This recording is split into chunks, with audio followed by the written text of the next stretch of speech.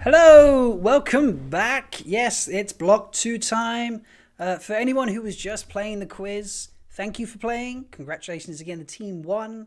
For winning, you have all received an extra entry into the prize draw for the MalkieriCon prize pack. So congrats to you. But now it's time to carry on doing things. And I've got a whole new set of guests with me. They've waited very patiently because the quiz went on a bit longer. I had, surprise, technical difficulties.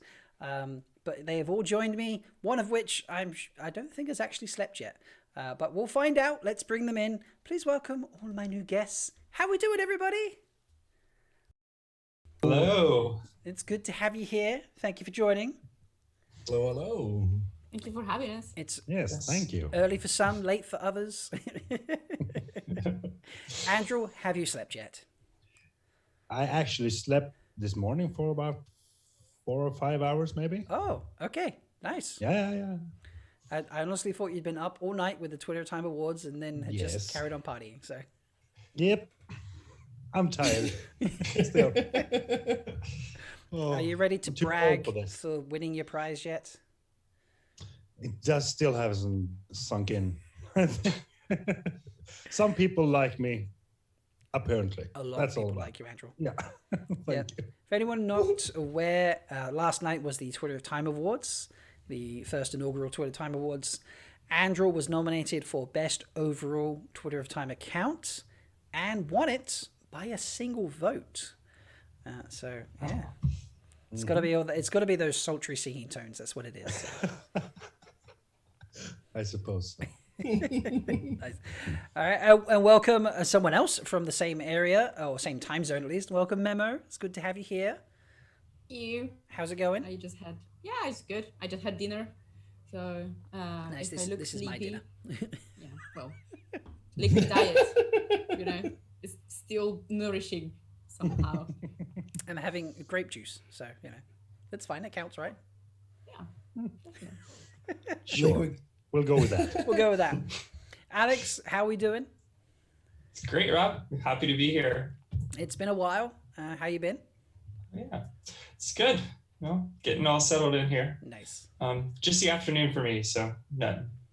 Yep. Not tired yet. Not eating dinner yet. I'll be awake. Excellent. And Ryan, was it still breakfast for you, basically, isn't it, over there, Pacific timings? Oh, well, yes. Well, who eats when you've just been celebrating all night? The Twitter Time Awards did not stop. There's after parties. I mean, again, A-list celebs galore. I've been to Vegas and back, but I can't. I'm here. I'm ready. Thank you. Thank you for coming back. But I was not able to change. Just the one I'm trying to. This is my disclaimer. I smell bad, but I look great. Well, there's no smell-o-vision with Zoom, luckily, so it's okay.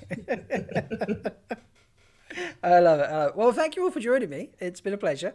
Andrew, you've done the quiz as well, so you've just won that. Congratulations. Oh, so thank you you've got yourself an entry into the chance to win the prize pack. So let me hide my face and show you the prize pack. This is what I'm giving away for MalkieriCon. You can get yourself a nice frosted mug, a beanie, a hoodie, a thermos flask thing, and a whole bunch of stickers.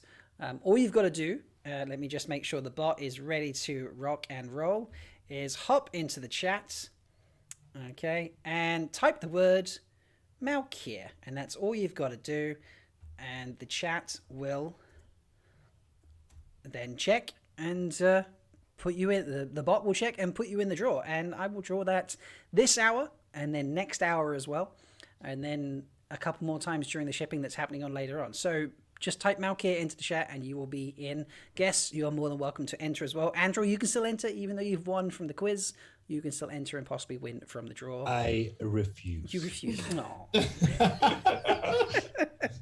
Right. I refuse. I'm sorry. I do not have the economy to get any more presents. Oh. I got gifted a mug from the Black Tower when I'm on my birthday, and the taxes and the declaration and everything cost more than the mug itself. Oh, wow. Yeah, welcome to Sweden. Okay. If you're going to get something from outside the EU. Well, if you win, I'll have it shipped to me. And then when we catch up in person, I'll just give it to you. and you can smuggle it back into Sweden. Yeah, how's that? Yeah. Is it that bad in Italy, Memo? Like, is it? Yeah, I was just talking to the other guys about shipping, like hidden fees in shipping costs and stuff like that. Like I once had to pay like an enormous, like huge amount, like the declaration fee when I was selling the tarot decks because because I imported the tarot decks from the US as a manufacturer. So yeah. Wow. Wow. Indeed, ugh. So this is, to be fair, I do have a Malkier Talks mug. There's one there. It's hiding my non-alcoholic beverage, which I, as you can tell, have neglected. Yeah. I've still got 4 hours of streaming to do. This is going to be interesting, folks. But this, yes, I had this shipped to me. I was like, I should own one of my own mugs. I should do that. So I bought one. And the shipping was basically more than the mug. So I feel the pain slightly. I have never had to pay big import fees themselves, but I have, shipping is a lot. So isn't there like a way where you can make the mugs like from a UK based like website? I don't know. I mean, Rob, if you're watching from Weekly Wheel News, just turn away for a second. Maybe I can set up a shop here. I don't know. I'm joking. I do too much. I'm not setting up a merch store as well. Like that. I'm not making merch. No. Rob, I am picturing you now that you know how much everything costs to ship. You have versions of your own merch, but you just kind of like drew them in pencil. You have like little, like maybe you have like a Malkier Talks puffy paint t-shirt. I'm sitting there like, just I like want a one of marker those. pen on t-shirts, drawing in the logo. That's crazy. That's great. I love that. Okay, well, we've got some people entering the draw, so I'll keep going for that. Keep entering Malkier in the chat, folks, so you can get Bavara in chat. And then Rob started making mugs in his kitchen.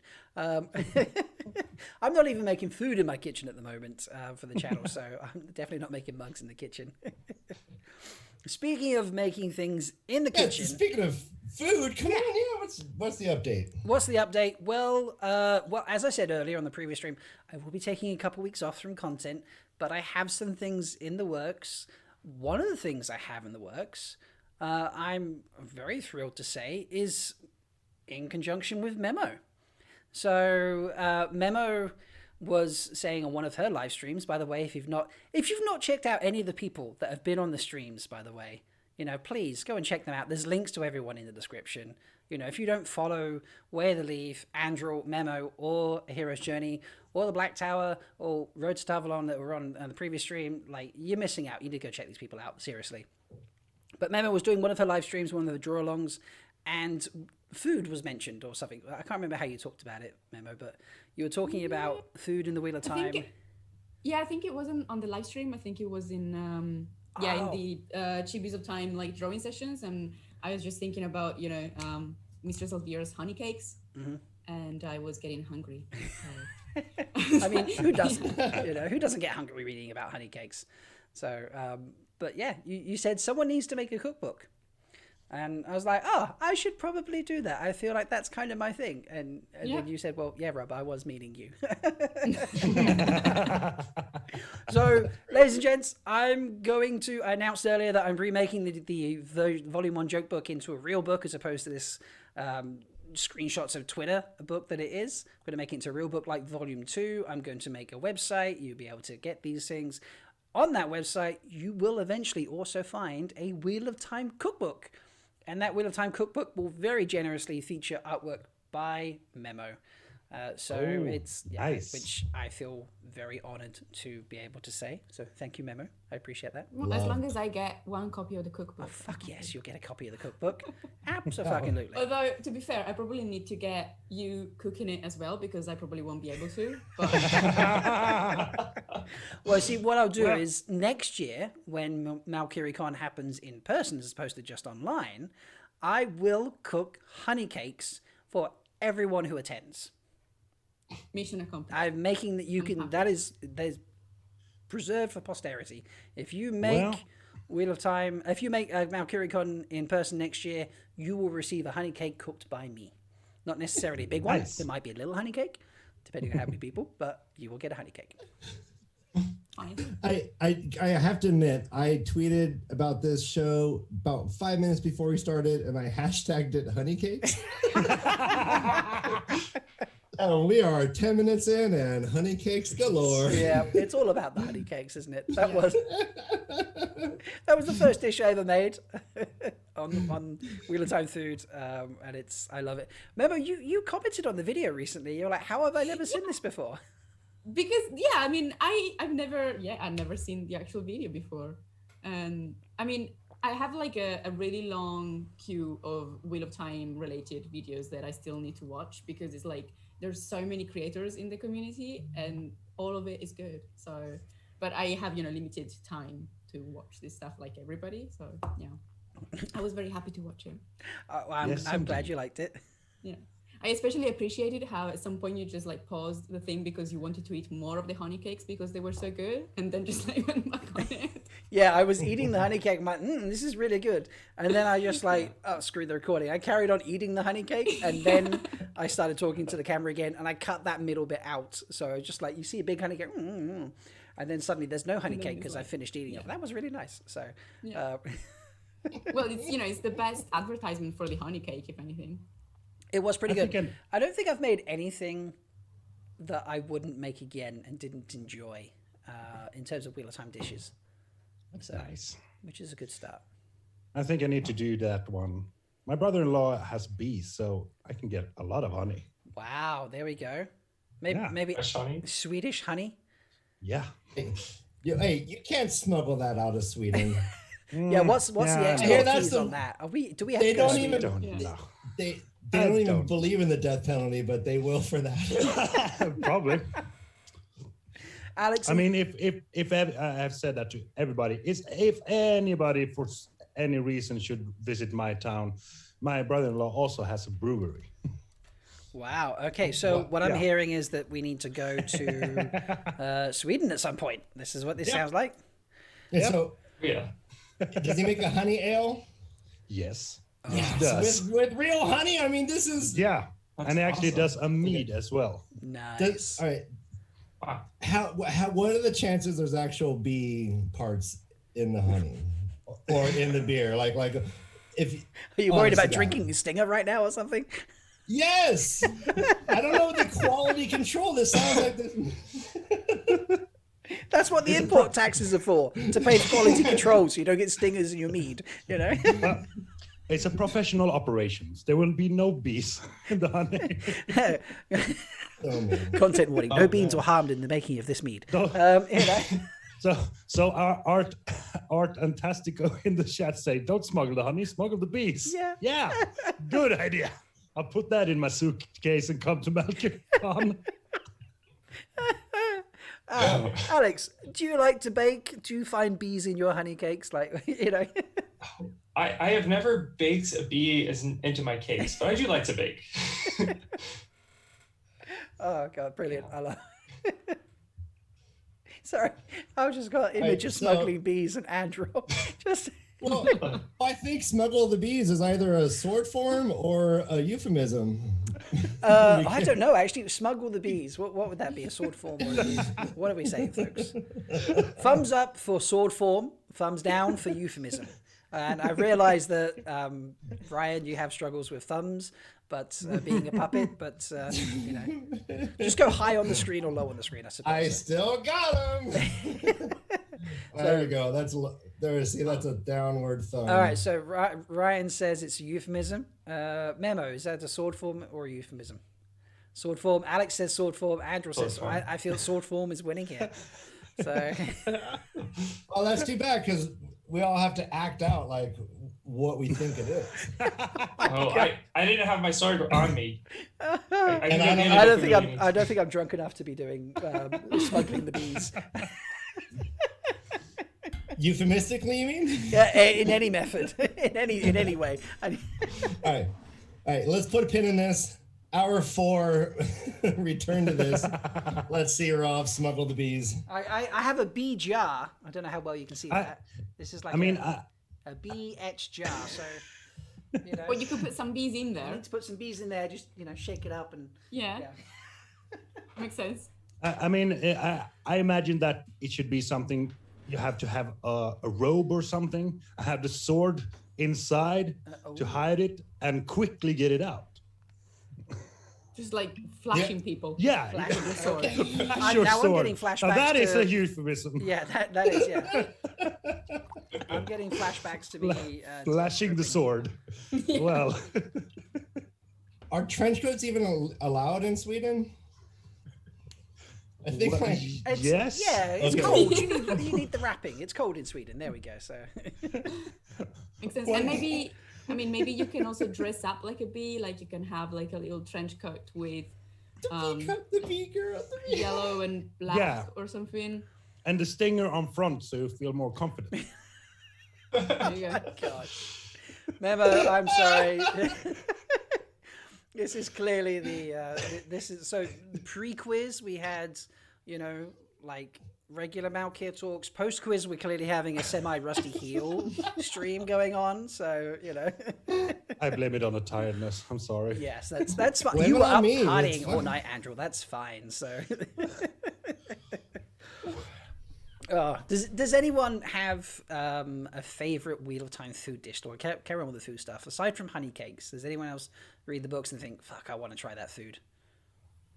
But it's just that it's not very often clearly named. They just eat like stuff, but you don't really get a recipe or a name for the actual dish, right? Like I always wanted to try the food that they get in. I can never pronounce. Carrion? Kyrian? Kyrian. There you go. Kyrian. Kyrian. No, Ryan can't say it right. We always he can say it the way he wants to say it, which is absolutely fine and acceptable. There's nothing wrong with it at all. But we still like to tease him about it anyway every time he says it. So But honestly, it's a very difficult name to. it is. pronounce. It's fine. But yeah, they say that they have this like spicy food. Like I just thought it sounded a bit like Chinese food. So I was like, I just want to try that. That would be nice. Is that the food that has the ice peppers? Yeah. Yeah. Oh. Yeah. Okay. I agree with Memo there. Yeah. Definitely want to try that. So ice pepper. What are ice peppers? I keep looking at the ice peppers and I'm thinking, what do I use for ice peppers? What dish do I make? Let's try and work that out together. So are we saying ice peppers are spicy? I think so. I think they're probably hot and then they put spices in as well. Okay. Maybe. Right. I was assuming that they're like white or blue color also. Makes sense. I mean, for I the just, ice. I imagine there's something like in between a chili pepper and a regular pepper. Okay. Paprika. I don't know what you're calling it in English. All right. Okay. Yeah, but something in between. So it's kind of strong, but not really. So now, It's not, okay, it's so not like we've got a really some. hot habanero or something like that. Yeah. Okay, so like a habanero, but white or blue. Yeah. Does that exist? White habanero pepper apparently is a thing. Oh, Whoa. okay. Cool. Nice. Where was that? Was that put in chat or did you go Googling, Alex? I will put it in chat. Okay. I googled it. Yeah. But I'll drop it in chat. I think it's more of an albino poblano. All right. So, and right. how can we, am I just going to serve this on rice? Like, am I going to put them, because I don't want to put them in a dish. They'll disappear in a dish, won't they? You stuff them. Stuff them. Okay. Stuff them over rice. Stuff That them. sounds good. You stuff them with your favorite smelly cheese. Oh, okay. A little parsnip. No, that's too far. Just kidding. I don't even know what parsnip is.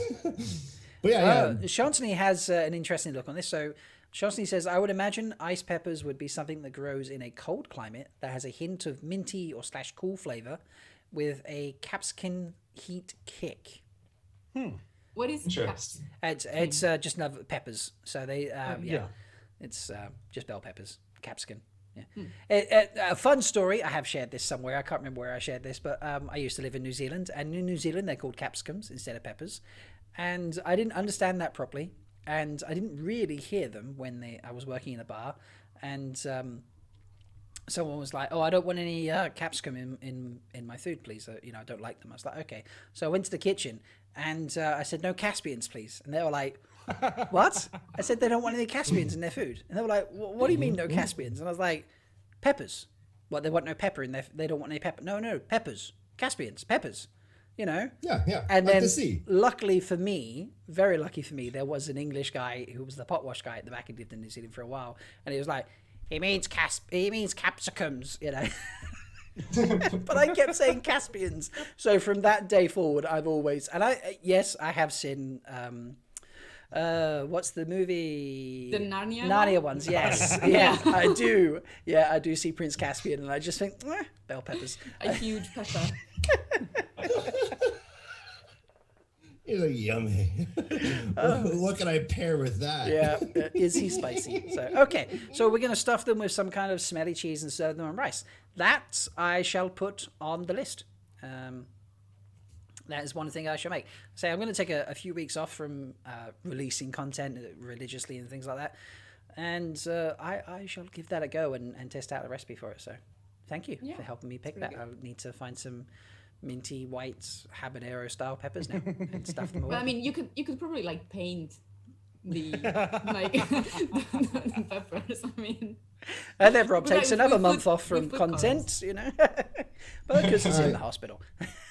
yeah. All right, everyone, I've Googled albino poblano, and I don't recommend anyone do that. So let's move on.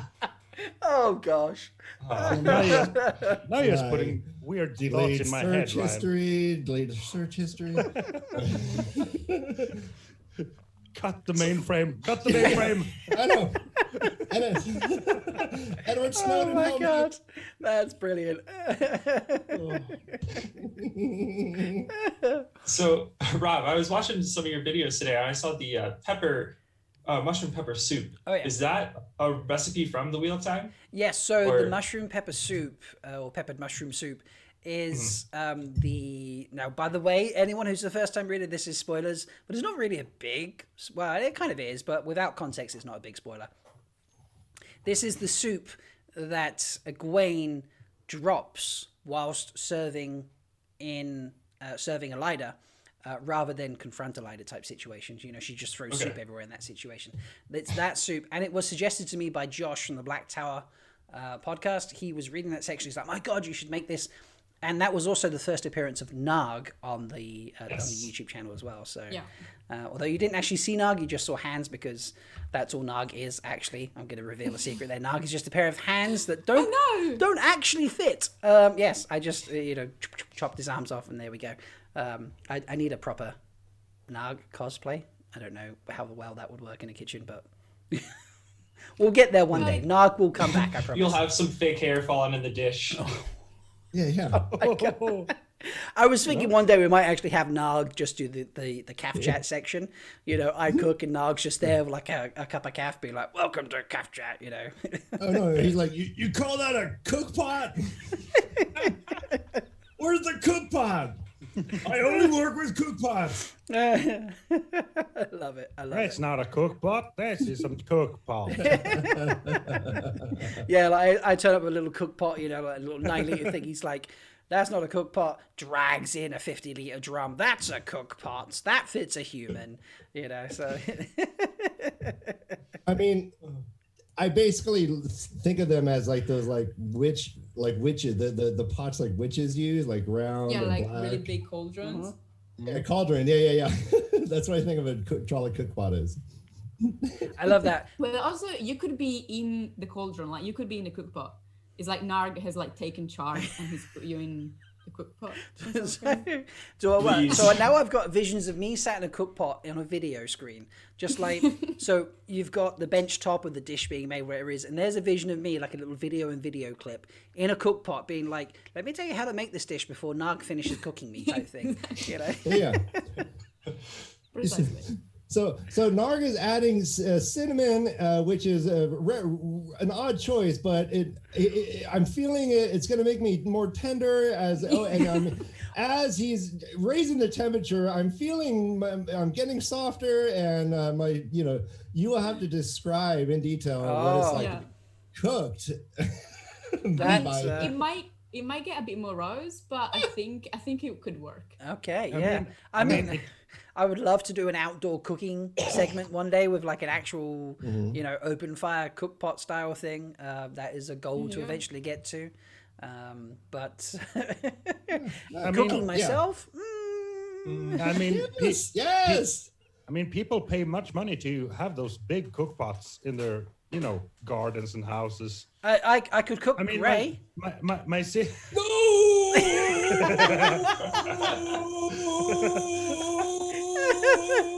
This is Gray, everyone, by the way. Gray is not making an appearance today, so. But Gray is always to hand, bless him.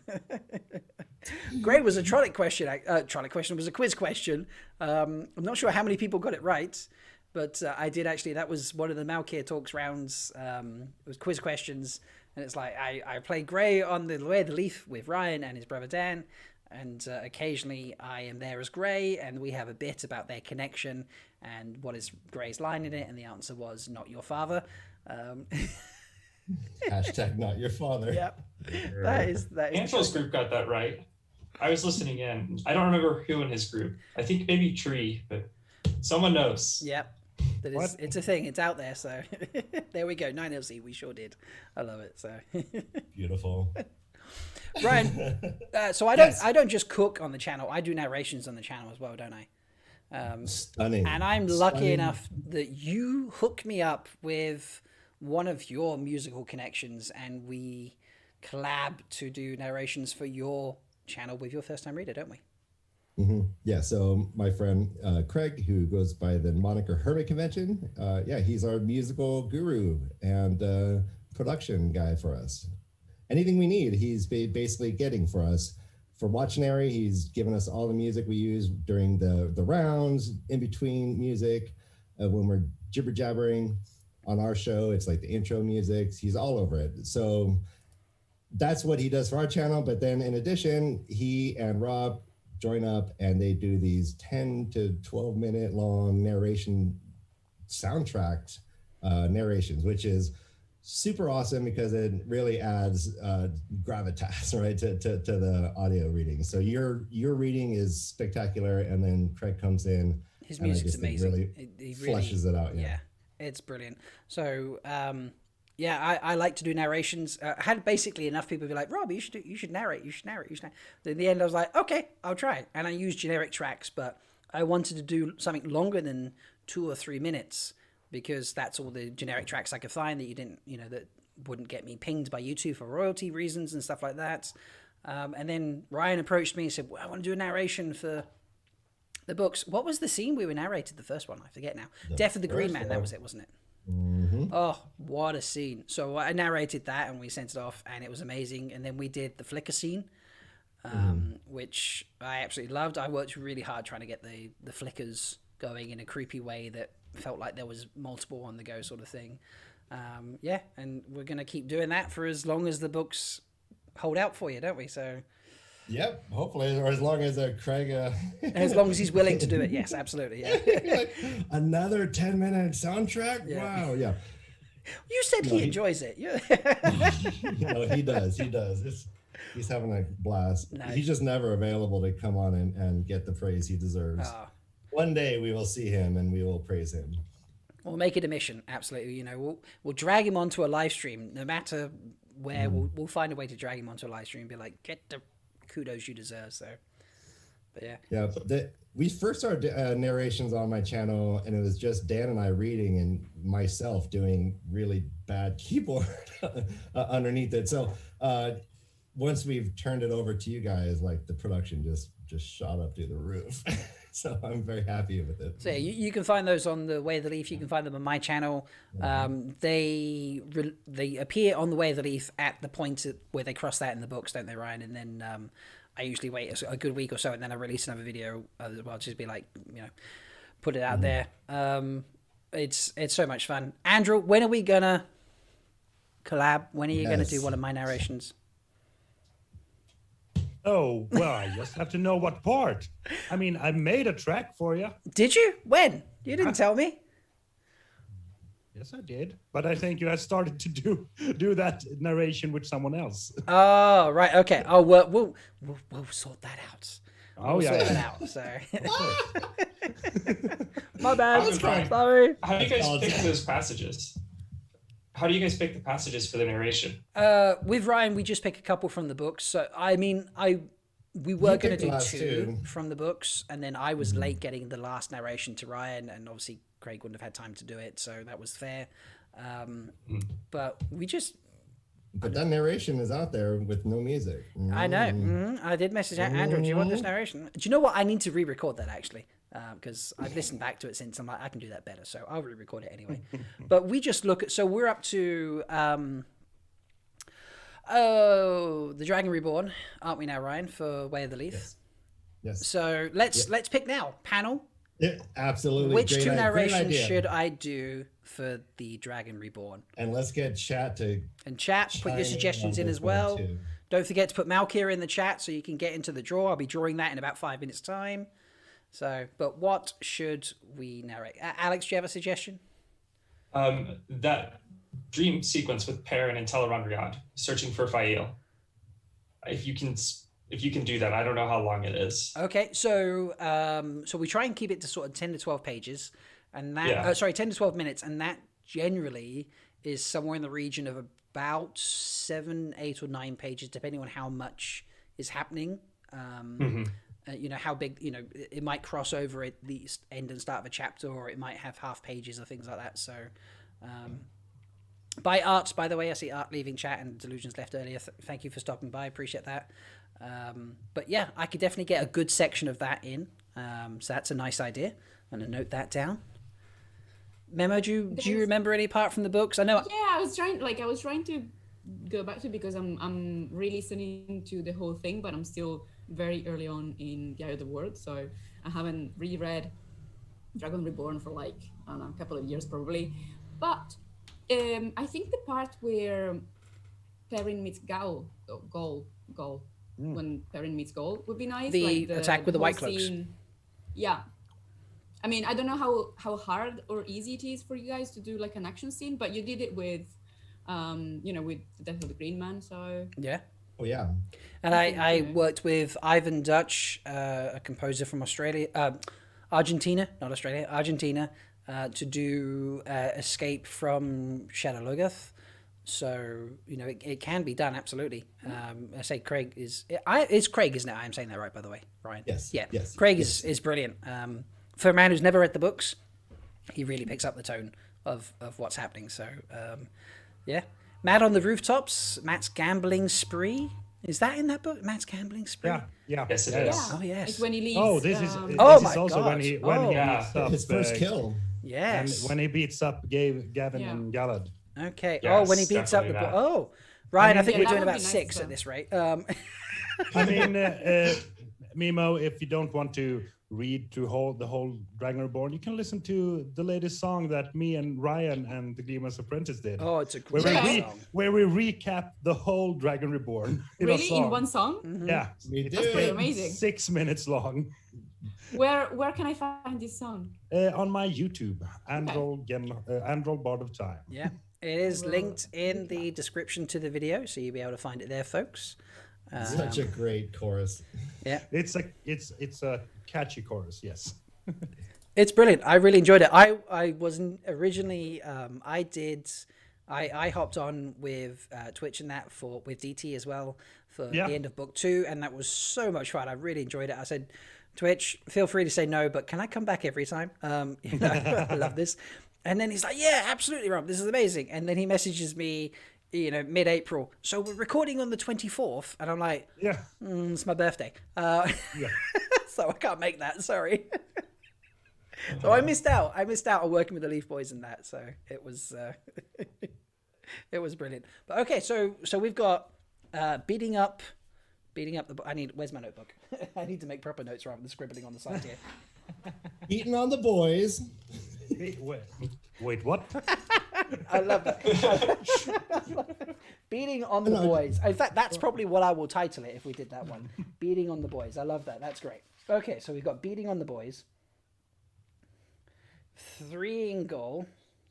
Yeah. I really like that one because it starts. it starts pensive and then builds to a crescendo. Yeah, really And, kicks up. and it's got a nice pacing, so I could see that being like almost a 2-act song, two segments. We got Matt's Night Gambling. And then there was one mentioned for later on, wasn't it? Is Matt's Night, is that Matt's first kill basically? Yes. Yeah. Chantonese. And Mass on the roof as well. Yeah, Matt on the rooftops. Also, is it in the Dragon Reborn that the girls like leave Tarvalon and like go down here and they meet Avienda and the other like maidens of the spear? Yeah, that's and like fun that scene with like the mid-roll and I don't know. Oh yeah. Yeah, no, that's a brilliant scene. I love that scene because that's really our first. I mean, we see Murdrell before, but this is the first they just turn up and immediately pull out a sword and try and kill us moment, isn't it? Yeah. There's a bit of they actual have, like, interaction, a bit of speaking. Yeah. Yes. And I feel like the TV series also is gonna have like a really hard time like giving voice to mid-rolls because like they need to sound like terrifying, right? Like they need to have that voice that just really chills you. So Yeah, and if I think that would be a good thing for Rob. And it has to sound Rob natural. does a voice. Sorry. Go ahead. Sorry. To the point about the TV show, it's like it can't be like some like digital like weird like it's got to sound like it's coming from an actual body. Yeah. Which is a challenge for sure. Yeah. What were you gonna say, Alex? I was going to say Rob does a really good job with the voices, so I would be excited to see him try to do that. Like the Green Man voice he does. Yeah. Excellent. The Forsaken. Yeah. Okay, so I'm gonna give a small reveal here, folks. In that first one, when I did the voices, and I'm gonna kill myself when I ever have to do them again. Shemester, I'm fine with. That was his one and only scene, so it's okay. But no, actually, I might get away with it because none of the others reappear except in new bodies, so I might get away with it actually. But I did alter the pitch slightly for Shemester. I made it deeper. Obviously, I put on a deep voice anyway when and I did it, but I did then highlight that section of audio and lower the pitch just a little bit, just to make a little bit more depth, because it just, it worked better. And I did heighten the pitch slightly when I did Agonor's voice, just to give it that creep factor. I delivered it in a creepy way, gave it a slightly higher pitch anyway, because I felt that's how he would deliver it. But I did then up the pitch just a little bit, just to really give that, some of those higher tones. You're losing subs as you talk right now. I know, but I like to be honest with everybody. I've got to continue the honesty.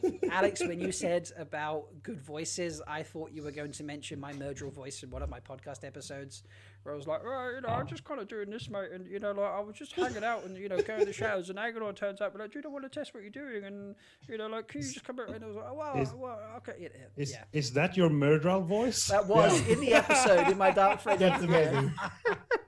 It's one of my very early podcast episodes. I think it's episode 5 or something. I do like, what about how does the Murdrell move in shadows? And I did that voice. It just became a bit of a joke. I think that's brilliant though. Like you could have like a whole bit about mid-rolls just like hanging out like in the break room, when they're not, they're not working. So it's just like they're talking about just their life, and normal shit. So that would be cool. Nobody ever talks about the Murdrell. I mean, I like that part in the Austin Power movie, the first one, where you get flashbacks to the henchman's family getting the call that their husbands or friends have died because they're henchmen to Dr. Evil. Yeah. And then what happens? You can do something with Trolloc. You can do something with Trollocs and Murdrell. What are you doing in your spare time? So the Murdrell walks in the break room. Oh man, hey, tell me, how do you get the smell off? I mean, when you go home, what do you wash with? I use lava soap, but like the smell, right? I mean, I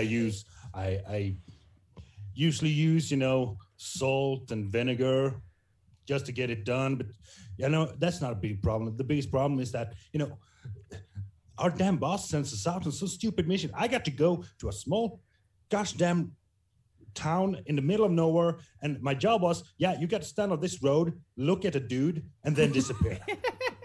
I mean, what kind of job is that? And I don't get paid for lodging. I don't get paid for food. That place, they call it Two Rivers. I can only count one. What's wrong with these people?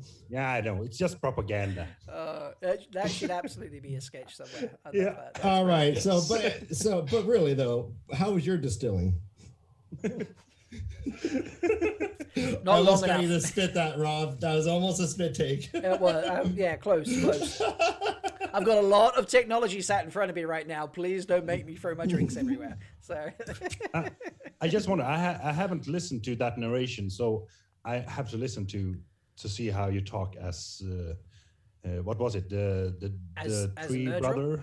Okay. No, as the tree brother. Oh, as the tree brother. Because I have been working with my voice as well. Right. So that one is okay. 1 second. Let me go and find it. While you're doing that, I want to point out that Chancity in the chat says we should narrate the Rand murdering the caravan of people. I did. In all seriousness, I've actually got that written down, Chancey. I totally meant to mention that, and the conversation just got away. Thank you, Ryan, for picking that back up. That is that dream sequence, reality sequence, however you want to view it, because I know people view it in different ways. It's Rand. We'll call that Rand the Impaler. Rand the Impaler. Yeah, that's great. Yes. So the YouTube video Androl is called Death of the Green Man. It's about 6 months ago I did that one. God, 6 months ago. I mean, I know it's been a year, but even so, wow. Amazing. Yeah, Death of the Green Man, and do you know what? I really love that one. It was when we did that video, Ryan, I have to say that was when I was really convinced that, okay, I should do narrations. This is something. Yeah. I mean, you've been talking about changing your career, correct?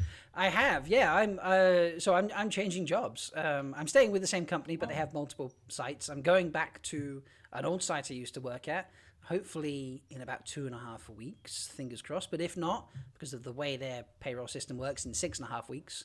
And that will be far less hours. I'll be working, a normal type of contract. It's much more my style of food. Fancy restaurant food is just not me. Same as I don't like to work out front. It's just not me. If you enjoy it, great, go for it. It's not what I enjoy nowadays. I'm getting an old grumpy man, I think. I've got that mentality, at least. So pub food is much more me. And I'm going back to a team that I know, a team I like. And work for a manager I really enjoy, so hopefully that will free me up a lot more to then not be overwhelmed, and I can do proper work level, proper content and release it regularly and things like that. So, but eventually, if I could, I'm not going to lie, my reason for starting a podcast was someone said, you know what, I love the Looney Theories panel. I've talked about this earlier, but the Looney Theory panels that the Dusty Wheel does, I love that. And I was like, I want to talk more about Looney Theories. That's what most of my podcast is about. But as soon as I then started researching podcasting, and one of the things that popped up was like, why should you start a podcast? One of the reasons was if you want to be a narrator for audiobooks, because it helps you practice editing your sound, recording yourself, your voice, and all those sorts of bits and pieces. And I was like, I'd love to narrate books at some point. That would be fun. And then the narrations with you, Ryan, and Craig, and I was just like, well, yeah, actually, this is a long-term goal that I want to work towards. So, yeah, I'm just sharing today. It seems like I keep drinking. It's good fun. Yes. That would be awesome. Share with us all your deepest secrets. Oh, no, all the deep secrets. No. Yes, the deep one. Oh, my God. The darkest ones. The dark. You say my voice is scary. I'm like, wow. All right. What are you talking about? This is my normal voice. Ryan. Sorry. Talking about narrations, Ryan, haven't you and Dan and I joked about that we should do the prologue to Eye of the World, and I would narrate all the words, and then you and Dan would be Luz Theron and Ishmael? Yeah, but I would be like... I would do it in like a Bobcat Goldthwait voice. and what he would be like Ed Grimley. Never mind. No. No, yes, we have talked about that, and we should. We can. That's a great idea. I think that would be brilliant.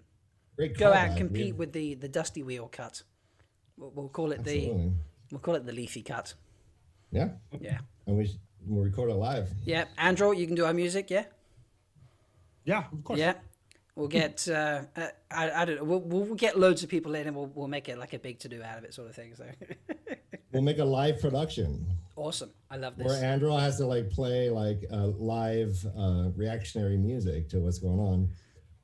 All of the instruments like at the same time. Yeah. I want him like playing like left hand on keyboards. I'm looking at the screen just to my right, and I'm like, first off, we were saying this is there just like. Has to. And then Memo goes, all of the instruments, and he's like, I can't even play half of the instruments I have. And I will definitely call out Glockenspiel solo. Alex, can you play anything? I can't. No? I wish. Right, we need a part for Alex to narrate then as well. Memo, you can come narrate. You've done narrating. You were on the Dusty Bill, weren't you? So you were killer on the Dusty Bill. Yeah, you'll play Ileana. There we go.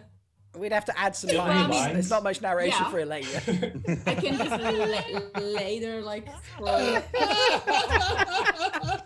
Yes, Skeeter. Yes, Skeeter and chat brilliant. The rusty heel cut, we could call it. Oh my god. Yeah. And then Alex, you could be a dead kid. Oh yeah, I can do that. There you go. And yeah, we we'll get how many kids do you have? We'll get volunteers. We need it. It has to be accurate. I will not do this if there's not an accurate number of dead kids. All right. We don't know though. Like, do we know how many kids did lose their hair? Well, there was. Wait a minute. What he admitted to. Matt's Dagger in chat saying, so Wheel of Time the musical. Wheel of Time the musical. I feel he's getting that with parodies right now. So Yeah, probably. I mean, I have more parodies in mind to work on. I haven't worked on them, but I have them in mind, so I will work on them. But yeah, Matt Stagger, you got Wheel of Time parodies. I mean, that's killing that. I played 13 of them yesterday. One of them brand new as well. So yeah, it's great. So right, I'm going to do a draw for the next entry into a possible prize pack. So that's going to pop in chat in just a second. We'll see who is next to get their name in the draw. Art! Congratulations, Art. I think they left. That's fine. I say I know, like you know people online. Art, I've interacted with Art before, so I can get hold of Art if they win. So not a worry. To be fair, I did say I was going to draw it about 15 minutes ago. So right. So let's just clear that. Lovely. All right, and that's ready to go next time. Oh, yeah, so well done, Art. So we've got... how many people were in your team, Andrew? Was there 3 of you in the team, was there? Or 4 of you? I think we're 4. It was a team of 4. Okay. So... Yes.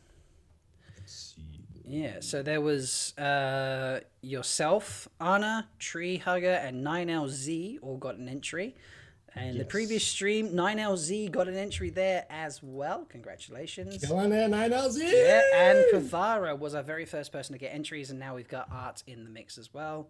You will have more opportunities. I'm going to do another draw for an entry before we finish, and there will be at least 2 draws during the shipping section, ladies and gents. So, yeah, there will be, what's that, like 1 in 9, 10 chance to get, so what's it, 6, and there was 4 of you. So you have a 1 in 10 chance of winning.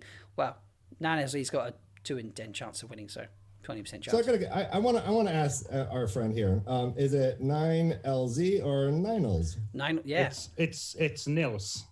It's a internet version of his real name, I think. Ah. It's Nils. Niles? I don't know. I like it though. I like it. So it's a fun. I also like the little emoji, the penguin. I love that. I think that's great. Yeah. So This neighbor of mine. I mean, is in the next country over, but I was like, Yeah, a and you neighbor put- of yours? Huh? What? It's pour that Nils. right- I mean, Nils. yeah. Nils, pour that Nils. right into the mic there, Rob. That was like ASMR wine. Do you know what? Every time I've poured a drink, I've poured it near the mic just so everyone can enjoy vicariously the fact that I'm getting drunk on live stream. I don't usually drink on the live streams. I'm not gonna lie. Like last night, I didn't drink until after the Twitter Time Awards. I was just I was a solo blank screen with the words live there, so people knew when I arrived in the different breakout rooms of Zoom that I was you were going to go live soon. And at the end of it, I then just turned the video back on because I was like, it was done, the breakout rooms were closed, and there's me in just slob style clothes, a cap on. I was just like, time to drink. You know, I can imagine, and well deserved. I was such a great did time last night. You did a great job. I mean, it's not easy to be a live producer for a show like that. So It was and- so much yeah. fun. I love it. I love it. So this is last night was crazy. Dan and I were getting ready to do our thing, and all of a sudden Rob's like, all right, 5, 4, and I'm like, wait, is there an intro? And he goes, it's you. Yeah, I did. 3, Last- 2, 1. I'm like, what? Oh, heck. I dropped that on. I don't know why. I just assumed you knew that. Alex, did you watch any of it last night? Did you catch any of it? I didn't have a chance. Oh no. yeah, I haven't watched it back. Obviously, I saw it from behind the scenes, so that's a different Yeah. aspect. But I'll watch it back. But yeah, it's the red carpet section is meant to be like the Oscars. So it's like the Academy Awards are known as the Oscars. So this is going to be the Twitter Time Awards known as the Wheelies. And we had a red carpet section as if people were arriving, and Ryan and Dan were our hosts. I wore this. Yeah, and look at that. Lovely There's a glorious tuxedo outfit shirt. there. Nice touch. Dan was Thank in some you. flowing yeah. locks, and so they had a glowing axe and all sorts of things. Dan was really, I'm not sure what Dan was going for there, but the aesthetic was incredible. Just dressing up, Yeah, they were on the red carpet, and I was like, okay, I'm going to bring guests in as if they arrive at the red carpet because, we want to give that kind of vibe. And I just presumed that they knew that they were introducing the red carpet section because it wasn't the actual start of the wheelies. It was like the pre-show kind of thing. Gotcha. But Ryan and Dan didn't realize that. And I was like, all right, guys, we're about to go live. And they're like, what? Huh? Intro? No? And I was like, no, 3, 2, What are you doing? 1. Yep. And they nailed it. Yep. Improv geniuses. Yeah, we definitely did. I was super happy with it. It was great. The entire backstage, here's a little sausage to get ready. I watched clips of Ryan Seacrest for like 30 minutes before I took some notes. Yeah, you were, I took you note. were He's Ryan Leafcrest. Is that what you were last night? I'm like Yep. Ryan Leafcrest. As anytime I'm wearing this, I'm Ryan Leafcrest from now on. That's going to be canon. And, yeah, if you need me to host anything, I'm ready. I don't charge much, but yeah, it was insane. Yeah, so I took some notes. I made sure I got a va va boom, va va va boom. They do that a lot. I love it. I love it. It was good fun. I really enjoy the live stuff. It's a bit of prep in advance as opposed to videos where it's all editing afterwards. Memo, you can appreciate that. But yeah, the live stuff is hilarious, and last night was great. So, Alex, I do recommend you go watch it because you'll enjoy it. You'll see some of the technical difficulties that happened. The bot wouldn't count votes; it wouldn't even go into chat, and I was like, oh. So we were manually counting all the votes, and literally like myself, Alan, and whoever was presenting the award, the three of us were like, right, I'll count ones, you count twos, or we'll count. We would see which number would appear most to start with, and Alan would be like, right, I'll take twos, you take fours, or whatever, whatever it would be. Oh, wow. And we're there like, right, 9, 10, 12, and Alan's like, I've got 10, but to manually count them as they were coming into chat, just to make sure we were legitimately giving the winner to the award to the right person. So it was, it was great. Wow. Yes, I'll definitely check it out. Yeah, definitely. Oh god, That's awesome. Yeah, MK is saying she wasn't prepared for an interview. You did great. To be fair, I was just sending direct messages to Alan in the Zoom, and I was like, Alan, who's next? And he would say a name, and I'll be like, okay, and I'm there like a producer in the year. So I had the way I've said this before, but I'll say it again. The way their software works is I can have the mic on within the Zoom call, but off in terms of what's being captured by the streaming software. So you don't hear me talking, and I'm literally there being like, 30 seconds, guys. Come on, wrap it up. We've got to go. Next guest, you know. And then Ryan and Dan are talking away. The guest is talking, and I'm there just like, right, okay, 10 seconds left.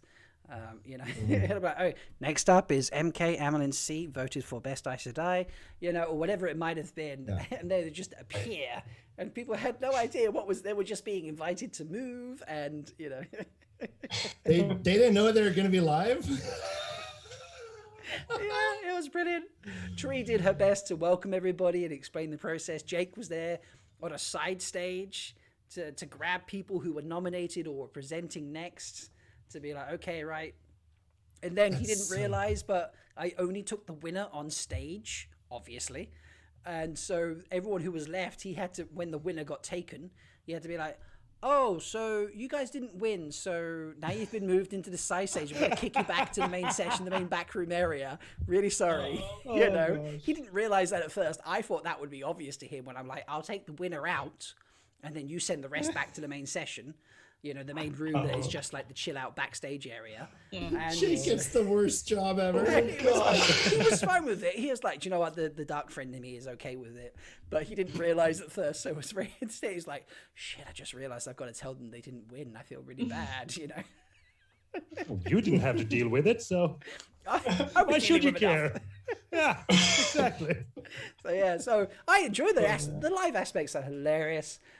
It's so much fun. I can't imagine what it's like for Taylor having people phoning in as well. Yeah, that must be wild over at the Dusty Wheel. Who has anyone? I know most of us have been. Alex, have you been on the Dusty Wheel? No. I did the speed dating thing, but that was it. Oh, you've done the speed. Oh, so okay. So you've been on for the. I was gonna say, I was sure you're on for the speed dating bit. Yeah. I was about to say. Okay. That was almost a horrifying. But the speed dating bit didn't have the phone call section. Okay, so which is no, not much. The guest doesn't have to do anything special, but it's obviously a different component. You talk to someone that is just there on a phone call.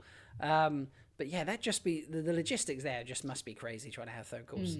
I definitely. Yeah. Yeah, definitely. We need to figure out how to do that.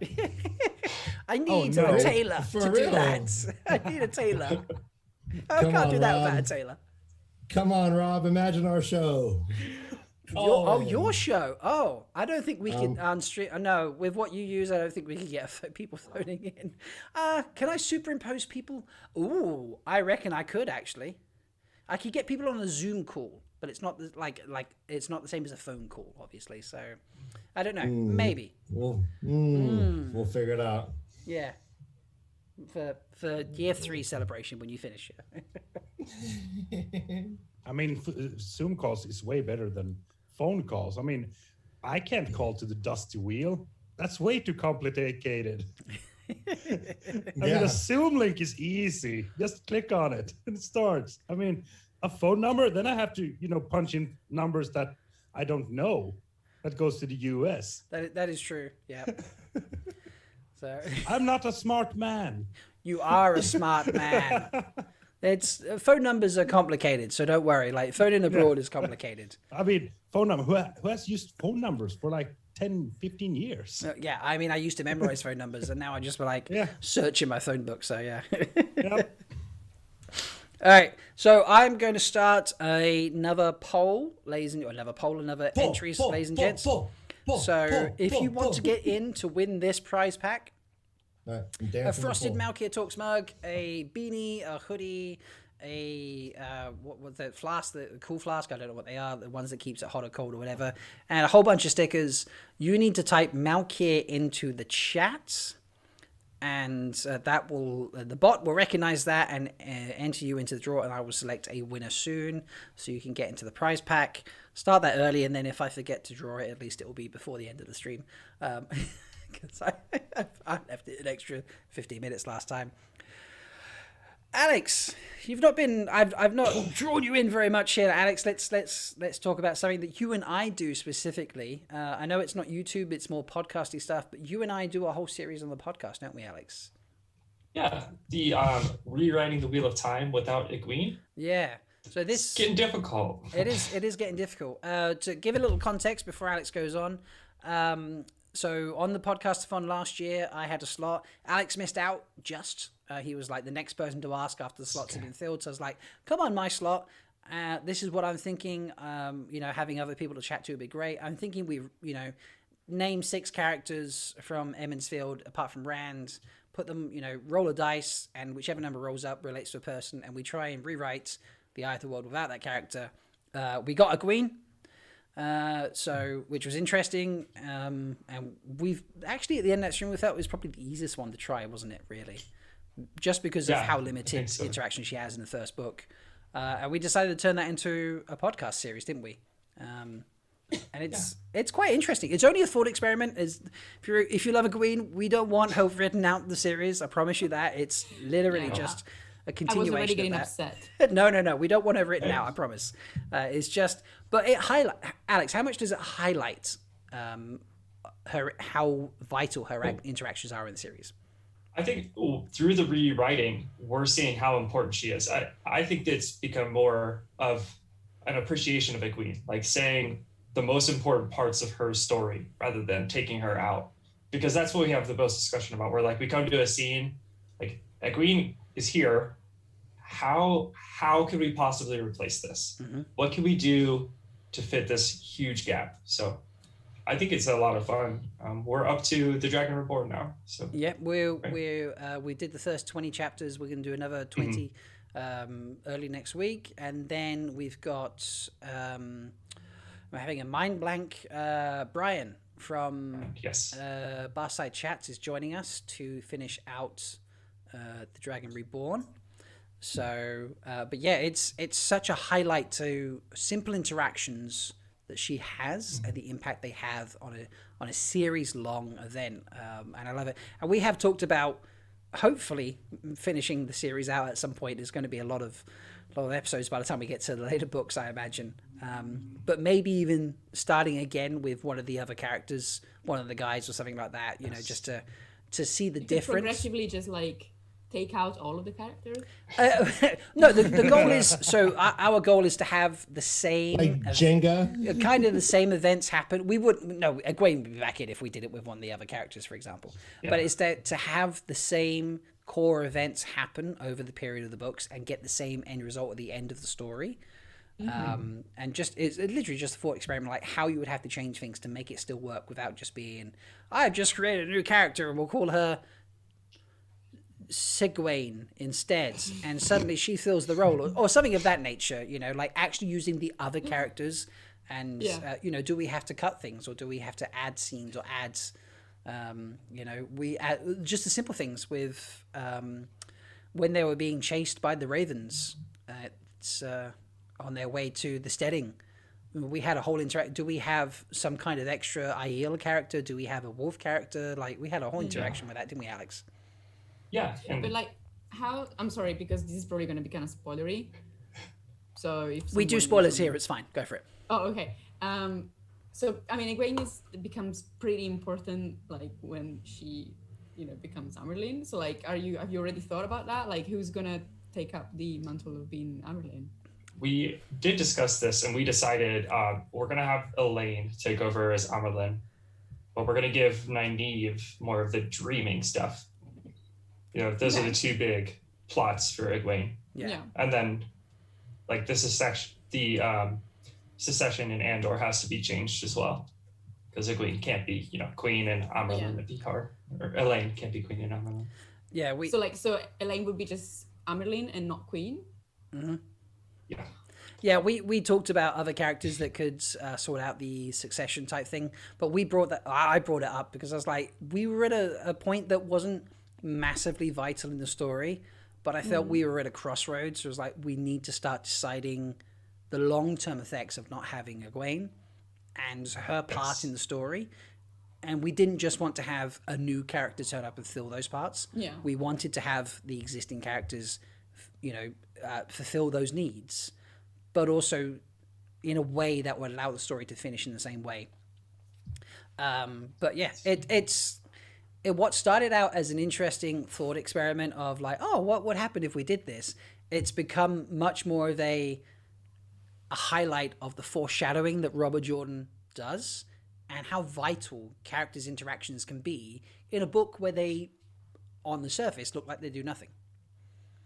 Yeah. So I think one of the fun parts is discussing other characters' chapters, like a chapter Egwene isn't in, and being like, wait, how would Rand react to this? Because Egwene isn't there. He doesn't have that like fear of relationship with her or losing that relationship. So it's a ton of fun seeing how all the characters interact. Yeah, like talking about Rand and Lanthir or Selene, like initially in the story, he's like, oh, I'm promised to Egwene, and he has obviously a thought process because of that.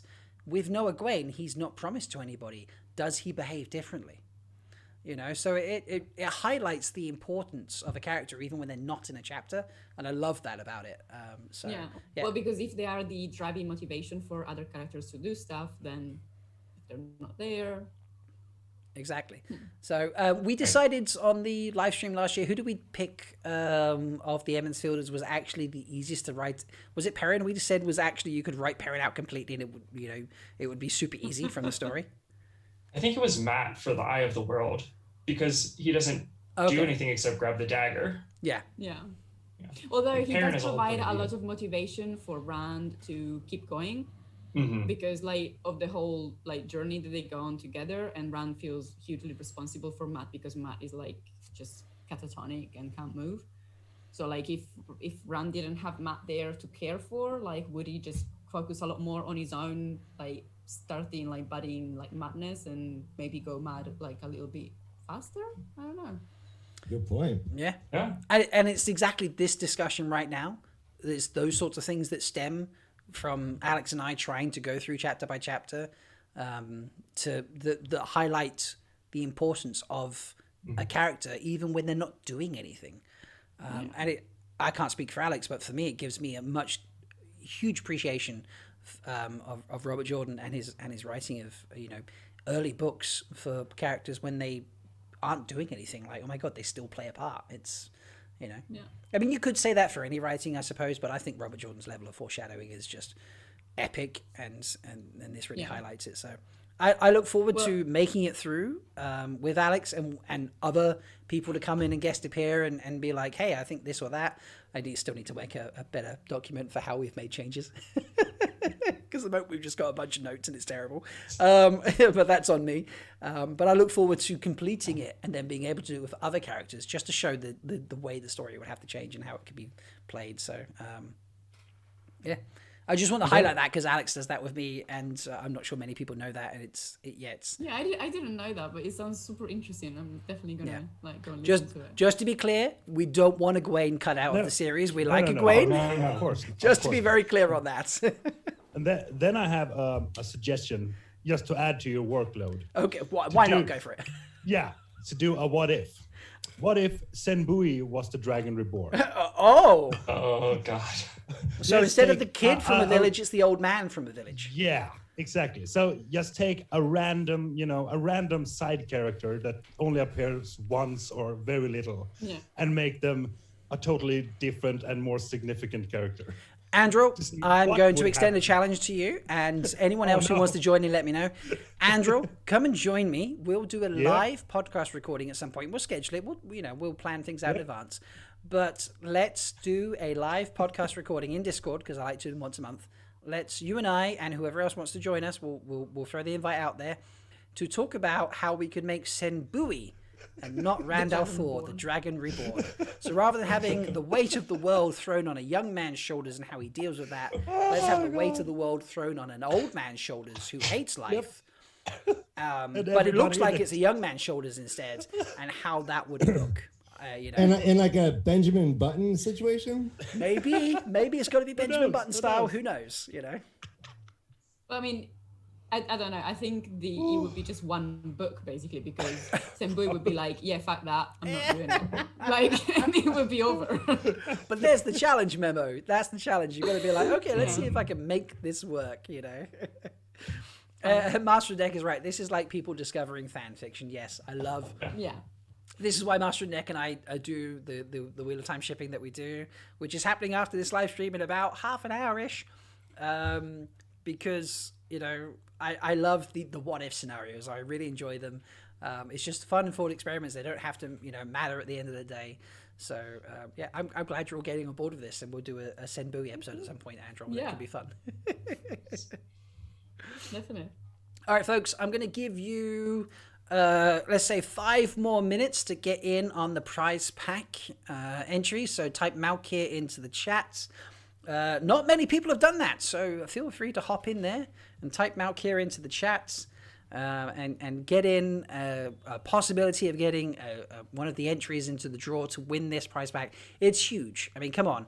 I'm giving away a frosted mug, a beanie, a hoodie, one of those thermos flask things, a bunch of stickers. Who gives away shit like this? Come on, get in there, have some fun, and type Malkier in the chat and see if you can win. Niles has got 2 entries. Come on, folks, you got to beat that. Andrew's got an entry. You've got to get. I in don't there. even want it. But like the more you type the thing, the more entries you get. No, but it only works in a set period of time. You have to have been active in a certain period of time. So although there's lots of people in chat, they haven't been active recently. So I've only got 8 people who have entered Malkier in the chat recently. Obviously, people are now starting to enter and things are popping up. But yeah, type in Malkier in the chat. Get your entry in. There will be more to come, but you need to try and get in there, folks. It's a giant prize, so try and get it. But yeah. So. By the way, Rob, is it like a good time for you to do the new the bee pose, like the bee sort form? The bee. Because you've been steadily drinking for another hour now. So maybe what is this bees? Okay, what is the bee's sword form? Let's decide the bee's sword form. I love this. Memo, this is why you're awesome right now, because I had hoped the bee's sword form had passed, and it's come back. I'm here to remind everybody of the bees. They're important. This is like what a holiday stripping that I did last year. It's never going to leave me, is it? I feel like these two things, these things are like the man fear for the dusty wheel innkeeper type moment, aren't they? Like people just keep bringing it up. All right, what does the bee's sword form look like, panel? Tell me what. It was like smuggling the bees, right? Smuggling the bees. Okay, how am I smuggling the bees? Well, I feel like it should be quite a mischievous kind of form, because the bees are you have to handle them with care, because otherwise they're gonna sting you. So you're gonna need to be agile. Okay. On your light on your feet, probably. And I just want to point out from Chris in chat, I'm gonna reply to you now. But that's a great idea. What would happen if the Forsaken had actually stayed dead? That's a great idea. I love that concept. I'm gonna add that into the list of possible things. Okay, so a sneaky sword form. Basically, have I just got to take off my headphones and creep around my lounge? Is that basically what I'm doing right now? Yep. Okay.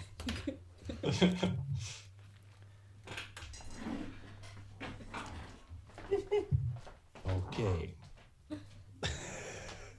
We now see Rob going backwards and Is he going to get a sword? He's going to get a cloak. He's leaving the apartment. Oh, wow. He's off. Left the live That's stream. it. He's had enough. So, He's never coming back. oh, right. Now the madman gets to play with the asylum.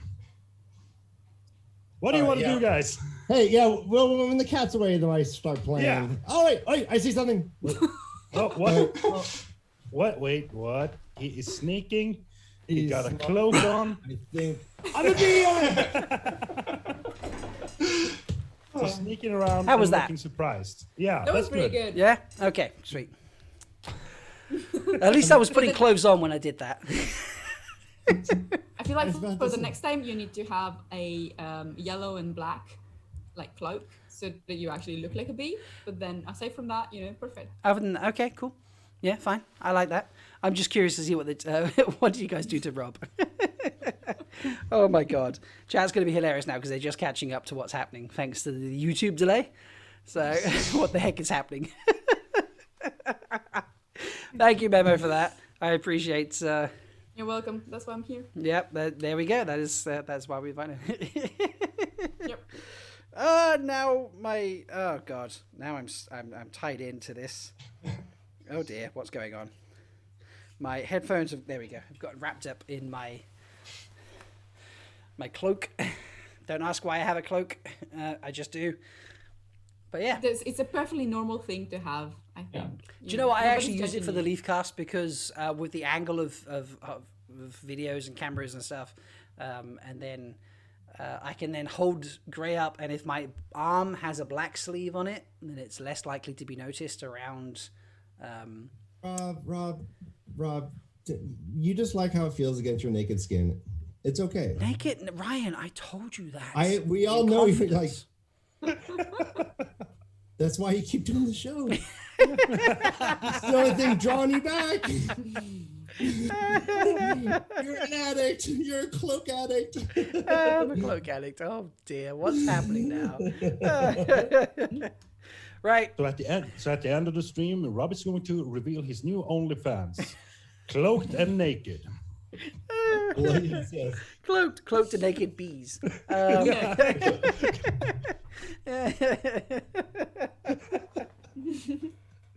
Oh wow, what's going on now? Okay. I love the chat. Like not beads, not bees. Beads, not like beards, not bees. Yellow and black is Hufflepuff. I'm picturing smuggling the beads is a very different thing. All Brits have cloaks from when they attended Hogwarts. Like I think Cloakheads. to Skeeter's point, I would just say it doesn't have to be. now, I was smuggling. It was under the cloak. You had no idea. So, and then I just surprised you by like, ta-da! I'd already done the deal. You had no idea. That's why I snuck off that way, because I did the deal, sold the beads, very Ferengi style. You had no idea. I was like, look over here, me creeping around, and suddenly I've done the deal, and you have no idea, and I'm done. Ta-da! You have no proof. So, I was watching Star Trek today. Sorry. Nailed it. Nailed it. I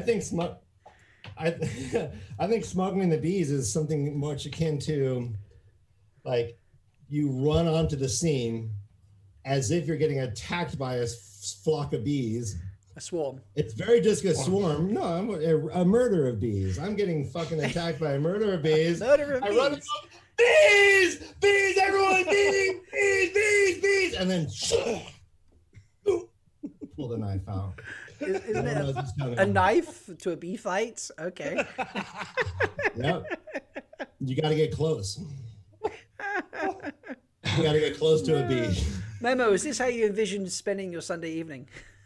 Yeah, actually, this is much better than what I had planned. So. I love that. Okay. So, like, I feel like next year, if we do this in person, correction, next year, I think when this happens in person, like, I really need to up the game, don't I? Because this year has been so much fun already. Yes. I want more physical. We need more physical comedy from you, Rob. Physical comedy. Okay. All right. Well, I'll do some kind of comedy bit next year. How's that? Yeah. So I'll do I'll do a comedy intro and some physical comedy bits. I'll think of something out. And there can be the musical, the Wheel of Time musical. Oh yes. Androl can be there with his guitar, and we can do live performances of songs. Andrew's like, yeah, okay, whatever. I can do that. I can do that. We can smuggle you out of Sweden. Oh yeah. Love it. This is brilliant. Chat is I'm really hilarious. into this idea. The live performance of the prologue. Sounds like a really exciting idea. I'm really into this. I like that. For sure. I like that. And we would do Wheel of Time karaoke, but it would be Wheel of Time parodies only. So, Andrew, I'm looking at you to perform your song. Obviously, I would perform mine. Yeah. And we'd need a performance of Bella Horse. Oh, hello. Yeah. Yeah. Easy enough. I play guitar. Standing up or laying down? Because Dan plays it laying down. Yeah. Memo, would you do a karaoke at MalkieriCon? Yeah, definitely. I love karaoke. Yeah. Okay, we'll pick a parody. Alex, are you getting on this parody karaoke nonsense? If I can make it to England, oh yeah. Oh yes, I love these answers, folks. This is brilliant. See, all right, so we've got smuggling bees, we've got honey cakes for every attendee, and we have Wheel of Time parody karaoke. Why would you not come to MalkieriCon next year? Seriously. I mean, Yeah, I mean, Yeah, there's so no it's reason real not to time. come. Yeah, it's Oh, yeah. karaoke. Karaoke. Karaoke. Come Oh. on now. I like Right in it. front I of your like It's a new faces. thing. It's right in front of your faces. You need a puppet to. Anyways. This is one of the reasons I have you here, Ryan. So, you know. I'm a marketing genius. Indeed. Karaoke. All right. What else? So this is next year, Europe, the EU. I think you should have some sort of long giveaway to fly at least one person out. So. What? I'll give you. I'll put you up free accommodation. How's that? I do that. You know. Yeah. Oh, look at that couch! Oh, you can get get to the sleep futon. on. No. I have a third bedroom in the house. I can genuinely put you up. So yes. See, man, I don't. Yeah, in America, we don't understand that. No.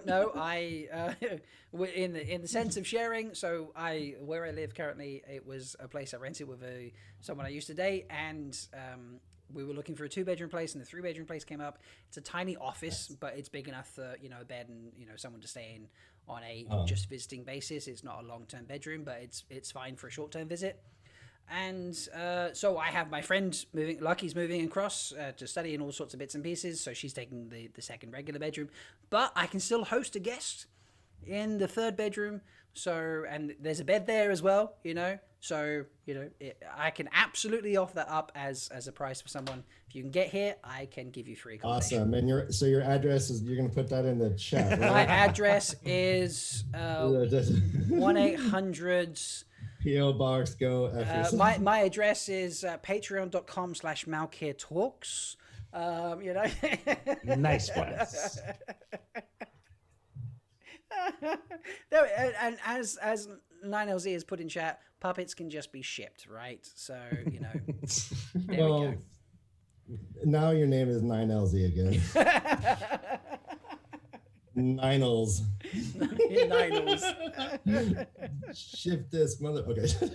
I love Hey, all right. No, well, I mean, have you ever been shipped before? It's like I can't even read the box chapters with Ran. I'm going to PTSD convulsions. When I arrived to this glorious man right here, he opened me up and saved me from being shipped. It's horrifying. I never thought I was gonna get out of there alive. Well, with those little arms, you couldn't reach the box to open it up. So, I could just... All right, that's it. Come on, it was asked, right, it was asked earlier, last night, someone said to me, they were like, Rob, what a great Twitter time, well done for producing it. I was slightly, he's turned his video off, this is brilliant. I was slightly disappointed that there were no, T-Rex references or Elenia type screams. And I was like, that just wouldn't have, I couldn't work those easily with the streaming software. Ryan has those in StreamYard software. So I had to try and fit it in today in honor of that mention from last night. So, we love you, Ryan. You're awesome. Seriously. To the moon! Your arms are more than long enough for your requirements. So have no fear.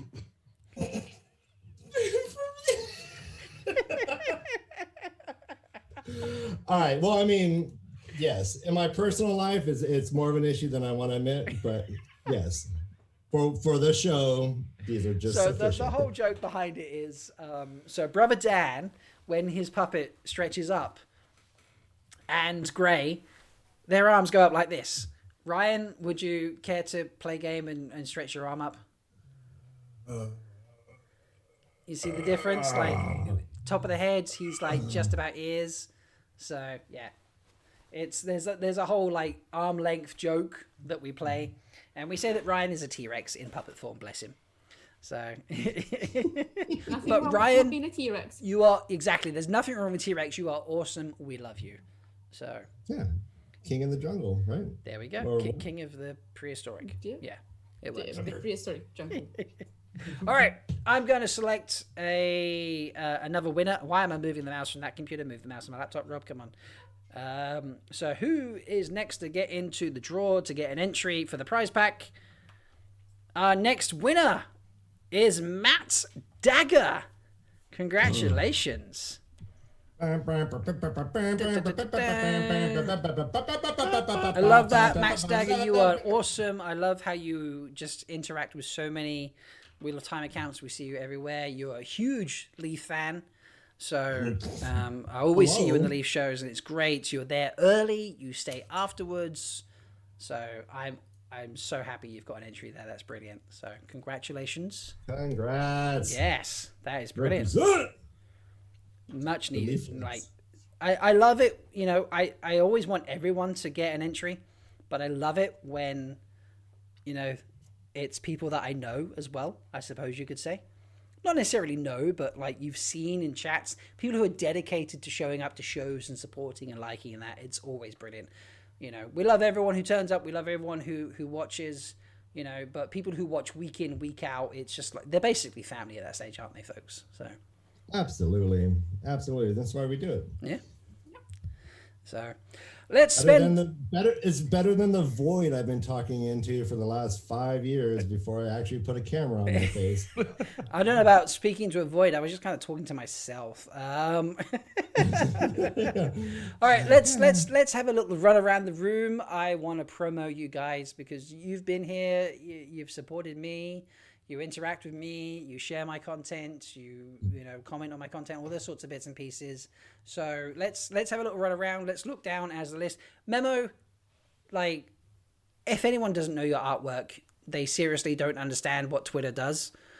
Because if you see a Twitter account with a chibi, it's made by Memo, including my chibi. Oh yeah, I haven't seen it yet. You haven't seen it? Cool. This is look at this That's shit. awesome. This is an apron. I'm gonna put this up like. Oh my god. I am so proud that I Beautiful. contributed to that. Beautiful. Wow.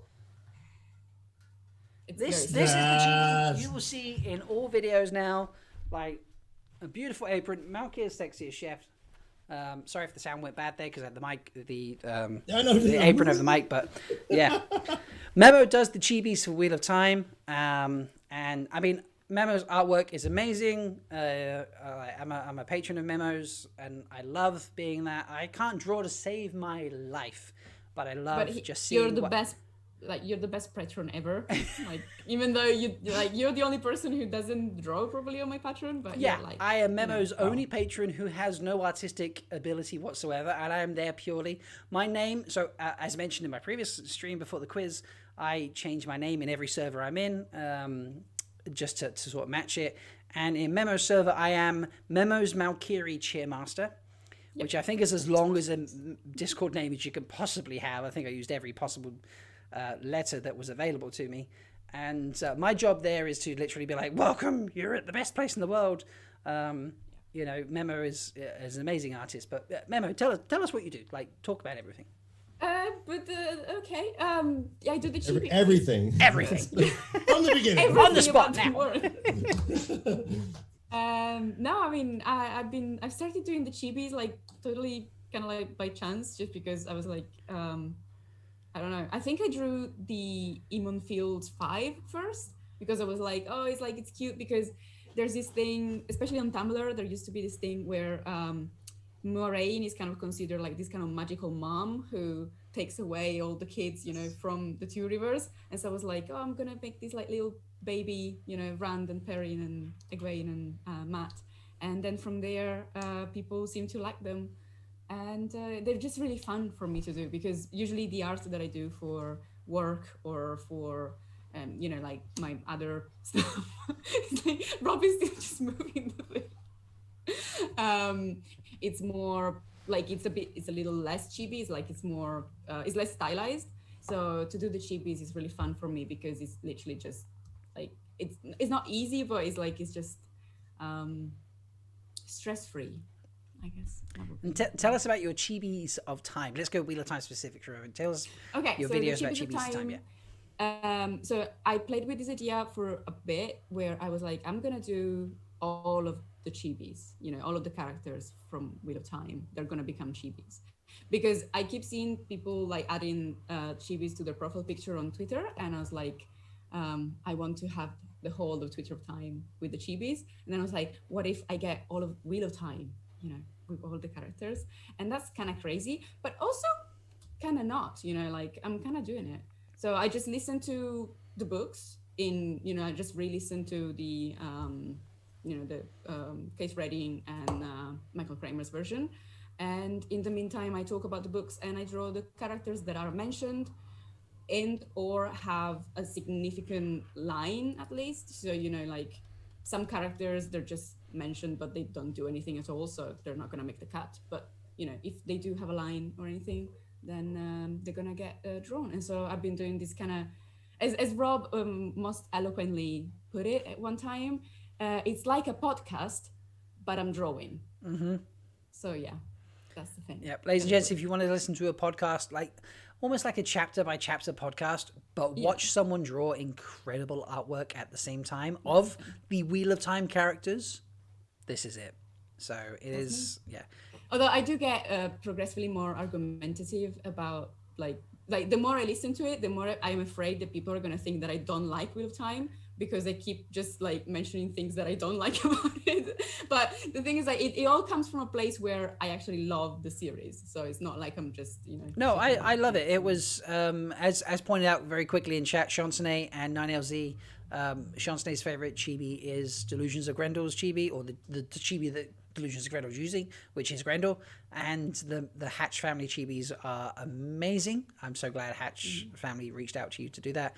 But like your latest episode I listened to about the whole, well, Rand is old enough to marry but makes no obvious marking on his body or style or wears anything like a ring or a headpiece or something to say I'm ready to marry. But Egwene is ready to marry and suddenly she has to braid her hair. So there's the visual guide that's on her saying, okay, I'm ready. And I'd never considered that before. And then you would have related that back to a woman wearing a ring. And, many years ago, that men didn't have to wear a ring when they were married. It was only women. And I love that thought process. I love that view of the series, So I didn't take that as I hate the series. I just took that as what a great viewpoint of like, oh, well, what, in the two rivers, why is it the women have to mark that they're ready to marry, but men don't, So I loved it. Well, thank you. I'm really happy you enjoyed it.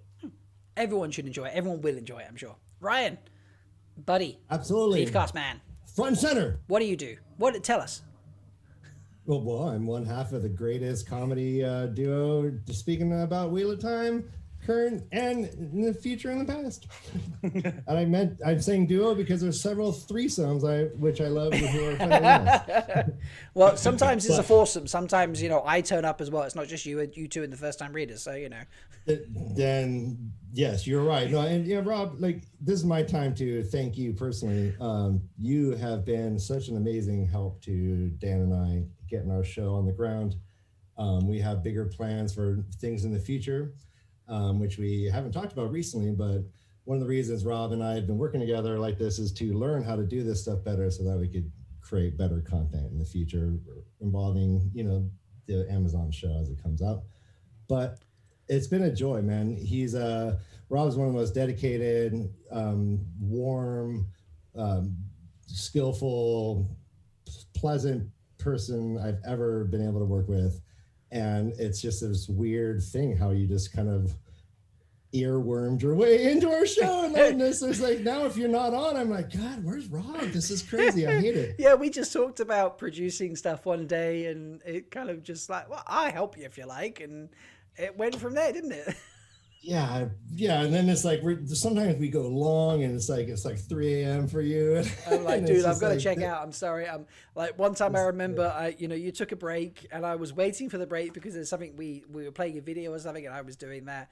I played the video, we took the break and I just checked out and I sent you a message. I'm really sorry. I was literally falling asleep at my desk and I went to bed and just went, yeah, but I mean, like, that's just what you bring, and everyone sees it and everyone appreciates it, and I just hope the best for you, and anything you need from us, we're here for you, and I'm publicly putting this out there. So if we disappoint Rob, he could dox us and cancel us. You never disappoint me, Ryan. Look, it's like herding cats, and I love it. It's brilliant. So, you know, and I mean that with all the love that can possibly be given, because I enjoy working with you too. So it's great fun, honestly. So. I recommend anyone go back and watch he listened to Dan and I's first appearance on Rob's podcast. It was live on Discord, and you held it together, but I think you're like, what did I get myself into? The second time around, you were just a pro, and you were just well. I was used to wrangling the cats, so you know it was great. It was great. So it was brilliant.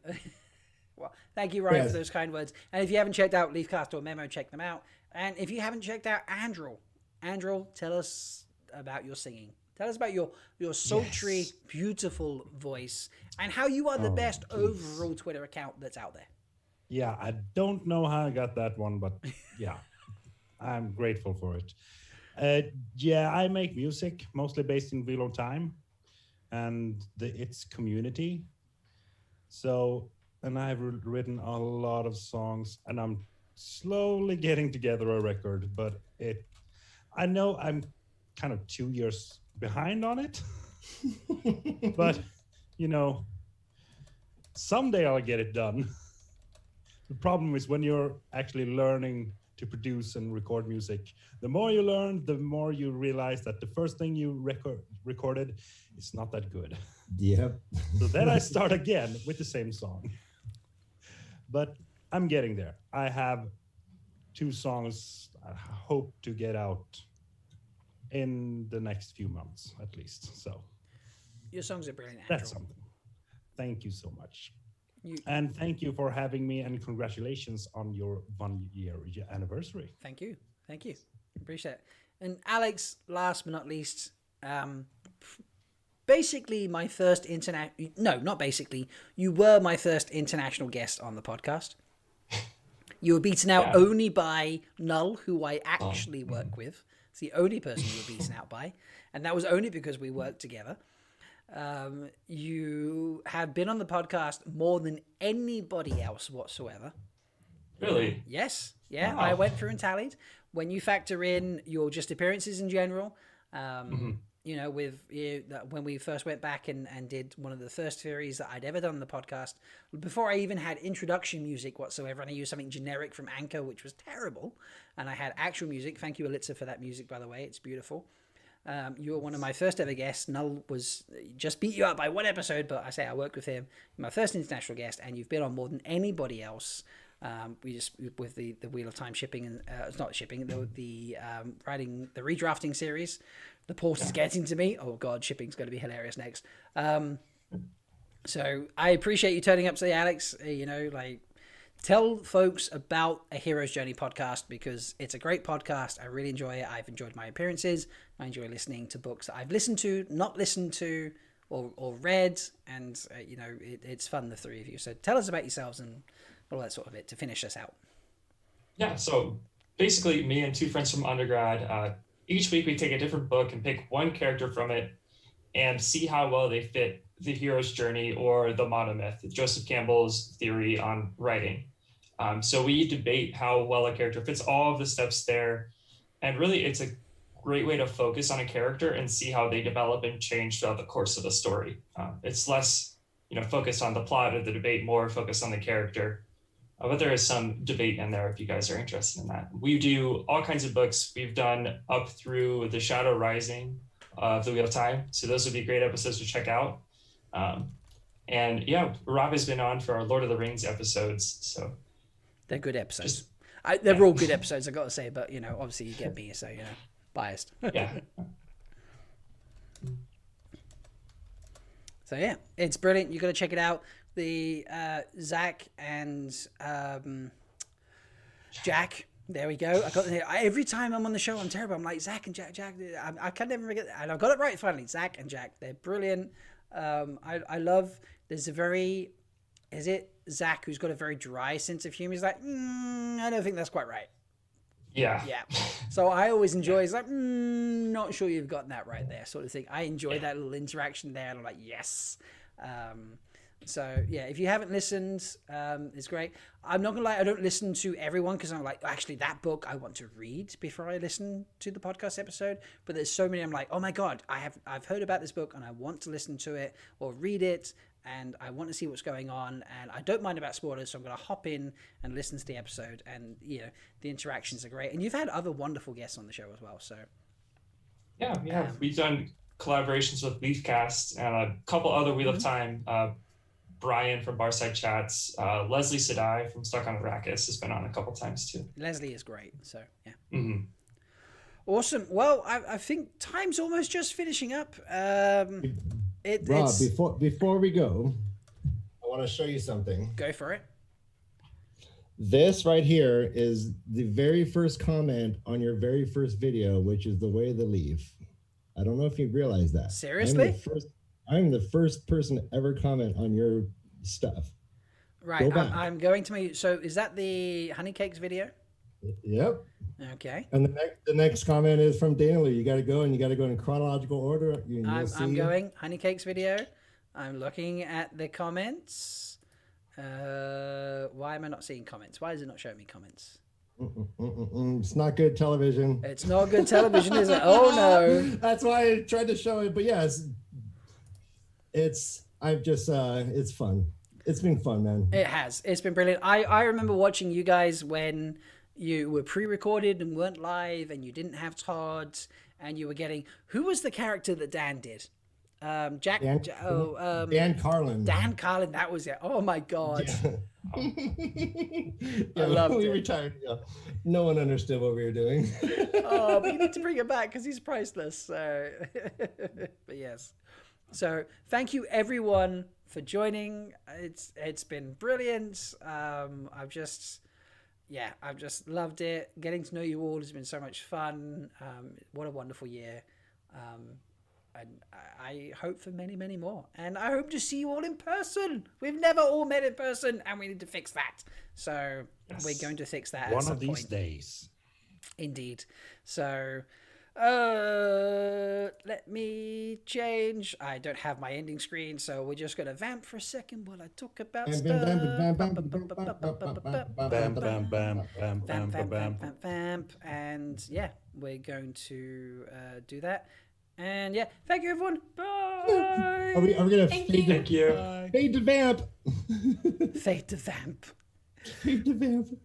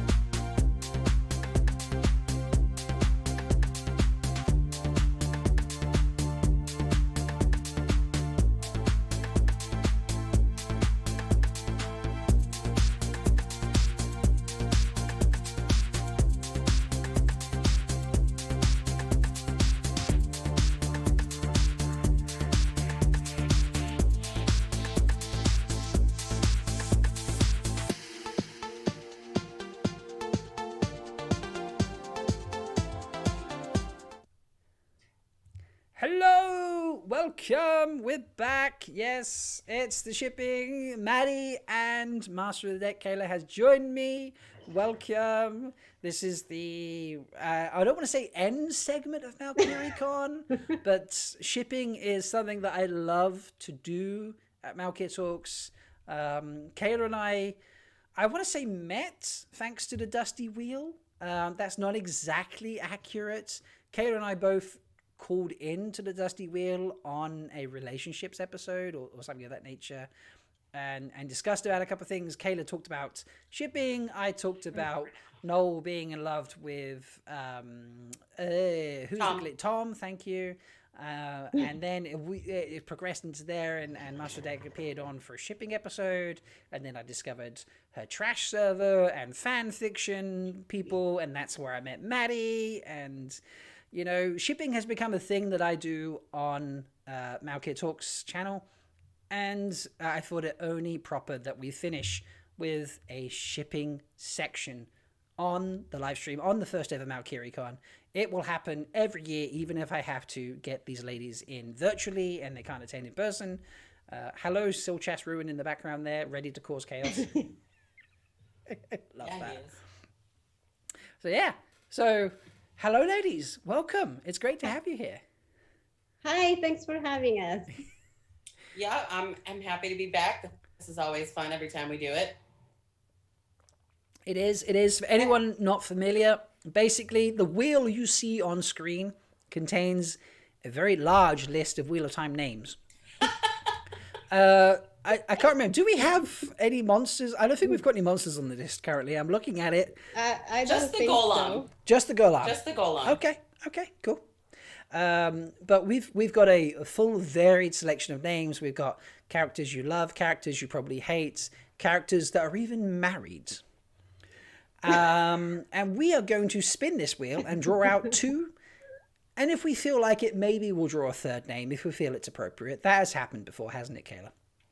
We've done that. We need to get the OT3s in here. Sometimes we do that, yeah. But we'll draw at least two names out of this wheel, and they will then be removed from this wheel. And we will then have a discussion about how we could mess around with the story of the Wheel of Time to get these people in a form of a relationship. You know, it could be any form, couldn't it, Kayla? We've done multiple forms of relationships, haven't we?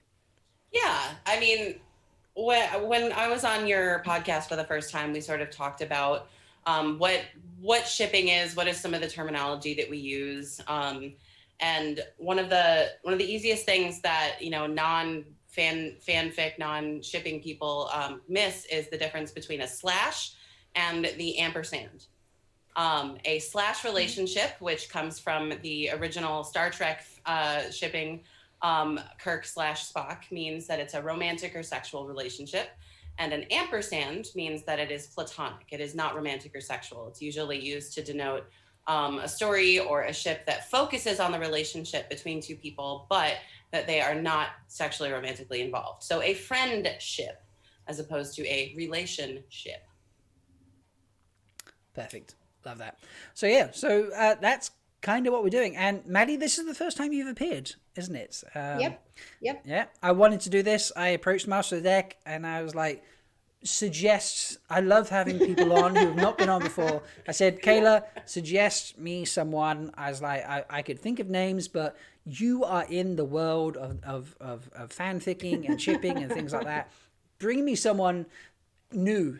Bring me someone brilliant. Bring me someone awesome. Maddie was suggested, and Maddie accepted. I'm not sure Maddie knows what she's in for, but we're gonna have some fun. Well, I was in the chat for the previous shipping episode, so yeah. So Maddie knows exactly. The wheel. So she's been here, and we're ready. Brilliant. Yep. I love this. I'm going to precurse this with my guests don't know this, but hopefully the chat realizes this. I've been drinking pretty steadily for over 5 hours now, starting with a bottle of Prosecco and then moving on to a very large bottle of port. So, we're going to have some fun for the next 90 minutes, couple hours, depending on what we feel like. But we're going to round out MalkieriCon with some shipping. And, let's spin that wheel and let's see what happens. So, first name out. I'm the only one who can see the wheel, by the way, in terms of what's appearing. Soralia is the first name out. Wow. Starting Hey, you straight know, off- she's ready for anything. Yep. All right. Yep. I love that. She's been Okay. Soralia first out the bat. And Jergrady is the next name that we have pulled. Okay. Jergrady, was he the healer, Ashaman? No, No, that was Dahmer he Flynn. is- Dahmer Flynn was the Jergrady's the one that like fucks around with Perrin and Narishima. Yeah. yeah. During that he's the whole farmer misadventure guy, with the isn't he? Shido. Okay. Huh. So getting them to meet isn't that hard because he was with Rand and the Aiel were there. So that part is easy. Was he married? Jergrady, Yeah. I believe, has a I wife. think yes, because he wanted to go back and visit her, and Perrin was like, no. Oh, Yes, isn't he the one who brings up the topic of the male bond?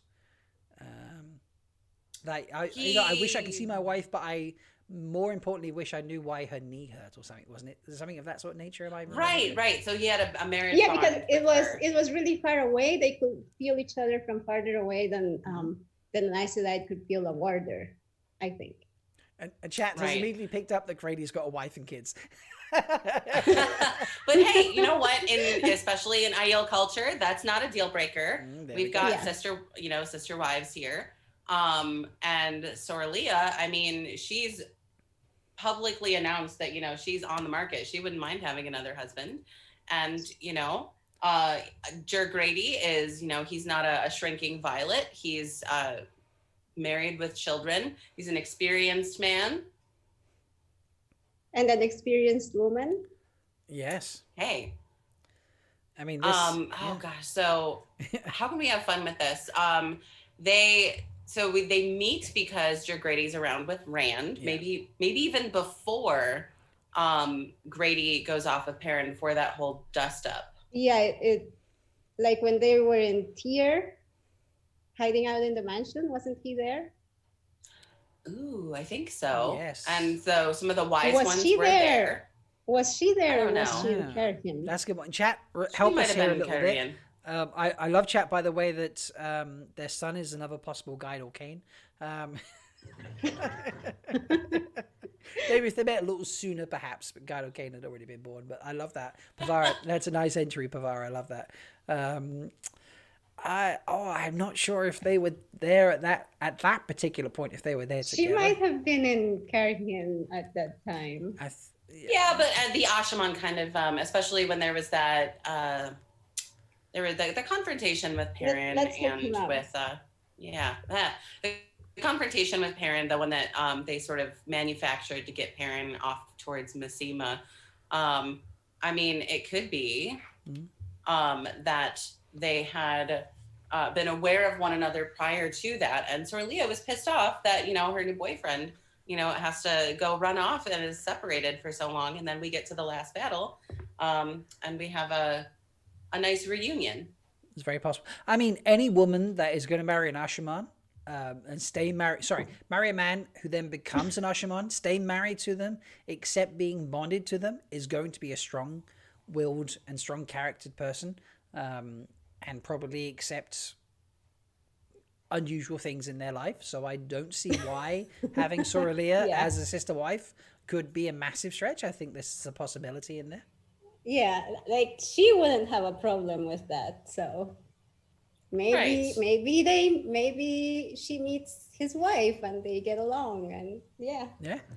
Sort of post last battle type situation. They meet up like, Yeah, I met Joe Grady, like I really liked him, we got along. Also, he and how do you pronounce Neild worked with the wise ones to learn how to link. They did. Ooh, Yes, particularly that's a nicer. I like that better. That's a better origin story for It them. is. Yeah. Right? Practicing linking. through the forging of Molyneux and things like that as well. I don't know if I'm saying that right at all. I do apologize. Oh, okay, Skeeter. Yeah, I see what you're saying about the possible Guidal Kane, Jur and Sora's son could have been Guidal. Yeah, fair enough. All right, I like this, the linking. I think that's a good start to it. And then post last battle, Jur's wife and Soralia meet up and then find that there's a mutual appreciation of each other and of Jur. I like that. I think that works. Yay. Do we have Do we have a ship name? Yeah, that's exactly my next question. Do we have a ship name? Oh, Shura Grady? Sora Grady? Juridia? Juridia? Duralia. Juralia. That flows. Yeah. Juralia. Okay, I like it. Juralia. Nice. All right, right off the bat. I love that. I feel like there's a nice warm up. There's nothing too spicy about this. It's nice and Yeah. We didn't make, no one was only- cheating or running off with someone else or anything like that. There was a mutual meeting of a trio. No one died? Yeah, no one died. Yeah.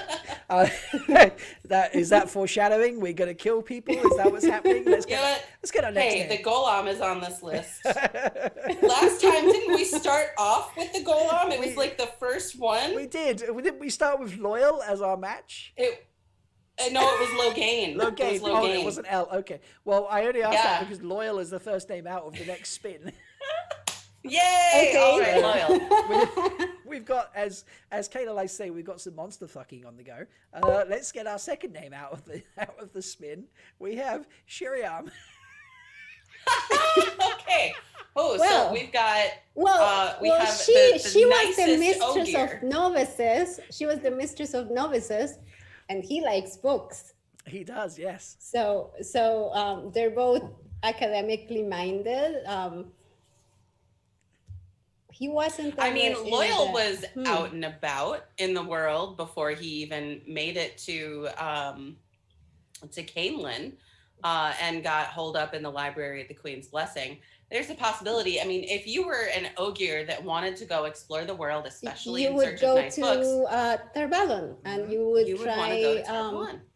to go to the library, which is the Brown Age, but Sheriam is the mistress of novices. Maybe they met, and she liked his intellect. Like, this is somebody that he's a really stimulating conversationalist.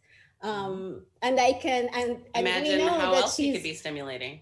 yeah. And okay, obviously this is spoilers, right? Absolutely, yes. yeah. Malkier Talks is all about she spoilers, so yeah. she liked that she could pretend not to be involved with the Black Asia for a little while she was with him.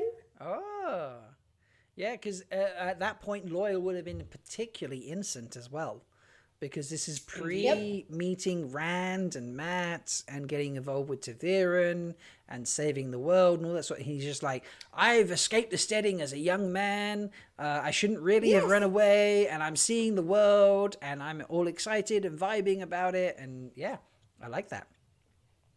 And Sheriam maybe teaches him a few things. Quite possibly, yes. Yes.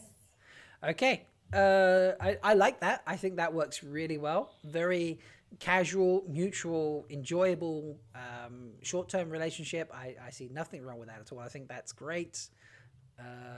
Shaloyal is the first. We've had a ship name thrown in already. Shaloyal. Sherry oil. Yeah.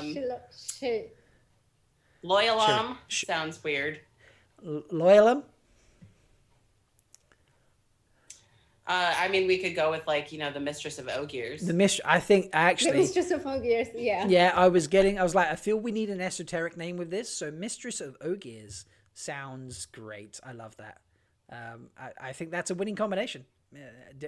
Skeeterish. I love it. Disloyal. No, Skeeter. No. No. Positivity here, Skeeters. Positivity. Yeah, no, Loyal. Mistress He's of going Ogiers. to be sad. He's going to be sad down the road. Like, he's found love elsewhere and everything, but he still remembers Sheriam when she finds out what happened, and he finds out the truth. Indeed. I agree. He knows that she was a Black Aja, the Dark Friend. It'd be terrible. Yeah, there we go. I love it. Okay. Tragic ending. All right. I mean, it happens sometimes, doesn't it? So, all right. Our wonderful Berylane is the next name out of the hat. So we know this is going to be something that has a lot of action to it, I feel. She is not a woman who sits by. And we have more gays as the next name pulled out of the hat. Oh. You know what? I like this one. There's an easy connection here. Obviously, they're at the similar places, similar times. So well, and it could be during the last battle. Like, we can just ignore the Galad and Berylane thing. Okay. pretend that doesn't happen. And instead, Berlane and Morghese meet up and they start talking and they have a lot in common. And I mean, Morghese has had to deal sort of with, well, she wasn't there, but her daughter thinking she was kind of a slut. She probably wasn't the only person. I'm sure Berlane has dealt with that too, a lot more. So they understand each other, and maybe they're sick of men. Yes, as Chad is I mean, saying, all of that is power totally couple- valid. Sorry, Kayla. Oh yeah, I mean, no, you're good. What bugs me with Berlane in particular and the whole Perrin thing is it just, for someone like her, it would have made more sense for her to be pursuing Fail. First of all, just in that, especially since, she's a smart woman, proximity to the Dragon Reborn is going to have a pretty short, half-life there. But now we also have Morghese thrown into the mix during that whole, hunting and Shido situation. And, with Morghese kind of hiding out as the servant, I imagine that Berlane, being the smart and savvy woman that she is, would have picked up that there was so much more to whatever her name, Magden, is that what her servant name was? Yes, that is correct. That there was more to her than met the eye, and there could be a confrontation there, perhaps. And then, I like it. starting things off very, there, very and then dramatic. like Daddy was saying, and then Berlane's like, you need to get rid of this Talonvor guy. Dude's a Chad. We don't need this kind of shit in our lives. Dude's a Chad. I love that. All right, yeah, I mean, I'm not wrong. No, you're not wrong. That's great. I mean, I've known Talonvors, I've known Chaz. He's a realistic character, and I love his place. But that's an accurate description at the same time, and that doesn't lessen my like for him. But yeah, I like that.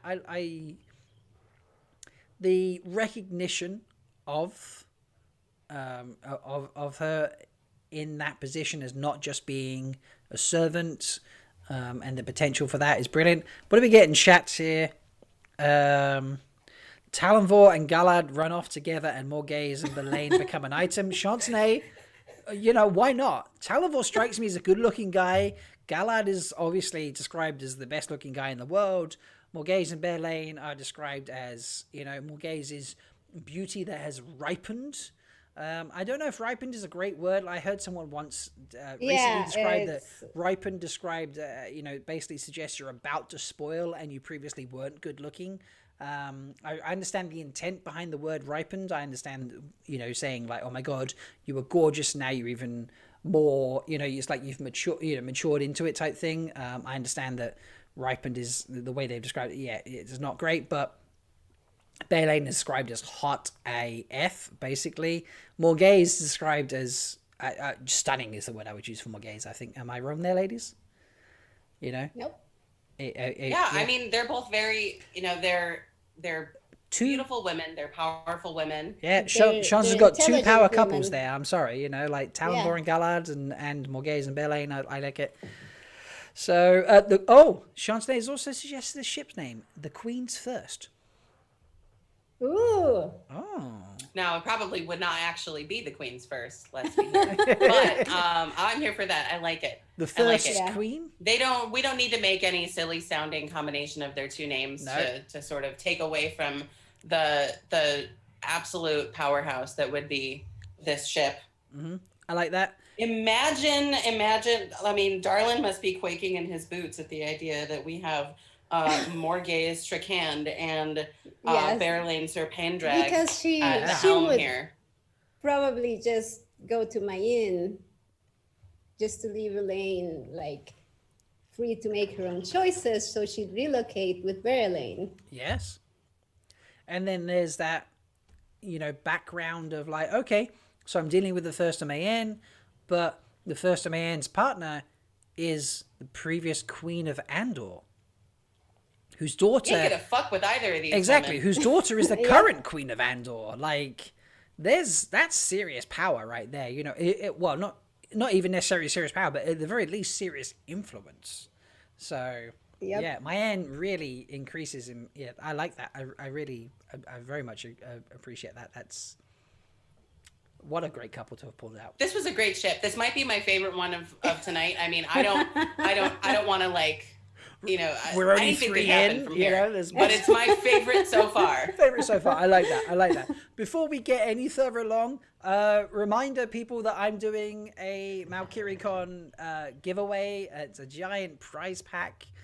There's a frosted mug, a beanie, a hoodie, I'm terrible with this, like a thermos flask, I think is the right way to describe it. I've drunk a lot at this stage. Stickers, all sorts up for grabs. What you need to do is type Malkier. And guests, Kayla, Maddie, you can do this as well. Type Malkier into chats. The bot will recognize the word Malkier and then enter you into the grouping of those that can be selected for a draw. I've had 4 names put through from chat already because I've done 4 hours of live streaming. So, you know, 4 names from that, and also the 4 names who of the team that won the quiz within the Discord server have all got an entry into the possibility of winning this prize pack. So start typing Malkier in the chat. Even if you tried before, try again. You know, I'm gonna give this away. I've been doing Malkier talks for a year, and you know, I want to give away a giant prize pack to someone. So you can do that. On top of that, I didn't announce it previously in the stream, but I'm going to announce now anyway. If you want to tell me your favorite ship of ones that I've done previously or ones I've done tonight, or tell me your favorite YouTube video, which is obviously the focus of the previous guests on the live stream, then put that into the comments on the video, not in the live chat, but on the comments of the video. That will also get you an entry into the draw. And in 2 weeks' time, so I need to give me, oh God, like live drunk, I need to work out what the date is in 2 weeks. On the 11th, because it's technically Sunday, yeah, it is Sunday, yeah. So on the 11th of July, I will do a draw, and I will take all the names from the draw tonight, all the names from the quiz, and all the names from the people who comment on their favorite YouTube, their favorite ship, or on the previous stream prior to the quiz, their favorite podcast episode. I will take all those names, put them in a hat, and draw them out, and I will pick someone who wins that prize draw. So yeah, type Malkier in the chat. You're going to have about another sort of 10 to 15 minutes to do that, and then I'm going to give away that prize. But let's carry on with the shipping. Let's get a couple more names out. All right, next wheel. Next wheel, exactly. The first name out on the next wheel is... Dum, dum, dum. Kayla, who do you think we just pulled out? What do you think we just pulled out? Oh, is it the Golem? We pulled out the Golem. There is something about every time we do a ship, we pull out the ones where you're like, oh my God, what have we just pulled out? Okay, we have pulled out. Okay, everybody imagine that the Golem is Henry Cavill. Yes. Put Henry I mean, Cavill's body. that's basically my headcanon now. There we go. Thanks to Kayla, that is my headcanon as well. Ingtar. Ingtar is the second name out in that mix. Are we accepting that? So we have Henry Cavill. And now Ingtar has been cast in the show. Has been so, cast, we yes. have Amar Chadha Patel. That's hey, you know, I ship it. It's hot. Okay, Yeah. so is the Well, Golem around at the same time as Ingtar? That's my first logistical issue. You know, we can just, hand wave. Yeah. Like the first Ingtar survives? time. Yes, like This maybe could be like a hashtag Ingtar lives. Hashtag. we never saw a body. That is never so saw true, a Maddie. body. That is so true, yes. Okay, we've never seen a body. So Ingtar He survived. survived. All right, so Ingtar lives. Is he dragged do we back? imagine that? Yeah, that's my question. Is he potentially dragged back to that city in the Blight where we find the Red Veil-eyed Aiel? Is he dragged back there Ooh, potentially? This is getting dark. Yeah. I mean, Yeah. we've got the Yeah. Golem. It's going to be slightly Yeah. dark anyway, isn't it? So, Yep. But that's my initial thought. If he's not found after the battle there, then he must be found later because he's been a prisoner of the Shadow. This is true. Okay, so we could go a number of ways with this. Ingtar gets, he gets railroaded by, by the Forsaken for, betraying them, basically. Do we think at that point that Ingtar is committed to returning to the light? Is he a prisoner in truth, or do you think he's going to go back to his dark friend ways? I think at that stage he was wanting to return to light. I think his motivation was enough to change him to sticking with the light. And being a prisoner of the shadow and being dragged back to the city would not change him to suddenly be like, oh, I want to be part of the shadow again. Because that city is not fun for anybody, really, is it? Come on, let's be honest. Oh, okay. I have an idea now. So we know that the golem was starting to acquire some agency and sort of, thought of its own as it was being out of the stasis box. It was sort of champing at the bit a little bit, straining at the leash, you might say. Who better for a golem to talk to than somebody who had been a servant of the dark, but no longer wanted to? That could be an entry point into that conversation. Mm-hmm. You have a literal creature of the shadow who is going to the former dark friend, sort of like, asking in ignorance, what did you do? How did you do it? How did you break the chains? Also, since we're going dark anyway, is Ingtar, let's say that he steals Ingtar. Oh, we've got a little kidnapping but story. Now the golem has him prisoner. Okay. I mean, that is very dark, but yes. I also like Sean saying in chat, I think Ingtar is being kept, quote, by Sindane because of his connection to Rand. I could see her being like, Golam, look after this person for me whilst I go off and do whatever I'm doing as Sindane. That fits in with what you just said there, Maddie, isn't it? But yeah, Ingtar would be his prince. Yeah. I know that kind of fits. And then we getting a bit of... We get a little mutual corruption. Yeah. Yeah. Okay. I don't think this is going to be a romance story. I think this is more of a... No. Yeah, this is much more of a physics. This is some nice, I don't know, maybe a little hate sex. We can call it that. Possibly, yeah. I think that fits, yeah. Yeah. Venting frustration and stuff, so yeah. Okay. And I mean, the golem is very bendy. Come on. He is, yes. Flexibility is one of his key components. There's no doubt about that whatsoever. So, yeah. Okay. Are we getting a ship name for the Golem and Ingtar? Inglam. Inglam, Gotar? Yeah, so it's Ingtar Shinawa, isn't that his name? Let's see. Shinawa, yeah. Goshua? Goshua. It sounds ridiculous. That does sound very ridiculous, doesn't it? Yeah. I'm just trying to merge syllables at this stage, and that sounded terrible. Perhaps this doesn't get it. Ingsalam, yeah. Gotar? Gotar. That's I'm gonna be honest. That's terrible, but that sounded a little bit like go Power Rangers. So I don't know. The golem doesn't have a name. It's very sad. It does. Golem Smith, Gotar. Oh, but he would like to have a name. It does, yeah. Ingtar can have. Does Ingtar call him daddy? Yeah. Yeah. I'm sorry. Ingtar's Look, daddy. If you had a golem that looked like Henry Cavill, who among us would not? Ingtar daddy. All right, maybe that's what we call it. There we go. Yeah. Okay. I love that. Hashtag daddy golem. Tree says Ingham.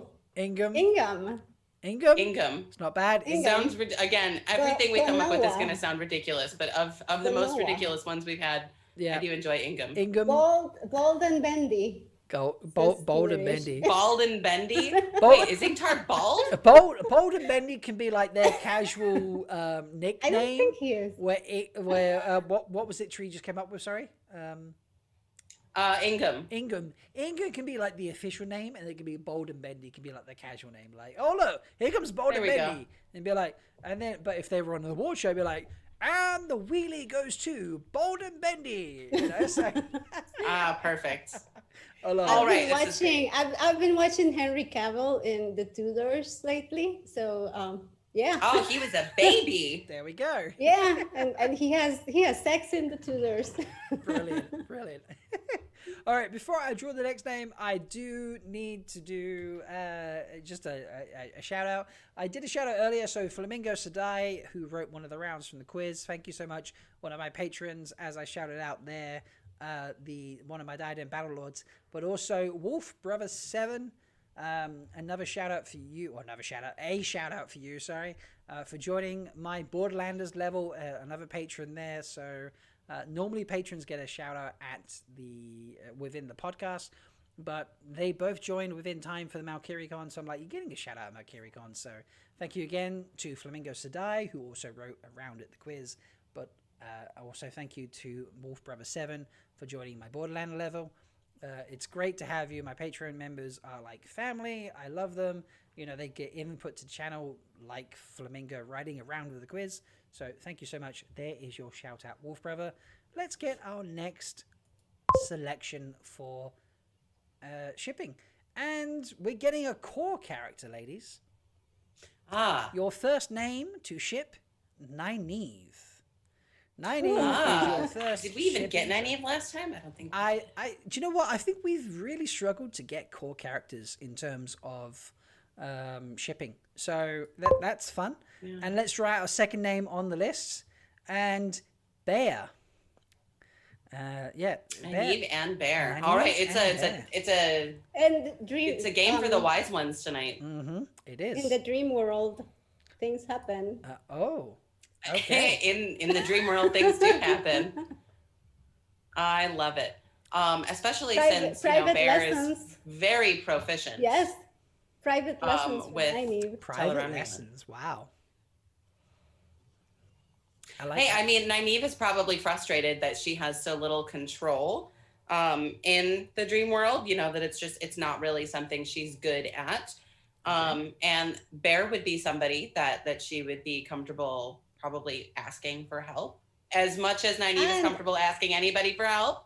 Or Bear thinks, well, she's a nice guy and everything, but she has sort of the spirit of a wise one. She's so of an Aiel, she's so fierce. Mm-hmm. So she senses that Nynaeve is not satisfied with the way things are right now with her skill level in the dream. So she visits her in her dream and offers to help. Okay. And then the music starts playing and the real help gets going. Yeah. Exactly. Okay, so is this romance? Is this I think so. Yeah. Okay, I like that. Yeah, because I was thinking romance. I was thinking the strength of character would draw them to each other, sort of thing. So yeah, I like that. Yeah, and then absolutely like some on again, off again dream sex. Mm-hmm. I love that. What happens in the dream stays in the dream. That is true. Yes. Yeah. I mean, there are people out there, you'd be like, you could Google, if I dream about dreaming about having sex with my coworkers or friends or whatever sort of thing, like, does that mean anything? What does it mean if I dream about having sex with my coworker? And be like, nothing, except you just drew in someone that you knew type thing. So what happens in the dream stays in the dream is absolutely right, Maddie. You are right there. We've had a couple of names thrown in the chat. Tree has put in Nynaeve, but she's put, that kind of sounds like a hair removal product. Skeeterish, braiding the bear. And then follow that up with sword form, euphemism, or ship name. I feel like that's a game I need to play at some point. That's definitely a name I need to play at some point. That's brilliant. And then Tree's like, I was thinking, do you know, what are we thinking? Do we have a ship name here, ladies? What's our initial thoughts? Nair. Nair? Yeah, I mean, Nynaeve is great. There's also Nynaeve. Bear Neve. Nynaeve, but I like Nynaeve. Yeah, me too. Right, it's the one that Tree put in. Yeah, Nynaeve. Nynaeve. What it says on the tin. Yeah, it does. Yeah, I like that. That works really well. Okay, let's get this spinning. Let's get a couple more names. Alviarin. All right. Right. So another dark one Another out there. Black Aja. Throw some Black Aja out there. Absolutely. Yes. And our second name from the list, Dama Flynn. Nynaeve. Oh, sorry. Nynaeve. Alviarin and Dama Flynn. Oh, okay. So this is fun because they don't meet. So No. We don't know what No. happens to Aldiarian, right? Alviarin goes off on her own and, fucks off routinely, apparently. She left Elida alone for a number of weeks. Yes, she did. she does. This is correct. Okay. Imagine trying to maybe undermine or have some sort of influence over the undercover. Ashaman. Right. Maybe she's off hanging around in the Black Tower before Dahmer Flynn leaves. Imitating someone's wife, perhaps? Oh, so we've got a little identity porn happening here. It's very possible. I mean, there's no reason Masana couldn't have taught her, or Mask of Mirrors. or I mean, maybe not taught her Mr. Mirrors, but been like, okay, I've made you look like one of the Ashaman's wife. So you can go off and be Dahmer Flynn's wife and imitate Dahmer Flynn's wife and influence him because he's popped up as a significant healer of some kind. I don't know. Am I stretching too far there? Nope. No, that's totally a thing. How does he end up? Because I feel at right? that stage when she would be possibly sent off to the White Tower, Dahmer Flynn had already healed Rand with his opposing dark wounds, I suppose. And he And healed, had- he heals. Oh, that's a good Stilling. point. He heals Stilling. That could be something. Alviarin would absolutely want to know about that. That could be a Yep. mission Masana sends her on, especially since some of the people that he healed were Dark Friends. Mm-hmm. They His were Black left arm Aja. was burned away by Grendel in the last battle. So only has one arm. After the last battle. I think that it could be Alviarin. I mean, one of the Yellow Sisters was like, I'll have as many babies as you want. Just teach me how you did what you did. Mm-hmm. Alviarin doesn't seem like someone who wouldn't, use her wiles to try to learn a little bit more about what happened in the spirit of gathering information. I don't imagine that this would be a situation where there's any particular undue influence happening with Alviarin. She's White Aja. She's just getting shit done. Yeah. Yep. I agree with that. And Dahmer Flynn is just being manipulated in terms of Yeah, what he's he thinks it's visualizing. his wife. Yeah, he thinks it's his wife. Yeah. We've almost So got this- kind of a little so this what's is- the name of that one Aiel that Matt was fucking? Melindra. Oh, Almost a situation a little bit like that. Melindra, yes. Melindra? Yeah. Yeah, a situation of convenience. But Yeah. Dahmer Flynn is unaware of such convenience, sort of thing. Yeah. Okay, I like it. Poor So, guy. so She almost takes like advantage of a him. it's almost like a secret agent style situation type thing. There we go. Yeah. Okay. Cool. Do we? I mean, we've had put in chat Alvarfin, Alvarfin, Alviar Flynn. Alviarfin, Alviar Flynn. Alviarfin. Flynn. That's fun. Flynn It's like a Viarin. pun. I'm gonna throw out my own Flynn Viarin. Viarin. Flynn Viarin rolls off the tongue. I like it. Maddie, Yeah. what were you going for, Maddie? I think Flynn Viarin sounds nice. Flynn Viarin. Okay, cool.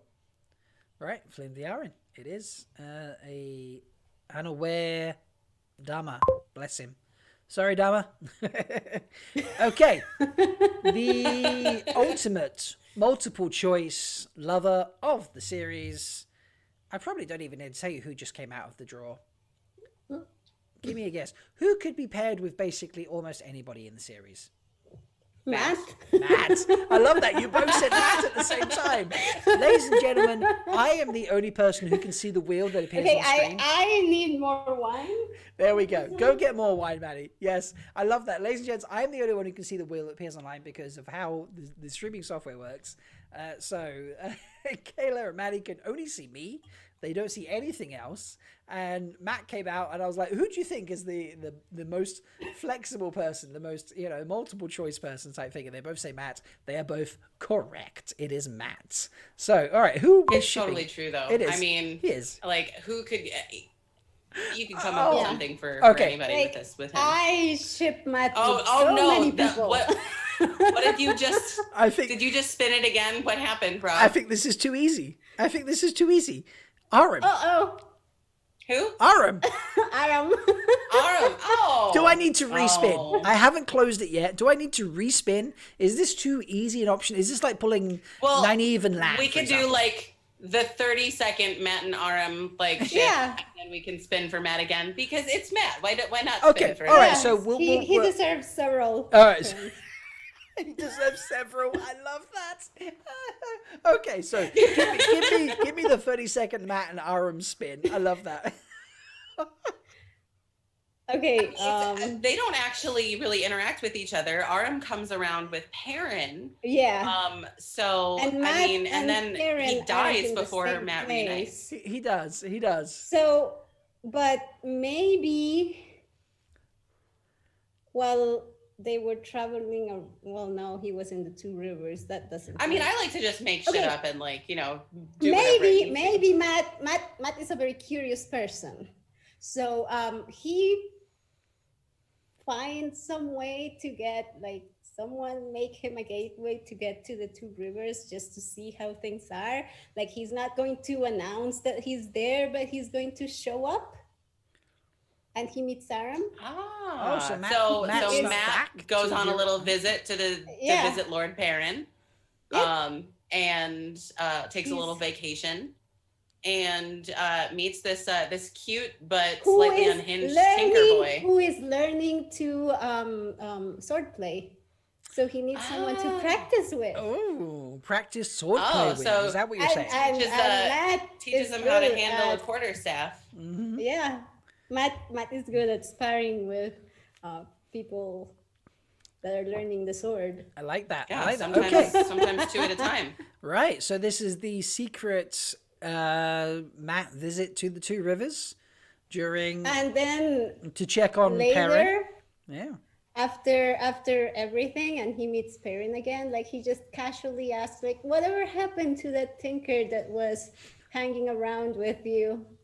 And then Perrin's like, he tried to kill me. And Matt be like, I like that. And that could be okay then. yeah, that could be the unwritten scene because we get a scene between Matt and Rand, but we don't get a scene between Matt and Perrin. So that could be yeah, their- it's just a little thing with the badger. Yes. Other than Yeah. that, I they like don't really. that. I like that. Okay. So am I drawing another name for Matt or are we moving on, ladies? No, we're We should drawing totally another spin name. another name Another for name for Matt. Matt. Yeah. Okay. Do we have a name for Matt and Aaron before we move on? Or Or is that just I so mean- casual that it's okay? That we don't need Maram. we could do something with the tinker. tinkering Arat. tinkering with dice. Tinkering with the dice. There we go. Testing. Okay. I mean, that could be the name of the fanfic. Definitely. Yeah. All right. I love it. Okay. All right. So another name for Matt Matt. goes tinkering. I'll spec Luhan. I'll spell. Oh, well, that's a fun one. Oh, come on. You know, that boy was all over the Two Rivers. Oh my Come God. on. I love watchers, viewers, people watching back at a later date. I love the. So I love lives. I enjoy pre-recording I'm stuff. just delighted. I enjoy all the things I make in advance and edit and make look great for you. But I enjoy live for the pure fact that I set things up and then shit like this happens right now. There's nothing I can do about whatsoever. And we have Matrim Corthan and Asbet Luhan set up in a potential ship. And that is fucking brilliant and hilarious. I'm pretty sure fanfic of this already And exists. I'm agreeing you know, with you right now. I'm sure it Or does. it Should exist. Yes. So. Well, I mean, it's the classic, like, you know, teach that boy a few things. That's the kind of, Yes. that's what we're setting up here. Don't come He- at me with he- your problematic he's- age he's gap very- bullshit either, yeah. because He is very a king. curious. He's very curious. He wanted to learn things. Like most maybe of the he people in the stole one too many pies and she needed to teach him a lesson. Yes. There we go. That is it. I mean, that has popped in chat. Someone's like, and he liked it. There's also chat about what's Flower in the hound. Oh yes, after the thing with the hound. Yes, that's it. After the thing with the hound, that's exactly what's sort of popping there up we in go. chat. Wasn't it brilliant. That boy needs to be told about Tom was saying something about those women at Barthanus' party, like, it's the kind of lesson every man should learn. Yes, Yeah. there we go. Something like Yes. All right, while we work on this one, folks, remember to put Malkier in the chat. I'm going to draw the next winner of the draw in the next potential entry to the giveaway in the next 5 minutes. So make sure to put Malkier in the chat to get your entry into that. But this is brilliant. Oh my god, this combination is hilarious. This is so good. I'm loving this combination. All right, so this is post I've flowered the dog situation. Yes. Is that what we're going for? And isn't it? he gets caught. Flowering the dog. I mean, is that a euphemism or a sword form? That's the name of the fanfic. Shall we just leave it there and flowering the dog to be the name of the matchup as well? Yes. The flowered yes, please. dog. There we go. The ship name is the flowered dog. You got flowering the dog, smuggling the bees. It's all... Oh my god! Oh yes, smuggling the bees. Oh, I love that. Okay, all right. So we're going to carry on the tradition of Emmons Fielders because I've just drawn out Egwene. All right. Okay. All right. We start with Egwene. I'm glad we're getting some of the core characters here. Nynaeve, Yeah. we got Matt. We got Egwene. All right. Who are we shipping Egwene with? Adelius. Adelius is who we're shipping Egwene with. Okay. Oh. Is Egwene with them at that point when they meet Adelius and Van Dien? Okay. Which one of the sisters is the one that gets murdered?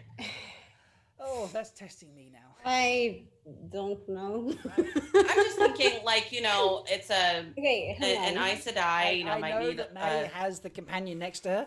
And Yeah. you search Adelius, I'll search Van Dien. Yes. Okay, while you're looking for whoever it is, I mean, they're both She they're Adelius is the Brown Asia.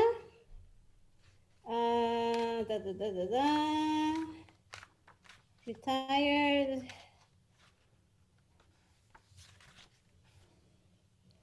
All right. I mean these. She was murdered. Adelius was the one that. Okay, Oh, okay. Adelius So it's is got to the be one who gets pre-murder. murdered. Okay, yeah. I was just about. Okay, Yes. there we go. Well, and this Established was it. while they were traveling. Mm-hmm.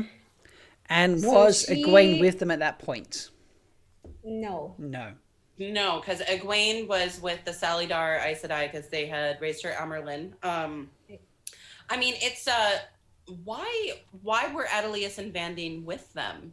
Like, where did that meetup Because happen? I don't even remember. They were what I remember is that they heard about the tower split. Uh-huh. So wait, no, wasn't this? Hang on, let me look for it again. Or if someone in chat remembers. Adelius Yes, and she's Van murdered. were Adelius and Van Dien in Salidar, and then left No, with Matt. no, and they Egwene? came. No, they were away and they found out about everything, and then they came, but they weren't in Salidar. Okay. So- So they met up after that all happened. So I mean, the thing is that Adelius and Van Dien could have gone to Salidar and then followed after. Yes. Yeah. I don't know. Okay, so Hand wave all of the technical things here. Let's get to the shit. Yeah. yeah. That's how Yeah. that's how fanfic works, So- isn't it? There's a lot of hand Exactly. waving. Yeah, exactly. It's like, So what if let's this say were to that happen? they did And go then- to Salidar. So, say Elaine and Nynaeve and Matt, they all fucked off already to go do the thing. Adelius and Van Dien show up to be like, all right, what the fuck's going on here? We have a little sort of conversation with Egwene. And I think a brown Aja would be, especially one who is retired, who's been around for a long time. Oh, she that would knows be a lot somebody of that, things. Mm-hmm. yeah, that Swan would probably A be lot. like, talk to Adelius. She, she knows history. what she's doing, right? And she's someone that I trust. She's someone that Moraine trusted.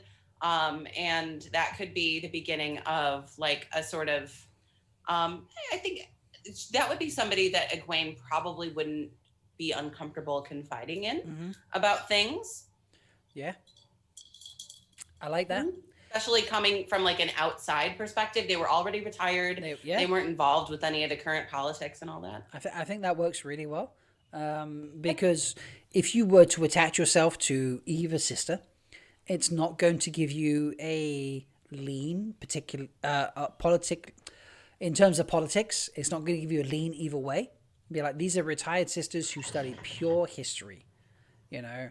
So if I rely on a sister to give me historical context on anything, it's not going to give me a political lean in any direction, you know. So I don't see any Aes Sedai in random in general having objections to that. I don't see I don't see Swan having an objection to that. She can be like an official advisor because of the history of the world that they're writing. Yes, and Egwene learns a lot about history of Aes Sedai, a lot about history of Amelin Seats, and I feel that you know, Adelaus fits in that. So and I mean that would make sense. Egwene.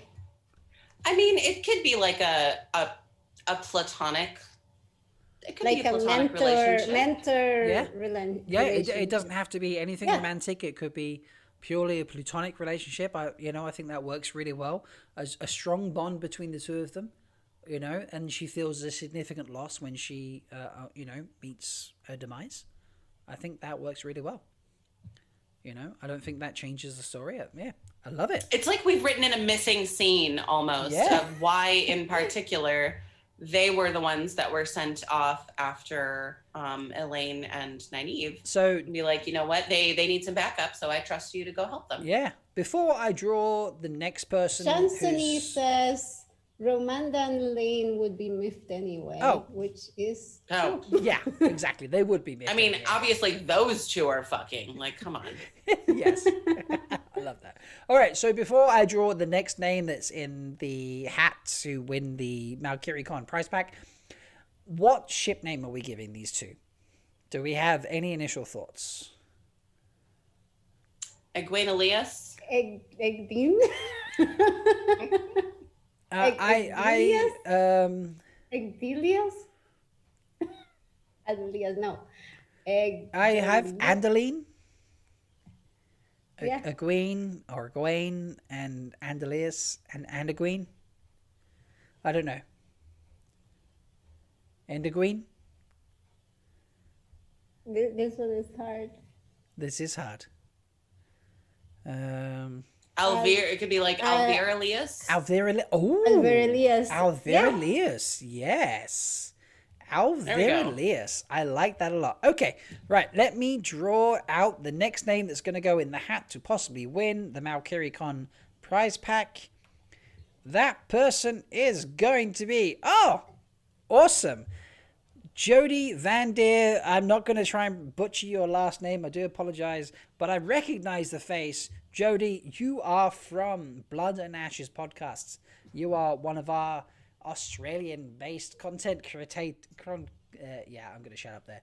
It's great to have you, mate. Thank you so much for entering the competition.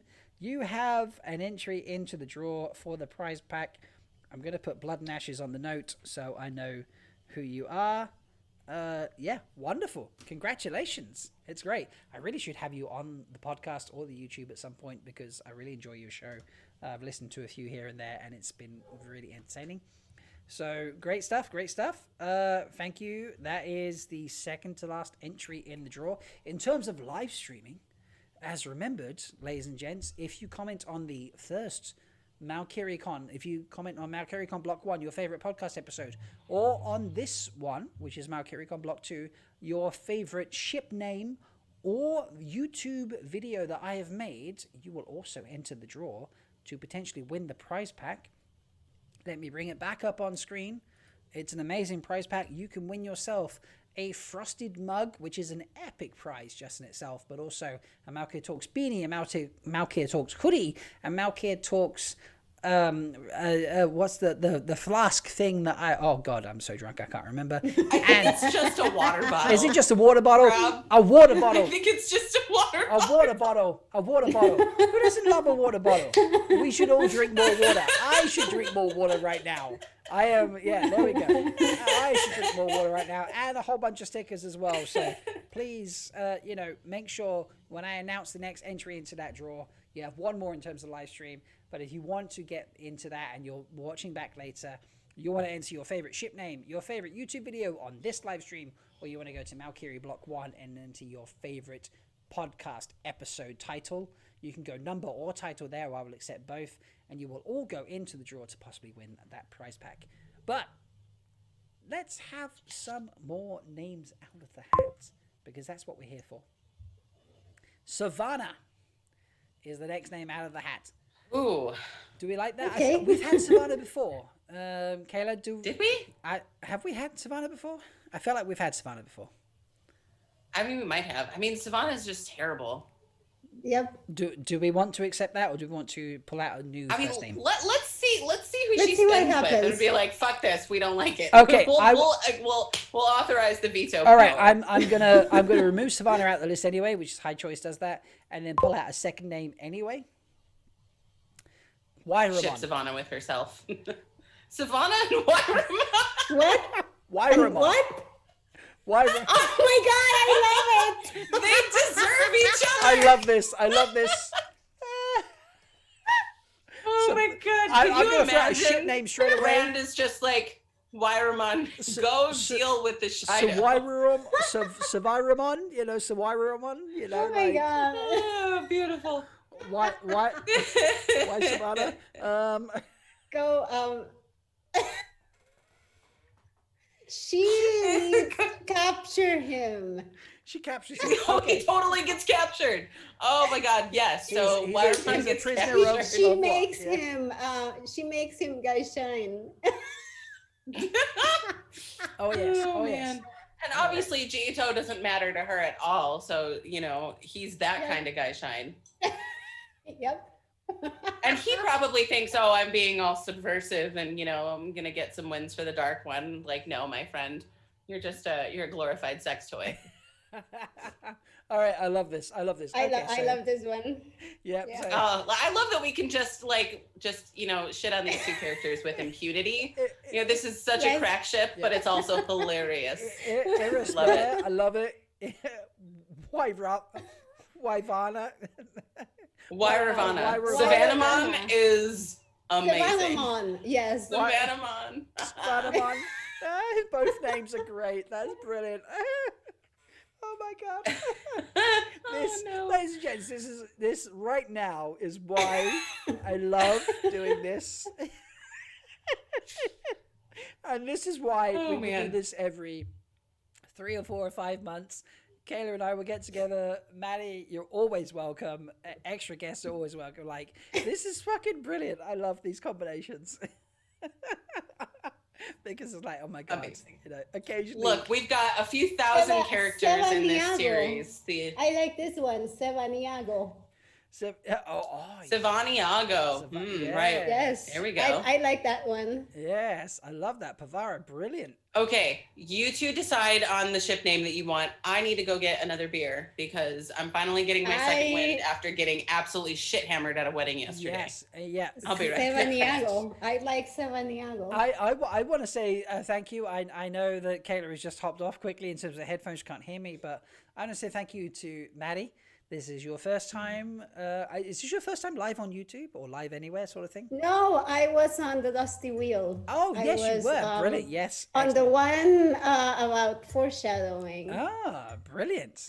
Well, thank you for joining me here. Kayla has joined me on a regular basis, but I appreciate you joining us both here for the shipping. This is just hilarious. I know it gets inappropriate sometimes. I know we have monster I fucking like it. and all sorts of things, but this It's is something fun. I love to do on Malkier Talks because the craziness and the randomness of drawing out a couple of names and be like, do you know what? Can we make some shit work here? Like, are we just gonna break ourselves? Yeah, it's a challenge. Exactly.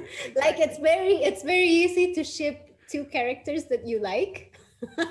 Yes, and then when it's characters you don't like or characters that don't interact, you're like, what the? How am I gonna make these people meet or like whatever? Like, you know, it's Yes. brilliant. It's brilliant. I love it. Seviago. What ship Seveniago. name are we settling on here, Maddie? What are we gonna go with? I like Seveniago. Seveniago. Okay, I think it sounds classy. that's brilliant. It does sound classy. I don't care that Savannah isn't. That's okay. I'm glad. Lesbian Early, thank you for joining quickly between classes. I know your schedule is crazy in terms of like matching up with other people's schedules, and I'm glad you can be here for this crack ship. I appreciate that. I appreciate the use Hi, of the word Jenny. crack ship. That's great. She knows. Yeah. She knows. You always know who knows. Like you can see each other. Like you get Exactly. yes, my people. Oh, I love this. And this situation right now is why I wanted to finish off MalkieriCon with some form of shipping, and why if MalkieriCon stays an online event forever, that's fine.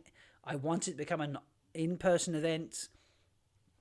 It will still be finishing, no matter whether it becomes a 1 day, a 2 day, a 3 day event. I would love to go to the UK. You are always welcome. The end event of MalkieriCon will always, forever, be a shipping event. That will it. Whether it All right, remains you heard it online here. or in person, a merge of the both. Malkier Talks will always have MalkieriCon, and that will always be finishing with a shipping event, because I love. And that's one of the fun things about the TV show, because like we have the books and we have the people that interact in the books and we have our ideas, but the show is going to be something new, and yes. maybe characters that don't meet in the books are going to meet. Exactly. And Be that's a going fly to be on the wall interesting. in the writer's room. Oh. God, I would love to have such an off-the-record shipping conversation with Rafe. Be like, hey, so when Sarah, you did this, were you thinking about Rafe. this potential? I know you're a fan of Malkier Talks. I know you watch, and I'm willing to sign an NDA just to know. Just to know. I'm willing to sign an NDA that says I can't talk about it after the show comes out. You know, just to know, because yes, we love it. Anyway, that's brilliant. All right. Let's get our next Spin. names. All right. Oh, we've had this man before, and we love this man. This man is a treasure of Wheel of Time. Ruark is our first name Yes! out of the spin. Yes, Yes. Daddy! We Like love it. Daddy Ruark. Yes. yes. Our next name out of the spin. Rand. Do you know what? In some ways, you're not far off. In some ways, you're miles off. Tom Tam? Martis. Ooh, But spicy. I love that combination. I love that Okay, combination. first Oh, off, yeah. let me the aesthetics I of this. love it. You have Mr. Short love it. Kyrianen and like I- height for I miles. love it. Ruark. Tom Martis Chef there, kiss. like older men type situation. Fuck yes. And they're both in. Oh my god, Talmanis. especially Talmanis, who has been like trying to fucking like save Kyrian. Like, God, this is some bullshit. Oh yeah. You know, we're being attacked. Let's and fucking then, marry you and know, Ruark and then coming in. Kyrian is safe. Yes. Competent. And we don't even Competence. have to try to get them in the same place. No, they totally are. Oh fuck Yeah. yes. All right, so it's gonna be. Is this early on when we have Kuladin sacking Kyrian, or do we have it later on type situation? That's my only question. Other than that, I think this is like a Well, match made that I Heaven, think- didn't know it needed. I think that Talmanis would look at Ruark and be like, well, I want some of that. I would climb that man like a tree. Yes. So, I mean, early Then- on, like it would probably take him a minute to, to get over the sort of like, like, oh, Aiel are terrible, but then be Yeah. like, it's pretty cool when they're on your side. What about that D?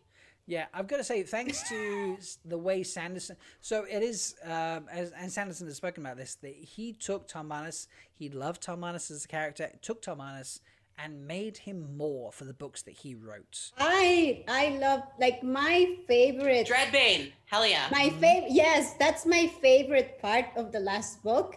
Like, the rest of it, the last battle, whatever, it's fine, I like it, but the Talmanas thing in Kemlin, I love that. That's I've my got to be favorite honest, thing about that it's the last book. and it sounds almost ironic considering that I do Tam jokes, but it's the humor of Talmanas that he has been so straight-laced and not laughing, and Matt has kind of had this like, oh, I'm going to make you relax a little bit and laugh and chuckle and be a bit more casual, and then it takes But it's dry humor. Exactly. He's extremely dry humor. It takes a blade from a Murdrel to make him make an open joke that I appreciate of Talmanas. And I'm like, oh my God, it takes him death's door before he makes a joke because he's so dry. You don't see his jokes previously. Like, Talmanas is one of my top favorite characters.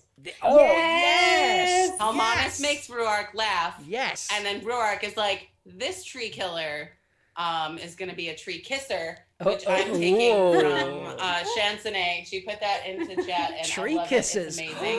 Chansonnet. Yeah. Oh my God, I'm down for that. Tree kisses. I want fanfic of this. Oh, you know what? It would so hot. So I mean, obviously, and Talmanas would be. He's here for it. Mm-hmm.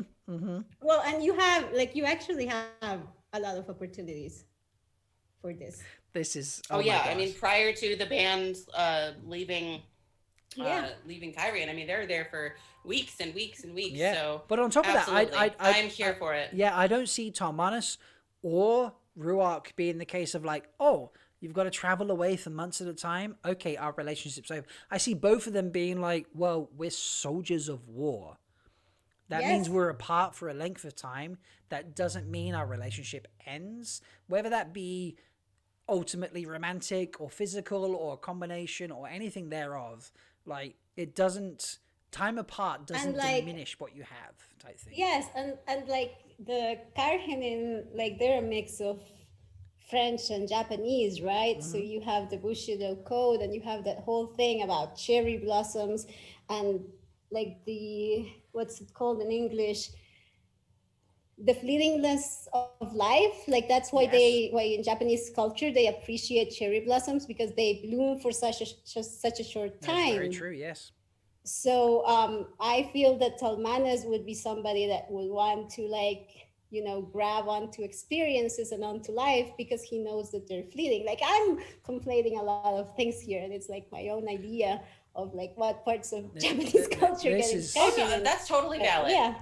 This is and beautiful. I was thinking, and it was also mentioned in the chat, Ruark has 2 wives. And it's my opinion, I don't know very much about his second wife, the one who's the roof mistress in Cold Rocks. We do know about Amis. I think Amis would enjoy Talmanas. Ooh, they can have like a little foursome. I don't think anybody, I mean, there's that, but also I think either of them she would appreciate him, like he's competent, he's funny, he probably understands Aiel humor. Talmanas is, yes, he does. He's a pretty good dude. If Ruark was gonna, be fucking a tree killer, then she'd be like, if you had to pick any of them, I don't mind this one. Yeah. Yeah, Talmanas' humor is actually pretty compatible with, I feel, the way that Aiel humor is. I am tracking down Ruark in the companion. We're looking for the name of Ruark's other wife. Yes. That is what's her name? All right, so he's married to Amis and to Leon. So Amis, who is served as the wise one, and Leon is the roof mistress of Cold Rock's Hold. Right. All right. They're both. Ooh, do you think? Yeah, so we don't know much about Leon, but I can't imagine either of them would think that Talmanas was after the last battle and Ruark that does he die or does Grendel just like? Oh, Ruark dies. Does die. Okay, Amanda has to kill him. So like which is sad. Which is sad.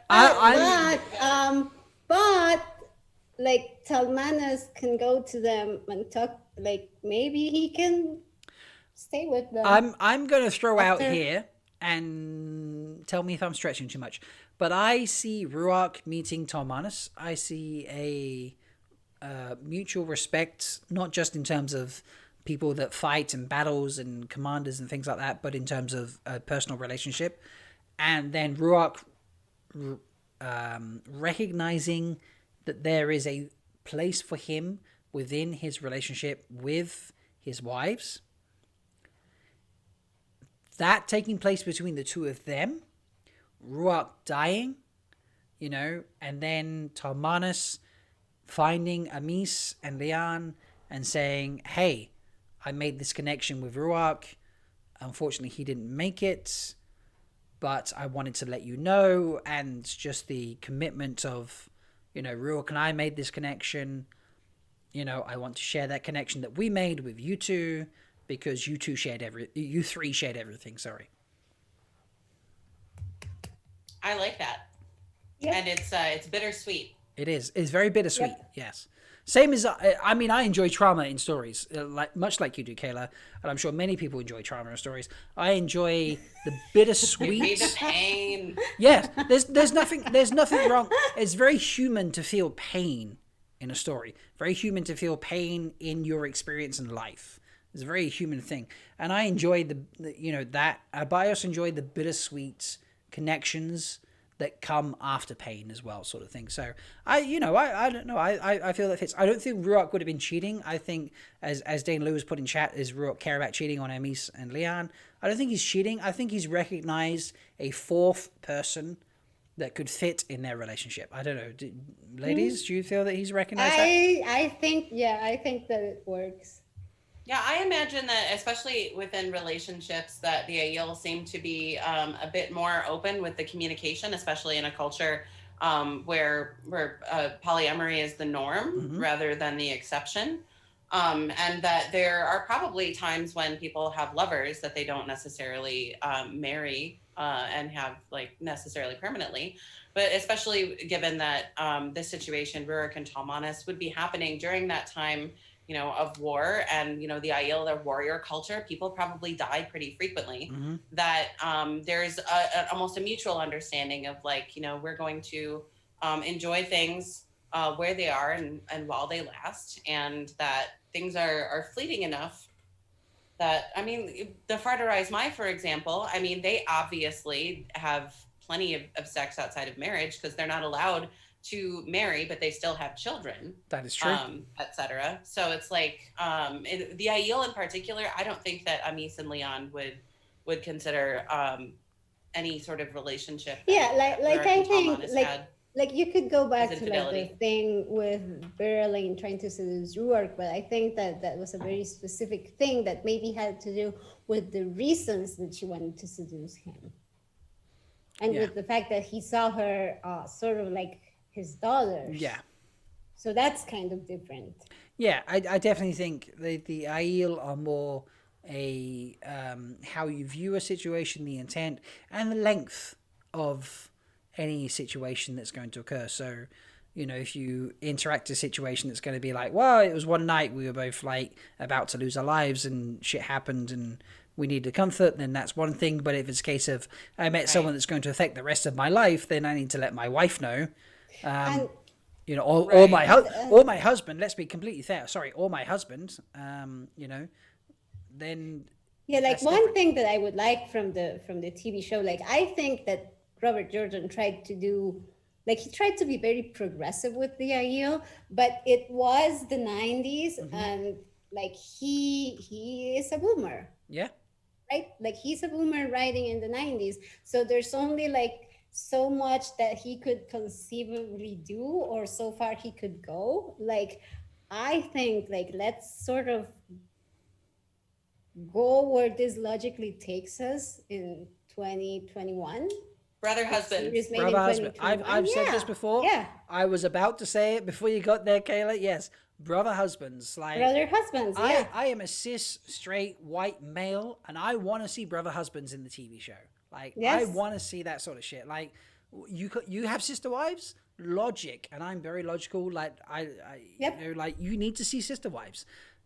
Sorry, you've got sister wives. You need to see brother husbands. Jesus, the drink is getting. Yeah, like why wouldn't there be brother husbands? Exactly. Like, Why there's should no there not logical be? reason Yeah. beyond how things were in the 90s. Exactly.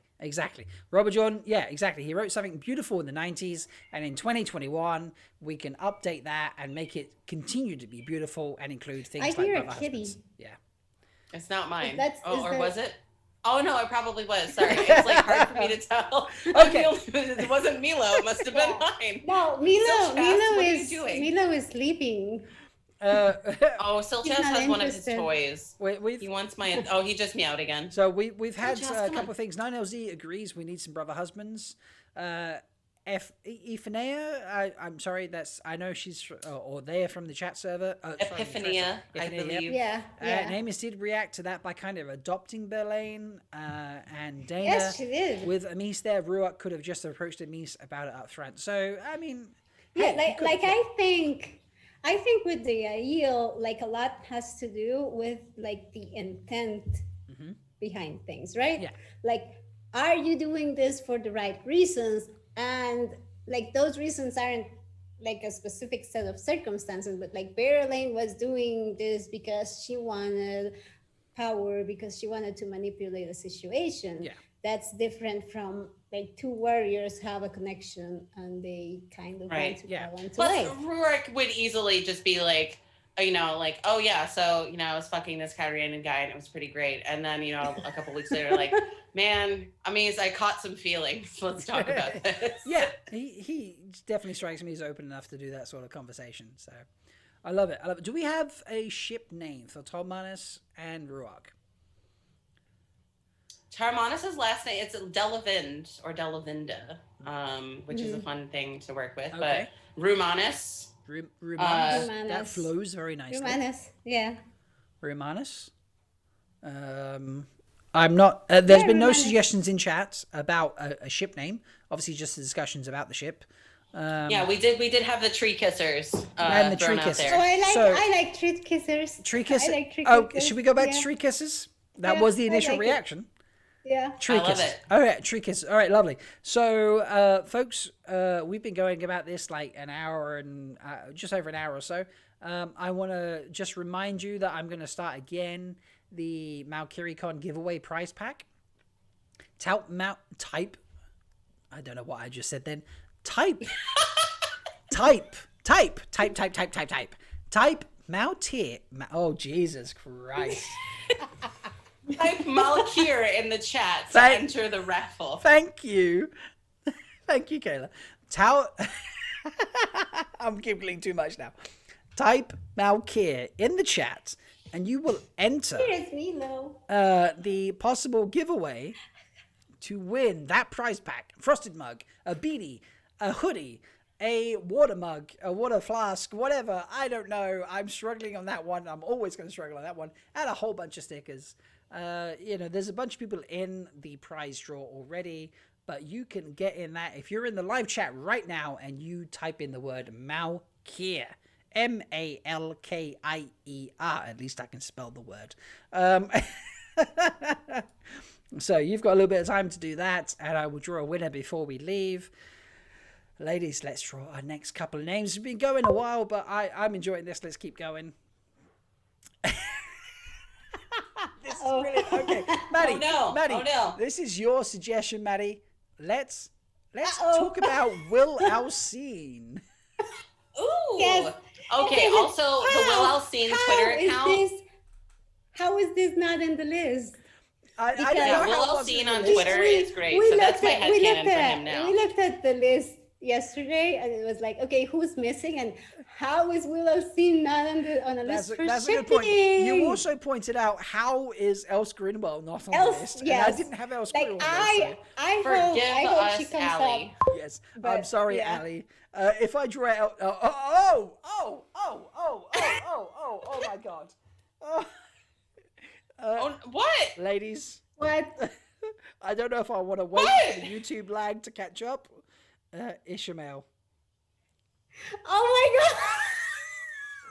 Oh my God. Hey, do you see the difference in reactions here? They're both dying, and I'm like, the potential I'm dying in here. laughter. I'm dying in laughter. Like Will Alcine and Ishmael, like the most, just like, I don't know, the person who's just not aware of the world, and the person who's most aware of the world in a combination. Okay. Okay, so first, I just need to call attention if anybody's not following him on Twitter. So it's Will Alcine's top 95% OnlyFans content. Oh, seriously? Is the name of the Seriously? Twitter Okay, account. right, I'm It is I don't think I'm following him. at Will_Alcine. At Will Alcine. And Okay, let's he is find the him. OG fuckboy of the Westlands.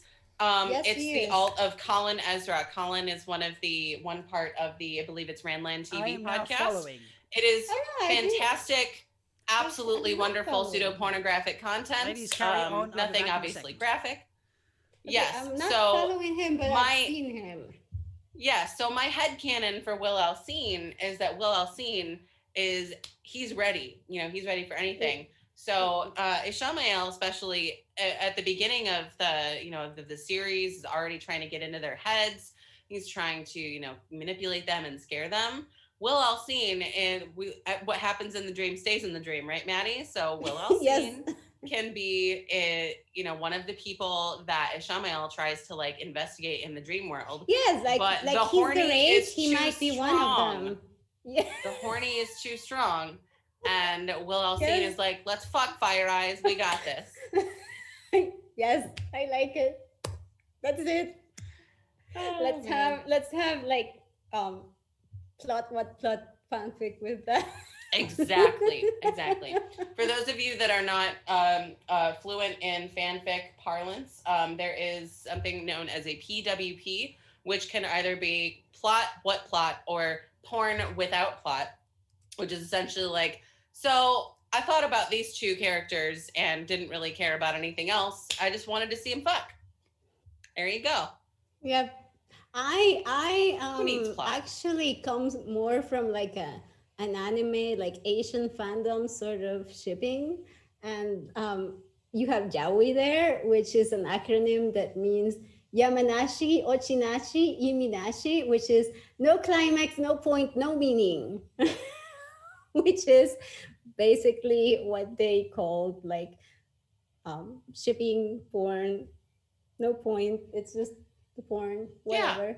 But yes, It's this is indulgent. good. I like it. It's wonderful. Yes. I think Ishmael and Will Alcine can't be anything except it's either going to be indulgent or it's going to be super fucking dark.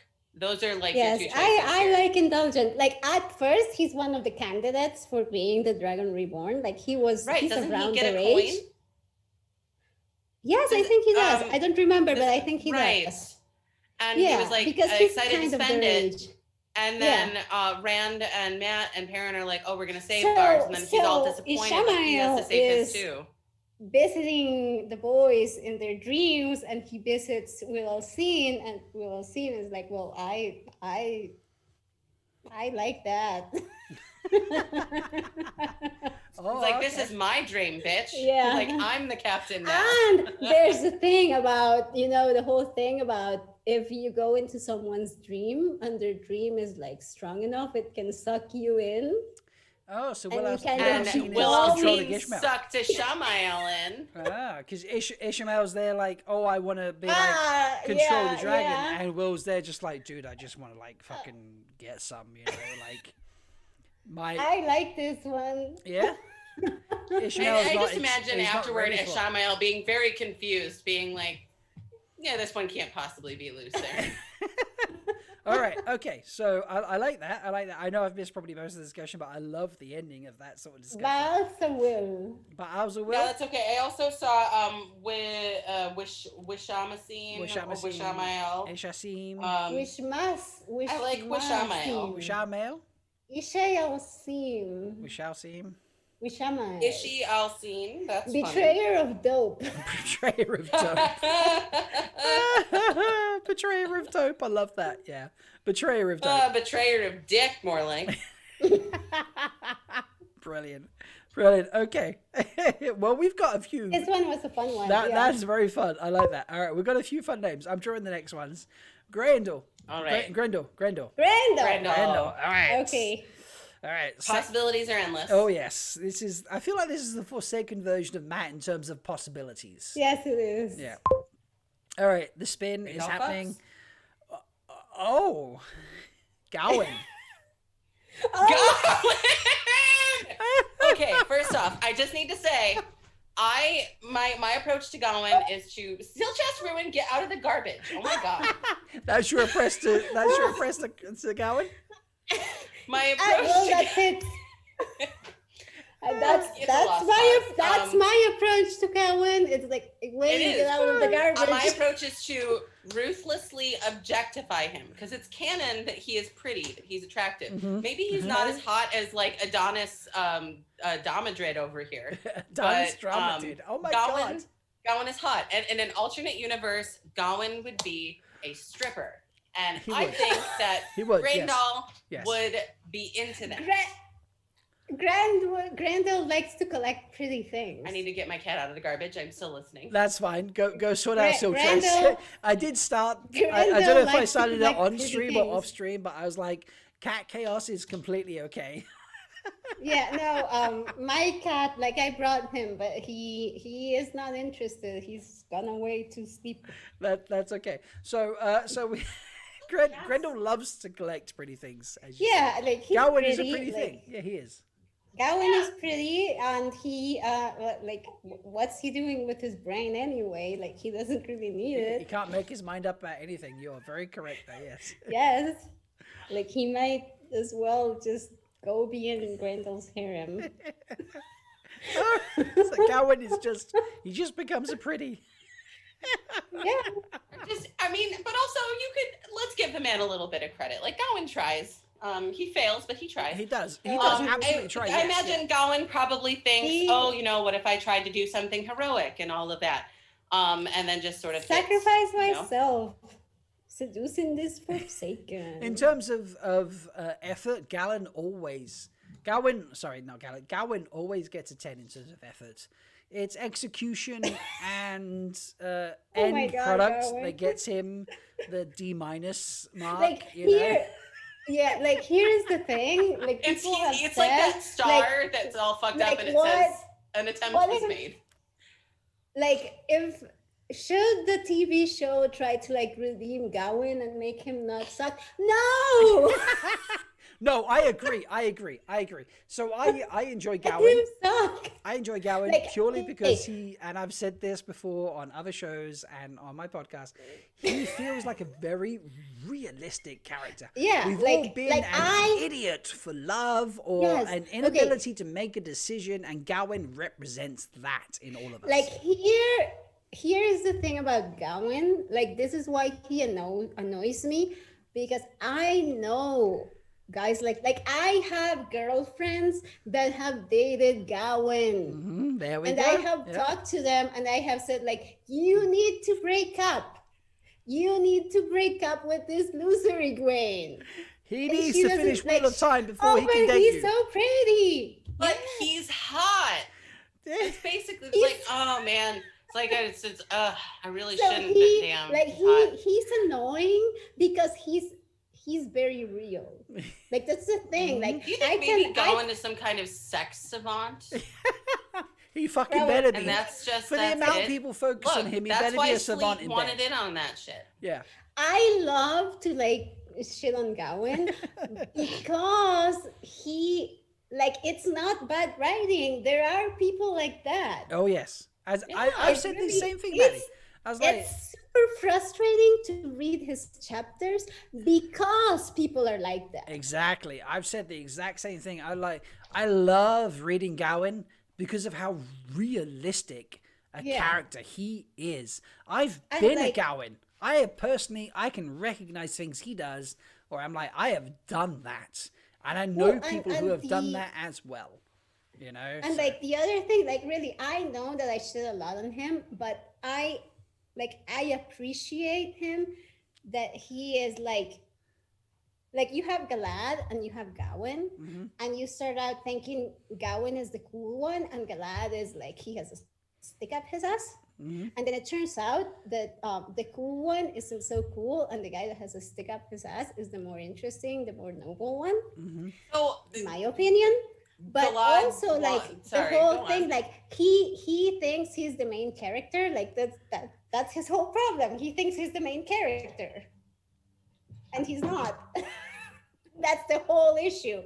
So actually, as a sort of storytelling device, I think Gowan is really interesting. Yes. I think he's really well done. I wouldn't, like, as much as I say, oh, I wish that if Wayne wasn't with him, like, I think he's something really interesting that Robert Jordan did in those books that I really I appreciate. agree. And this is why Grandal would be like, Yeah.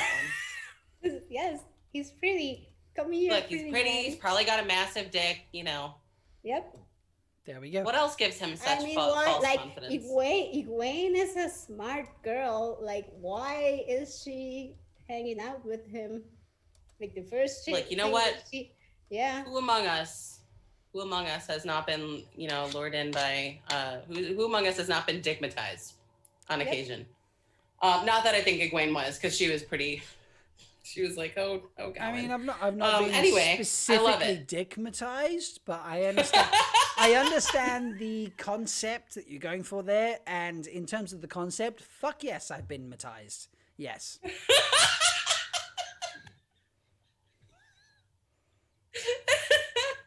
Yeah. Love it. Hey, Okay, And so I'm the always- thing, Grandal and the thing Gawain. that I Yeah. would not want is Galad and Gawain being merged. Oh, Because they're- yeah. Yeah, I don't want that. Like, if you want to leave someone out, but don't try to merge them. They're two That's different. fair. That's fair. I mean, there's arguments for both, but I fall on the side of don't merge them. So yeah, I agree with that. So, all right, let's pull a couple another. I mean, we've been going like an hour and 40. Should we do a thruple? We can do a thruple because Yeah. the first one's interesting, and I know everyone's seeing this, and you're not. But Lanthir is the first name I've just pulled. Ooh. Okay, So Lanfear. We could do a thruple here if you wanted. I can We'll also. see who the second one is. Let's do the second one. Is I can pull a third one. I can also hide a third one if needed. So second one out on the list, Elaine. Lanfear and Elaine. Wow. Okay. Isn't Wow. Lanfear the one who called her a straw-haired shit? Yes. Wow. So we have the opportunity here. I could keep Elaine in the mix and pull out a Yes. new second name. Keep her in Okay. the All right. I like it. Good. We Keep her in can the work mix. with this so far. Okay. Isn't Yes. this like that Sylviana ran for a It Creed is. situation It is, where we yes. weren't really sure All what right. was going to happen? So we're going to keep Elaine and Lanthir in the mix. I'm going to throw up a potential that I don't have to keep out. Third person. So the third person potentially is oh wow. Oh, Lan. Oh. Oh. Oh. Oh. Oh, Huh. That's- You know, this is interesting. Interesting. Let's- Lan and Elaine are two people I never even thought about in yeah. any kind of proximity. Yeah, let's float it for a second. Let's just float it for a second, and we can. Okay. I haven't committed to anything. I can keep Lan in the spin and not keep Lan in this mix. Elaine and Lanfear is easy. Mm-hmm. Yeah. Like they're both Lan and at the Elaine land. can kind of work too. So, yeah. Lan and Lanthir. That I feel that's the tricky part of the trio. Land The- squared. the land squared. The Fair. land squared, yeah. Land squared. Land squared. Huh. So, yeah, what the hell? I mean, do you think that Lanfear would try to fuck with Lan in his dreams? And I feel like we're using Teleron Riyadh as like a freaking Yeah, like, I mean, Why? if Like, this why would It's a cut. why would Lanfear let's like what the thing about Lanfear is why would she bother with Lan? Because why would she bother with Elaine? Because she's also into Rand. Like that's pretty Rand obvious, right? trusts Lan. Yeah. That could be, you know, it's a path to manipulation. Lanfear wants to sort of get at the people that are important to Rand. And this includes Elaine and this includes Lan. Do you imagine that Lanfear maybe tries to get Lan to either undermine or seduce Elaine, but it turns out to be an actual success? Oh, I don't know. This is tough. difficult. I haven't Yeah, it's removed difficult. Lan from the wheel yet, so we have the opportunity. I say keep Lan in the wheel. Keep Lan in the wheel Yeah. and draw a potential new third. Shall we try? Yeah. All right. So All right, I'll keep all right. Lanfear and Elaine and Lan for Elaine. I'm going to put Lan back in the wheel. I'm going to draw a new potential third, and we'll see who we get. Caroline. Oh, like from Whoa. Caroline Damadred. Yes, Caroline Yeah. Damadred. Caroline and Darlene are like my favorite. Okay. pet. So we Wheel like friendship. the Elaine, Lanthair, and Caroline trio. Yeah. We've actually ended This up is with three something we ladies can work there. with. So Elaine and Caroline would probably have reason to interact. They probably know each other. yeah, and they're right, not related, which is because great. they're- They are related because Caroline Oh. Damadred is Moraine's cousin. Moraine's I think. cousin, but Moraine's So- cousin. She looks and like Moraine is- Moraine. is, And Maureen is Elaine's Elaine's aunt. aunt. So they know It's a like, little their family. incest. Yeah. They- They're, It's- they're it's- cousins, something removed. They're like They are cousins, something something removed removed, yes. cousins. Okay. Whatever. It's, All right. It's far. It's whatever. There, It's fine. there's in Yeah. terms of royalty, especially, there's enough that it yeah. doesn't In matter. terms of royalty, yeah, ain't nobody gonna give a fuck. Okay. Yeah. So But they know each other. I've put her in the mix. Okay, so we have that officially have that trio in the mix. Okay, so right, Caroline, Lanthair, and Lane. We've established there's enough royalty in the mix to make the possible close connection of Elaine and Caroline not be a factor in terms of royalty. And that they know each other. And they would know each other. Yes. They would know each other since Elaine was a little girl. Right. Yeah. I mean, especially like with the whole royalty and Uh-huh. nobility aspect, probably some mutual combinations there and connections.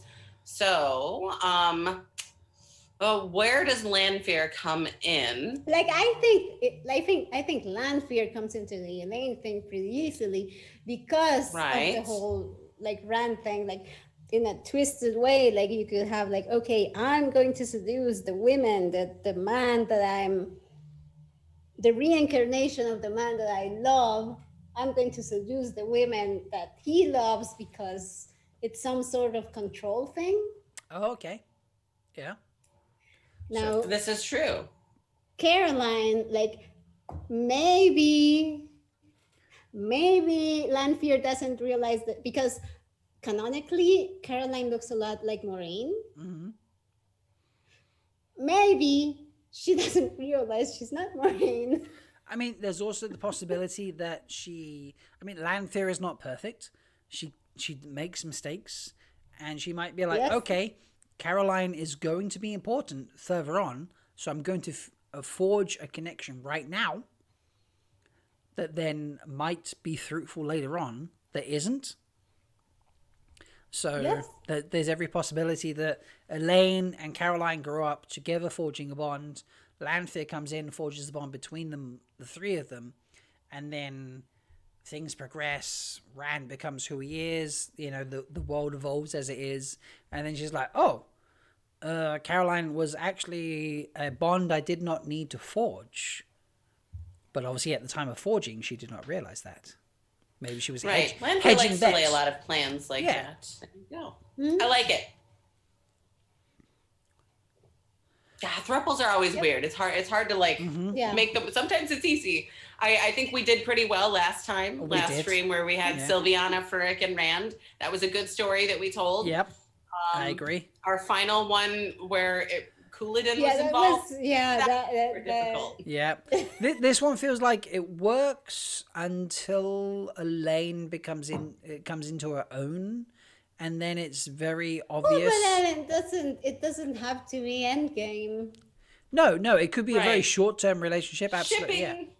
shipping doesn't care. Yeah, that's very, very true. We do what we want. Yeah. That's our motto. I do what I want. Okay. Do we have a ship name? Chansonade suggested the Lion, the Moon, and the Rising Sun. I like that because Sure, yeah. it emphasizes the individuality of the three members, which also Otherwise, then like Cara Lane.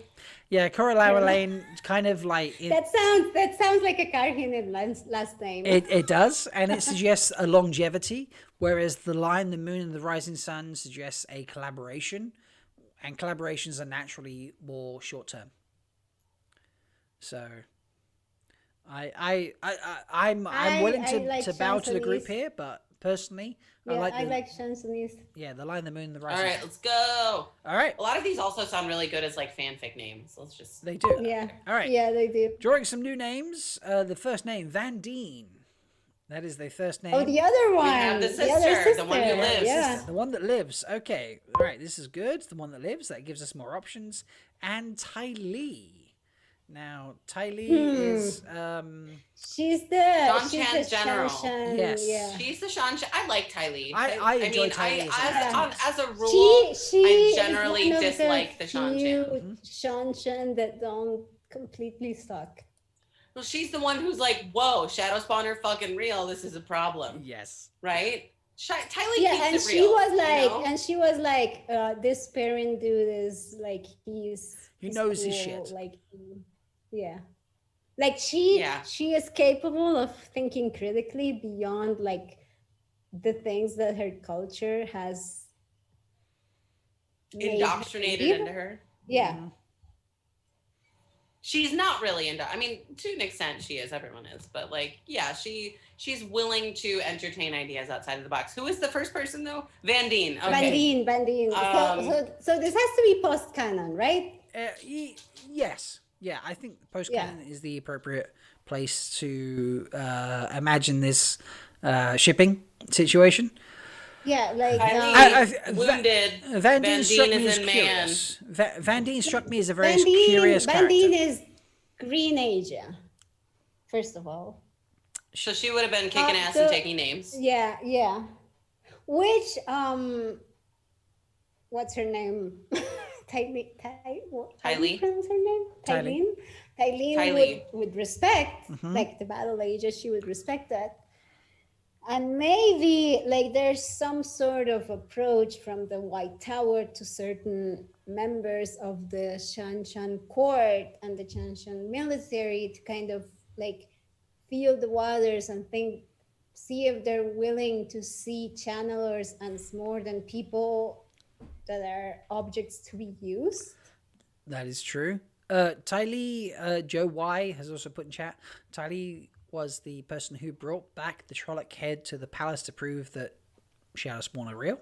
Right. She had like the sack and so she's willing she's willing to like go against the grain. Exactly. Yeah. That is very like, you have to think this way, and she's kind of willing to say, well, my experience tells me that maybe this isn't. And she's got that soldier's mentality. Yeah. If someone told her, like, by the way, you know, channelers actually aren't evil and they can kick ass without being collared, she'd be like, cool, these weapons who actually can think for themselves. Now I don't have an extra bullshit person to worry about. Yeah, I can see Van Deen being also sent undercover from the White Tower to try and understand the Shanshan.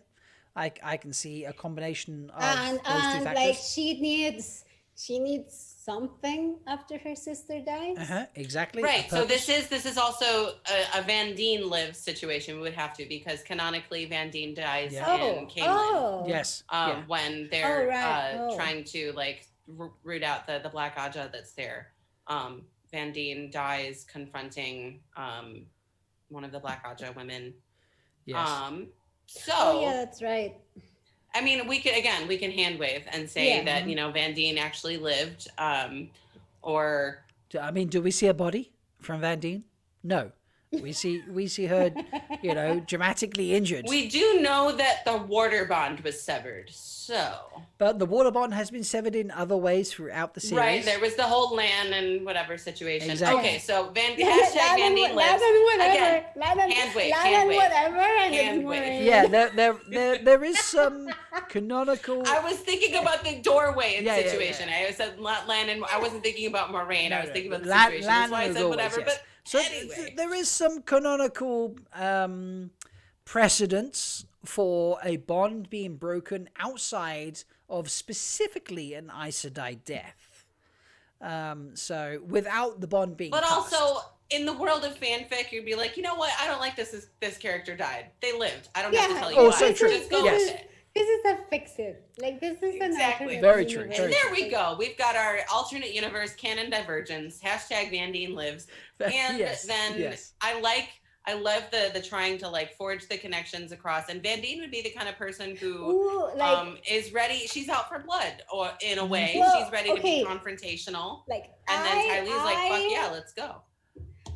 I am really into Danmei. This is Chinese male romance. Okay. And the big thing in Chinese in Danmei is transmigration. Cool. So maybe Van Dien dies, but in the moment of her death, her soul is sent back like into someone that was about to die on the Shanshan side. So she's suddenly in like the body of, I don't know, a Shanshan woman. Ah. But she's still Van Dien, and she is someone that is under the command of Tylee. How is that? I love that. That's incredible. Yes. I mean, we need. I don't have the brain to like hash that out right now, but I like the idea. Yeah, no, And in the I world see of where Wheel you're of going Time, from, Eddie. anything I is like that. possible. We've got some soul transmigration going on. That's not a word. I've made up that word. Well, I think it is. But we've got some soul movement at the very Yes. least from a So side. she died, but she didn't really die. From and she a gets a second chance. Exactly, from a non-Shonchen soul body to a Shonchen body, and And she remembers everything. and she remembers everything. I love that. That's why not? Absolutely, why not? Oh, do they have a chance to save her sister? Oh, Mm. does that happen prior? Well, it does if she goes back. Like if she It goes could. back in time, Oh, earlier in the That's a timeline. good precedent. I'm so all she- for some like, time she- turning. I love the time she- transfers. Yes. So she dies, and she's like full of grief and whatever. Something happens, and her soul is sent back to like some Shanshan soldier that was about to die before her sister died. Okay. And she's under Tylee's command. And like her thing is like this is early enough that she can actually prevent her sister from dying. All right. Here's my big question. There's no big question now because I can't remember it exactly. Oh, but a smaller question: is she just coming back as a random soldier, someone in Tylee's trust? Like is this like predestined? Future time travel type situation. What are we got? She should be someone who is kind of close to Tylee, like someone that she lost, Okay. so that she can be like in a place to make something out of that. Okay.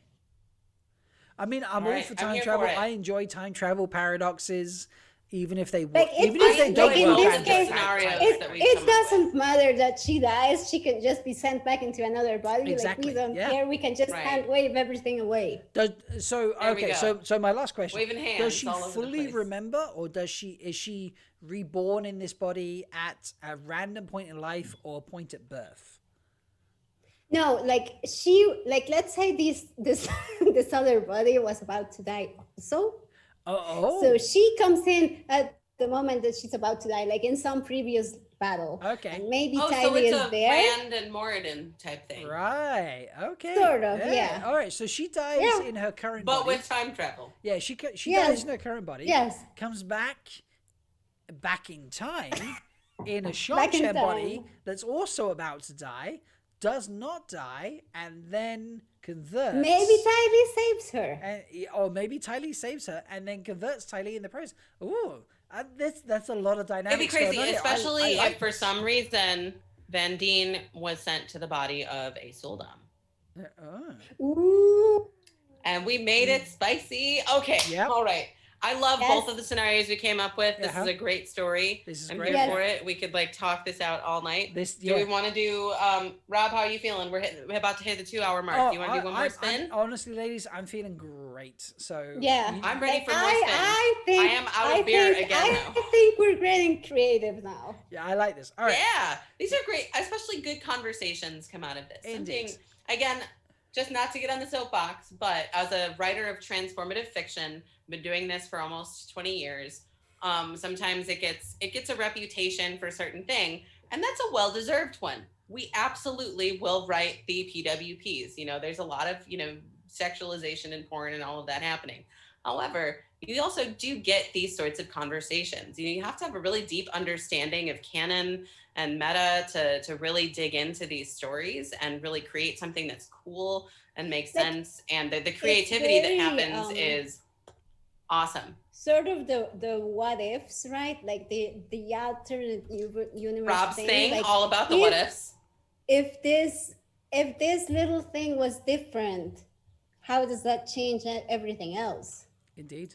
Exactly. That's my favorite. Okay, I'm gonna get beer. You guys talk. That's Good fine. Go conversation. get beer. I have to say, and it's my channel. I'm gonna take a moment. I have to say that exploring the what ifs give you empathy for not just the characters that you're exploring in the what ifs, but also the characters you're excluding in the what ifs. If you're saying, what if we had this character instead of that character? What if we had this scenario for that character instead of that scenario for a different character? What if we had extra characters? What if that character had a different relationship?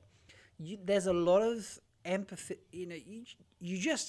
You dive into that character and that situation, and I really, really enjoy that. Yeah. There's something special about that, and the ability to do that without saying that cancels actual canon. No, it doesn't. Exactly. Yeah, like that. That's the point of AUs, right? Like I'm interested in exploring what happens if this thing happens instead of this other thing. Indeed. And like, what are the logical ramifications of that? Yeah. And Or even like the modern AU thing, like, where you take the wheel of time and you say, okay, like these are the characters and these are the personalities and this is what they're like, and we're going to take them and we're going to have them meet in college. yeah, exactly. Like how does this play out? Exactly. It's and, a lot of fun and it's really interesting. Yeah, and the thing I think people miss about those sorts of conversations, the conversation we're having tonight, is that you can talk about any interaction, combination of characters, interaction between characters, situations between characters. Nothing takes away from that written word on that page that you read and you experienced. It doesn't matter who says it's pronounced this way, it's said that way, the character experienced that way. You experienced it a certain way, and that is your experience with the story. And I love that. And this is all we're having a what if this was situation and that situation happened? Like I think some people that aren't into shipping, like they see shipping as somehow disrespectful to canon because it's not the same. And it's like, no, that's not actually the same. If I didn't love this series, I wouldn't be interested in exploring exactly like all of the possibilities that there are. I like see a lot of the times what I do, like I haven't actually, I started to write a run math thread fic once that I never finished. Nice. But I haven't written much Wheel of Time. It was a good thread. I liked it. Yeah, I should finish it. Like they were about to get naked, I think, on the. There's only one bed. Yeah, there's only one bed. Like that's one of my favorite tropes. Like it's not that you don't respect canon; it's that you like it so much that you want to explore more of it Exactly. a little bit differently. I view shipping, like fan fiction, and any sort of what if experiments as a exploratory experiment in the I haven't written that book or that part of the story yet experiment. So I'm going to sit here and be like, you know what? I've got this character, this situation, and I'm going to explore in the Robert Jordan notes, that I haven't written yet, or the story that I haven't written yet situation of saying, what if I put Rand and Matt with one bed only, and I didn't care about the fact whether they were straight or gay or bisexual or anything of that sort of nature? What if I put two characters that canonically hated each other into a situation where they had no choice but to interact, and in a length of time, in a situation in time where they had no choice but to learn about each other? Scenario. Exactly. Yeah. Right. So I view any of these sorts Forced of proximity situations. is what we call that trope. There we go. So and like it's extra content. Yeah, Like exactly. that's the thing. Like this is extra content. Like, okay, there aren't going to be any more Wheel of Time books. Nope. You can have all the fanfic that you want. Exactly. Exactly. Look, this is where fanfic is how it all started for me. I love these characters so much that I don't want to let go of them. And I have all these questions and I have all these thoughts and ideas. And so, you know what? There are amazing people out there that write them down. Someone recently linked me to the alternate universe pirate fanfic, where Matt is a pirate captain. Matt is a pirate captain, and I'm like, I didn't know that I needed this in my life, but I'm here now.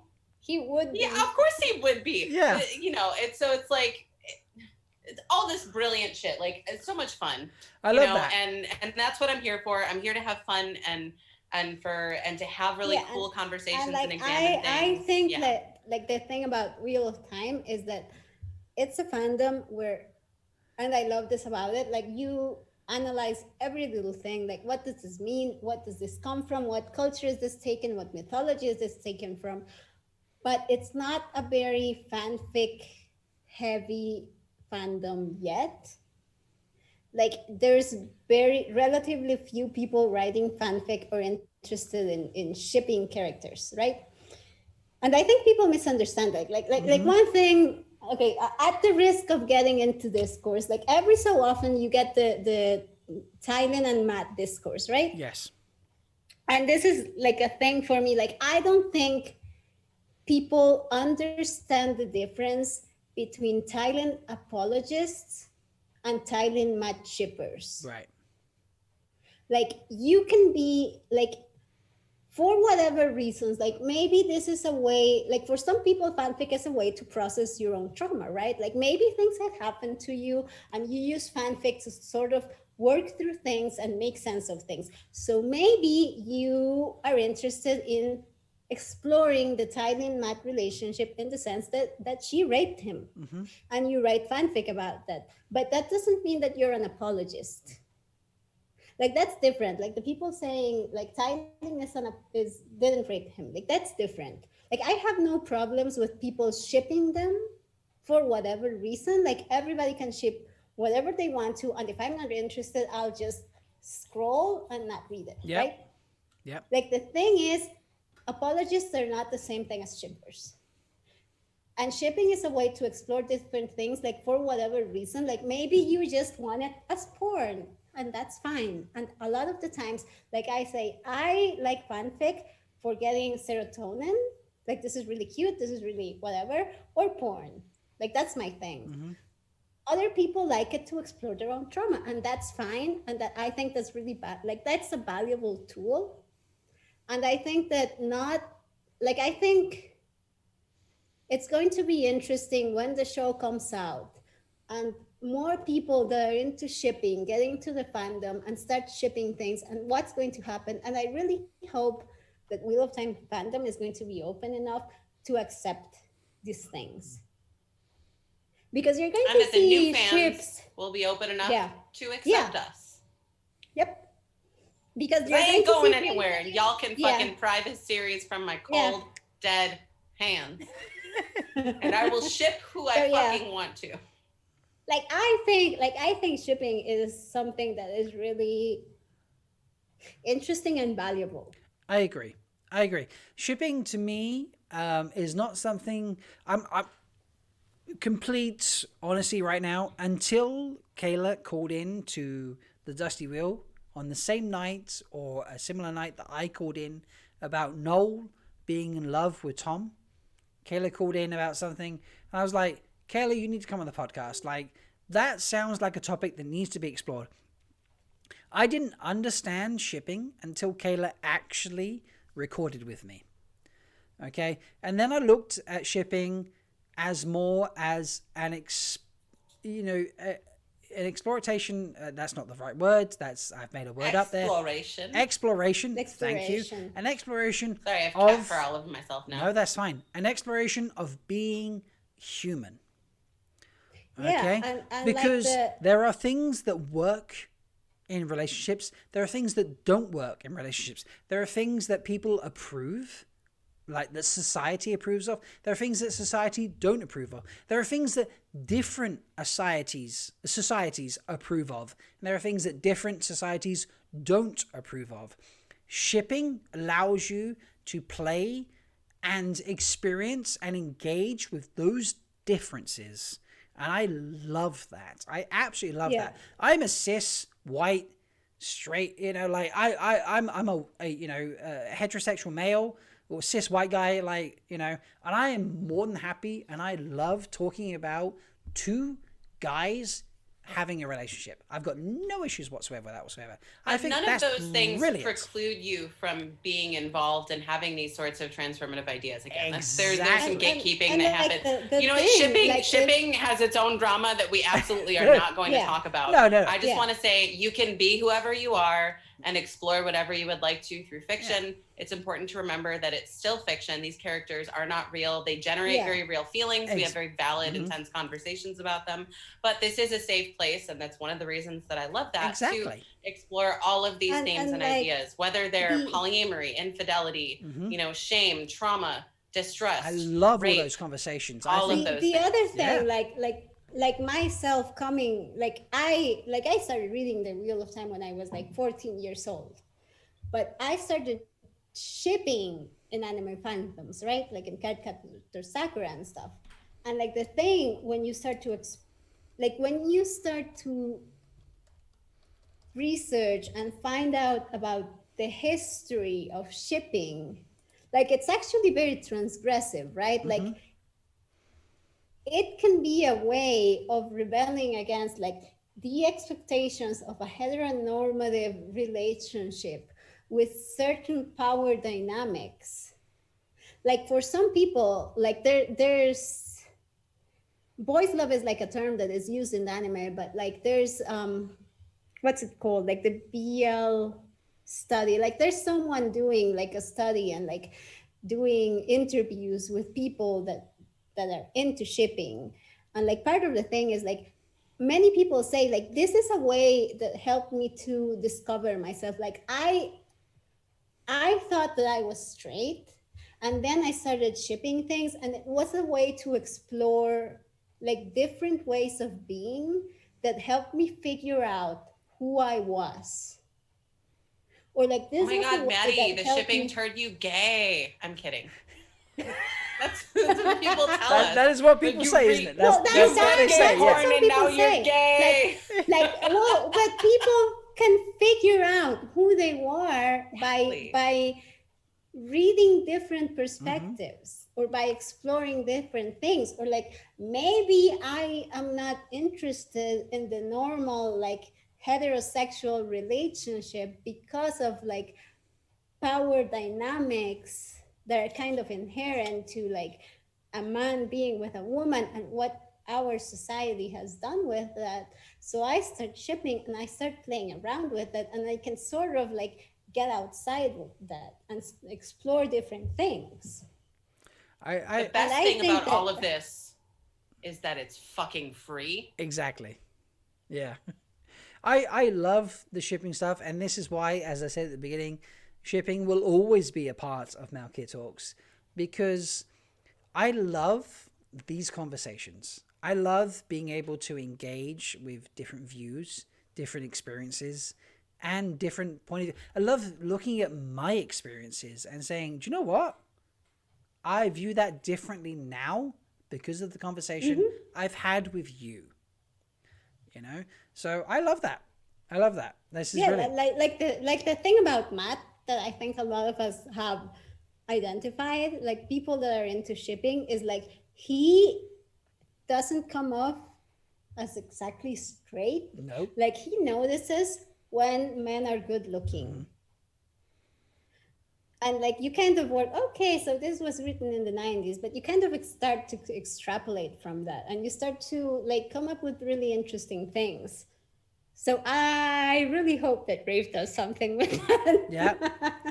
I hope so too. And people talk about the idea that, you know, using a character like Matt and making him bisexual, we plays into, you know, I stereotypes about bisexual people, which is, you know, a valid criticism. But again, another thing that I love about shipping and fanfic is that, you know, we can indulge in something like that. You know, I absolutely love the idea of Matt as a bisexual fuckboy. You know, as a, you know, bisexual fuckboy myself, like, let's go. Technically pansexual, like, you know, absolutely. I'd love to see shit like that.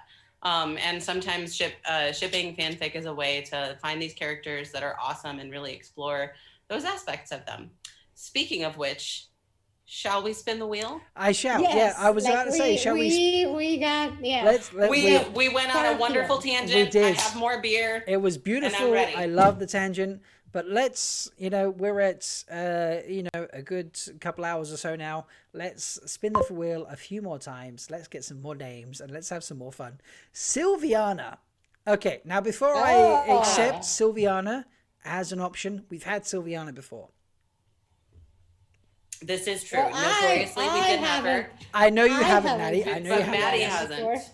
Maddie? And I do love Sylviana. She's my favorite red. Yeah, Maddie, your choice. Keep Sylviana or spill? Keep. Keep. Okay, keep. All right, let's keep. Yes. Lovely. I like. And unless the next one is for Kareed or Rand, like you know, we'll go with it. Fair enough. The next option that I pulled out is Agomar. Agomar. Oh. So is this logistically? Is this possible? Like, have we stretched too far? Agomar, the Borderlands have great respect for the White Tower. Agomar's been around there for a while. Yeah, I think this has to be post-canon. Like, okay, so he Agomar dies though, doesn't he? Okay, so we make an Agomar live. Does he die?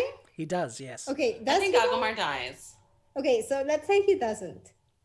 So Agomar lives and is sent to the White Tower for recovery. Let's say that. Yeah, because he you have to deal with, like, he was so heavily compulsed. Like, you have to fix his mind somehow. Okay. So that's how he meets Sylviana. I'm struggling right now in my long few days of streaming, long drinking moments. Sylviana is not Black Asia. Let me just confirm that right now. No, she's okay, not. She's okay, Red good, Asia. good. Like she was the one. Like she's the mistress of novices. Oh, yes. And Okay. she has to punish Elaine, but she really respects like the way that Egwene, the way that she deals with punishment. Okay. So okay. So Elaine doesn't she make her keeper of the chronicles? Yes. Yes, she Sylviana does. is Egwene's keeper So of the chronicles. she's the keeper of the chronicles. So she would take an interest in like this patient that you have to like help him get over his compulsion. That is true. And I feel she is So you have like enough. a Florence Nightingale. Exactly the vibe I was situation. going for. Yeah, she would be compassionate enough to make the extra effort to assist him in recovery. So yeah, okay, I like that. Kayla? I love it. I think that post-canon or pre-canon are... Okay. You know what? We're here, right? I think the post-canon and pre-canon are both good ideas. Yeah, they both worked. I think post-canon slightly better than pre-canon or during canon, however the appropriate one it is. Pre-canon, you would pretty much have to just kind of write your own story Yeah. of like, you know, maybe there's a false dragon in the blight and and Sylviana is one of the Reds that is going there to explore the the possibility, Very possible, and the interaction with with Agomar, maybe before Agomar takes the crown, because we know how long Aes Sedai can live. That is true. And Pavara, sorry, my brain's conflating the two because Sylviana doesn't seem like she'd be someone who would be opposed to a warder on principle. That is true. All right, so I have spun the wheel, and we have Galad as our first option out there. So we have the this is the first time we've spun him in. This is the first time we've spun in the cliche pretty boy. So yes, let's see who we spin as his match. Matt. We can't because Matt's already been taken. Oh, okay. So this needs discussion because Rand has come up. Hold on. Okay. Here's the thing. All right. A little incest never bothered anybody. No, this but shit, yeah. Here's the other thing. We don't. Okay, Maddie. No, wait. She's got headphones. Oh, she's so excited. Maddie, are you ready for this? Maddie, guess what? Wait. Headphones. Our headphones aren't in yet. Maddie, are you ready? Maddie, guess what? No, it's Rand and Galad. Do you see? This is why Maddie and I are friends. She knows what's up. Okay. So everybody, pick up your moral compass and leave it to the side for a minute. Okay, folks, we're gonna go deep on this. This is a what if exercise. Okay, come on. This is incense. We don't care. Okay, but here, exactly. I don't give a fuck. Here's the other thing, though. So I made a meme. I have, the Captain America meme where he's sitting down on the chair and he's like, so, you did this thing. I keep imagining we don't know right away that Rand and Galad are brothers. This is true. Very, half very brothers. True, yes. And so Rand it's like knows, so people who Galad does not. Yes, that's also a thing. But there's the whole thing. We're gonna have the show. Presumably, Galad's gonna be around at some point, and Galad's supposed to be hot. Yasha is hot. So the title of the meme is, people who haven't read the books shipping Rand and Galad, and it's Captain America. It says, "So you shipped an incest ship." Wow. Definitely shipped an incest ship. And speaking of, can I go on a little tangent? Yes, go for it, please. One of my favorite characters is Logain. And Alvaro Morte, the actor that plays Logain, is in Money Heist. And suddenly I found myself shipping him. Yes, he's the professor. Oh, I need to go download that movie right now. You need to go watch it. It's on Netflix. That's what I meant. You need to go really watch good. it. Yeah, yes. Go Maddie watch is going to be on the Alvaro deep dive episode of Dusty Wheel, by the way. You should all watch it. Yes, I am. Oh, yes. So there are in Money Heist, they're going to break into the Spanish Mint and to steal the money, whatever. They all have code names. They're all cities, whatever. You don't know who anyone is. And he... Oh, now I know you're talking about. Yes, so he's kind of slashy with this other character, and I'm like, I'm shipping that. They have these actors have chemistry. I like that. Mm-hmm. It turns out they're brothers. They fucking do that. This happens. It's like you bait them, and it's like, you know what? I'm already here. This happened to me. Spoiler alert for anybody who might be reading the Dresden Files. I'm going to give you 10 seconds of saying this is the Dresden Files, book 5. 3. Spoiler alert. 2, and 1. so Spoilers there is a character who is canonically really hot, and is interacting in a kind of shippy way with main character. Yes, couple books later, oops, they're half brothers. Okay, and I'm like, you know what? I'm already here. Am I gonna abandon ship? Or am I a coward? Alvaro am I a coward or am I and this other guy are singing a song together, and they're touching each other's faces, and they're being really intimate. What the hell am I supposed to think? I need to interrupt for a moment. I love the fact that Kayla has put in chat, welcome to the dumpster, y'all. And then we've got Matt Stagger and Joe Y both being like, Fuck it, let's go. Hello. You think we don't know where we are right now, sort of thing? You know? I love Okay, it. so, I love it. Yeah, I Rand and appreciate Galad, this so just makes anyway, me so they don't know their brothers, or like Rand knows their brother. Galad has no idea. Galad doesn't know. Galad doesn't And know. Also, like, let's work this with the, like, I know that Kayla, you also like this, like the idea that Galad can actually channel. Oh, I'm down for that. So he can I'm learn down to for channel. that, Galad yeah. can learn to channel. Imagine he Lord can go Captain to the Commander Black of the Tower. fucking White Cloaks. Oh, what a yes, Maybe. Yes. Like And- Galad maybe he's my favorite character. I like it's Galad or Logain or maybe it's Talmanis. Maybe it's Galad. All great choices. I love Galad. So much And fun like to the explore with this character. idea that the captain commander of the White Cloaks finds out that he can channel, which was the original intention. This is like, I love it. Like this is great. So anyway, Galad can channel. Right. So Galad can either learn to channel and it happens, or he decides, like, hey, there's this tool that I have that I can use in my life, and why not explore it? And, there's that connection with the Dragon Reborn, and, these two people become close. And you know what? They grew up apart. Like they're like, the Wheel of Time has many Arthurian influences. Yes. And Rand, in the Wheel Althor. of Time, Very yeah, subtle. and you have Arthur and Gawain, Galad, super couldn't. But anyway, like where that came from. like on like incest, when you don't know that it's incest, it's a thing. It's an Arthurian legend. So I'm sorry. That's totally thing. I mean, I just think thinking. So we've left our moral compass behind. Thinking about the dynamic between these two. Number one, Galad he is a very loyal person. Like the loyalty and the fidelity that he would display to Rand, and he would be there to support him regardless of anything. It's one of the reasons it just makes me really sad that they never really got to meet and explore the dynamic, because Galad would not have given a fuck. He would have been like, oh, you can channel? Whatever. Doesn't fucking matter to me. Like I think that's the thing that people don't understand about Galad, is like people just say like he's lawful good, right?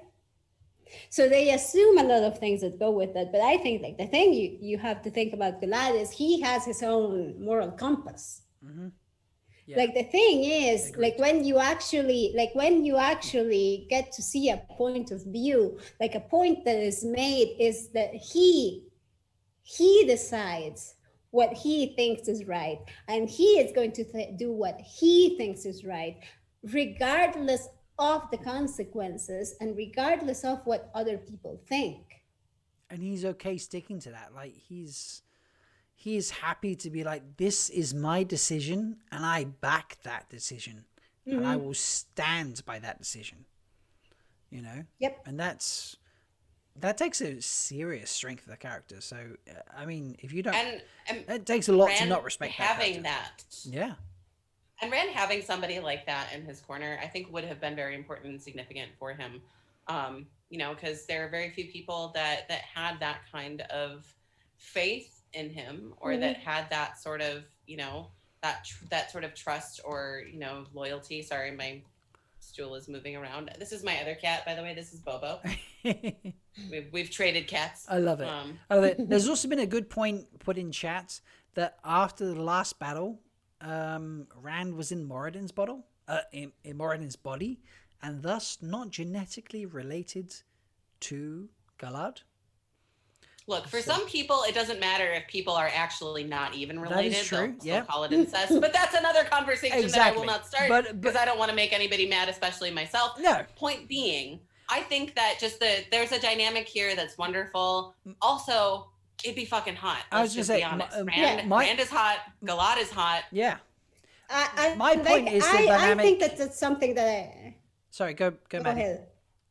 Well, no, I was just going to say that's something that it seemed like there were so many different like story threads in the Wheel of Time that you couldn't actually like deal with everyone. But something that I really missed was like Rand has this half brother. Like that's something that to me is worth exploring. Mm-hmm.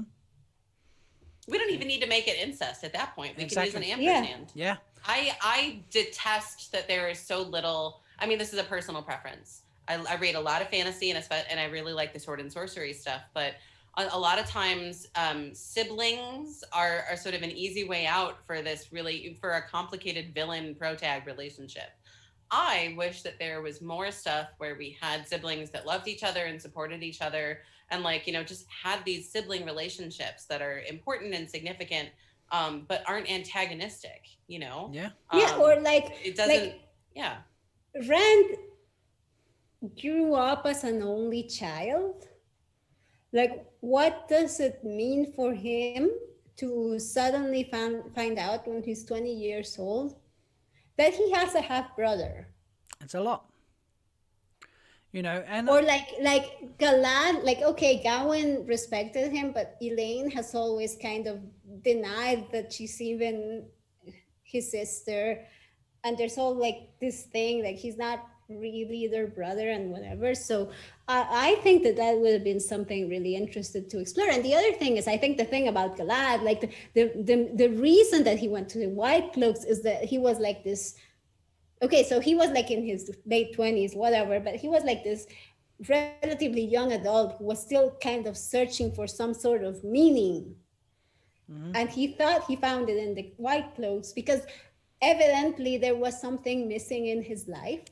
I think the White Cloaks represented a ability to conduce or concise your life into a singular point of direction and meaning that he appreciated, because he's like, I've got so much going on in my life, and here are the White Cloaks saying like, you can take all of that and make it this one thing. Yeah. You know, and I think that's what drew him into the White Cloaks. Yeah, and the other thing about Galad is that people often don't stop to think that he really thinks about things. Like, he's a very critical thinker. Mm-hmm. So he joins the White Cloaks, but within the White Cloaks, he's still thinking like, is this right? Is this not right? Is this something that like goes against my like, this is the thing, like he has his own personal moral compass that he always goes back to, and that's the thing that I really like about him. So I think it was like a really big missed opportunity to not have Rand and Galad like meet and acknowledge that they were half brothers. Mm-hmm. So all right, ladies, we've been going. I think it would have been wonderful. That is, yeah, absolutely, couldn't agree more. It's been 2.5 hours. Shall we do another sort of half hour, couple of ships sort of thing, and then call it night? How are we feeling? I know it's fairly early for you, Maddie. Time. You've been at this a long time. Time is no relevance to me, in all seriousness. I mean that. Time is no relevance to me whatsoever. So it is my guest's whim that I work on at this stage. So we will do ship by ship, and then be like, do you know what? You make this last ship, do another ship. Like, we'll work. Yeah, let's do some. We can make a commitment to have we can have like a 2-minute tangent per ship. Okay, yep. Cool. Yes. There we go. Ship number Rapid 1. round. Iganin and ship number 1. Lylin Shipwis. That is member number 1 of ship number 1. Leandrin. Oh fuck. Oh my god. Egina and Leandrin? Oh my god. What? They're you know what? They're in the same fucking place at the same time. Those people are both tanning in Tanchico, right? They are tanning. Yes. They're tanning in Tanchico. They are tanning in Tanchico. Is that it? Is that a one night? Is this a one night stand situation right now? Is that what this is? Yes, they're tanning in Tanchico. They're seeing each other.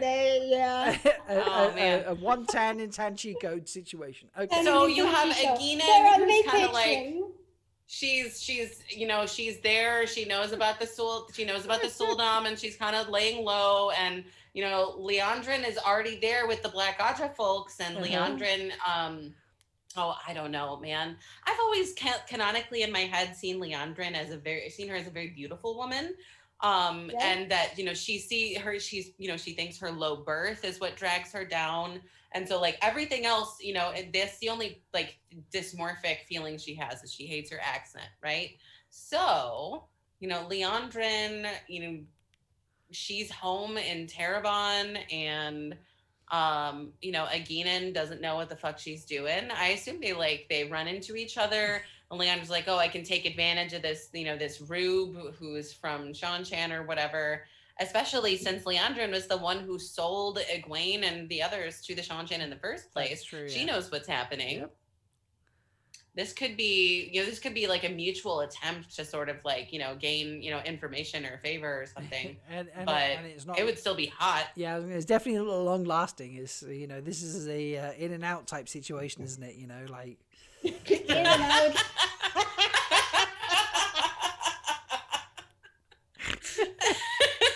I'm sorry. I don't see a long it's our 6-month anniversary type situation out of this. Come on, in and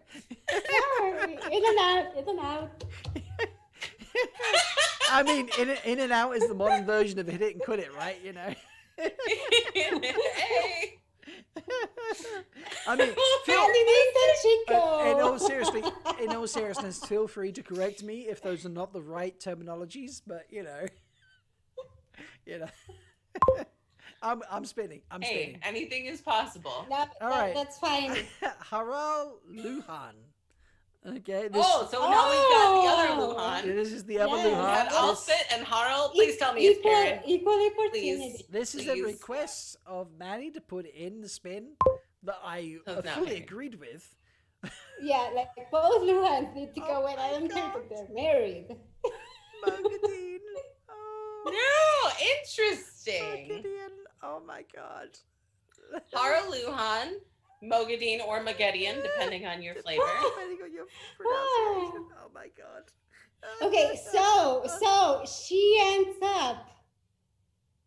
Does she end up as a Damani? She does get collared after the last battle. She does, yes. So somehow Harald Luhan rescues her. It could be like a real breaking the chain situation, right? With the hammer and the thing, like no more fucking collar. Yeah. Like she can handle. I mean, she's a powerful woman, physically speaking, not just emotionally speaking. She's a powerful woman, physically speaking as well. So she can fucking break through Mogadine. Yeah, okay. So how did it meet? Is my big question. So maybe here's the thing to throw in here. Yeah, do we want a Magedian redemption arc, almost like what we did with Asmodean in our last shipping adventure? I don't know. Do we just want her freed randomly by Miss Luhan, or do we? Harald Luhan is like on this mission with other people to free the Mani.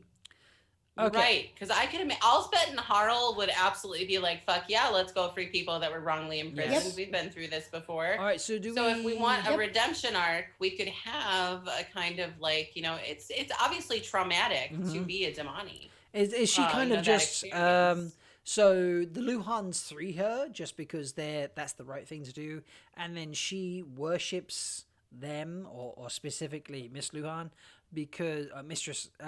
Luhan because wait, that's the person who freed her. Wasn't he was it Mistress Luhan or Mr. Harl Luhan? is the one we're shipping right now. Harl, okay. Sorry. So Mr. Luhan.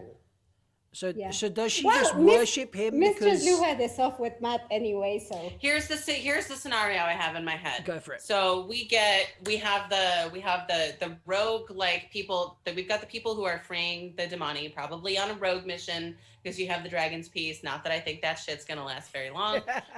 And so we're going in where they're killing Suldam or they're like converting Suldam, whatever. What happens is you get people that they've got a way to break through the actual chain for the thing, so that Damani don't have to be freed, whatever it might be. And so Harl and Elsbeth are part of like this like Damani rescue team, maybe like rehabilitation team as well. And the one that they get is Moghedien, almost like this fostering situation, right? So we're trying to like recover the people, the wise ones who were stolen, the Aes Sedai who were stolen, or any Damani that want to like be freed. So there's almost like there's a choice here of an identity situation, right? Does Moghedien keep her identity a secret? You know, because obviously, you know, she's probably pretty traumatized from the whole Damani situation. And she's gone, like, she went through a lot before that. Right, you had the Corsuvra and everything. So I mean, again, it's one of these great things we get to explore in transformative works is you have this character who's done awful things, was a Forsaken, you know, very ambitious, very manipulative, but also very hurt. And so I think who better than the Luhans to be a place where she could maybe do some of that recovering, some of that soul searching, and wherever you want it to go from there. If it's like, you know, Harl, maybe this could be this sort of paternal situation with Harl Luhan and Elsbeth and Moghedien. It could become more than that, and you know, the relationship she develops with Harl, and then hopefully Elsbeth, because Harl would never cheat. Elsbeth would kill him. I like Wolf. I like Wolf Brother 7's points. She keeps her identity a secret, and she wants to start anew with her new lover, or potentially that also fits in with a new life. You know, she's been crushed by her previous life, and she sees an opportunity for a new life, and maybe a new lover or a new partner in her life, but definitely a new life. And so she keeps who she was previously a secret. I can actually, I mean, I'm sorry, if you've been a nasty person, no matter what level, you need to say, do you know what, actually, I was wrong. I'm going to be a better person, but I can't be, you know, if I keep my bad side secret, I have more opportunity to be a better person faster, or just, you know, be a better person in general without restriction. Then I can absolutely understand keeping your previous nasty life a secret. Especially if you're a Forsaken. Oh, yeah, absolutely. Yeah, so. Yeah. I love it. I love that now in both of these episodes, we've been able to explore this idea, you know, first with Osmodian and Bail Doman, and now with the Luhans and Moghedien. I love it. Okay, so we've been going for about 2.5 hours. Is that right? Am I remembering correctly now? Yep, you're right. Yep, okay. So a couple more ships, and then we call it an evening? Call it the end of the party? Yeah? Lovely. I'm good. All right.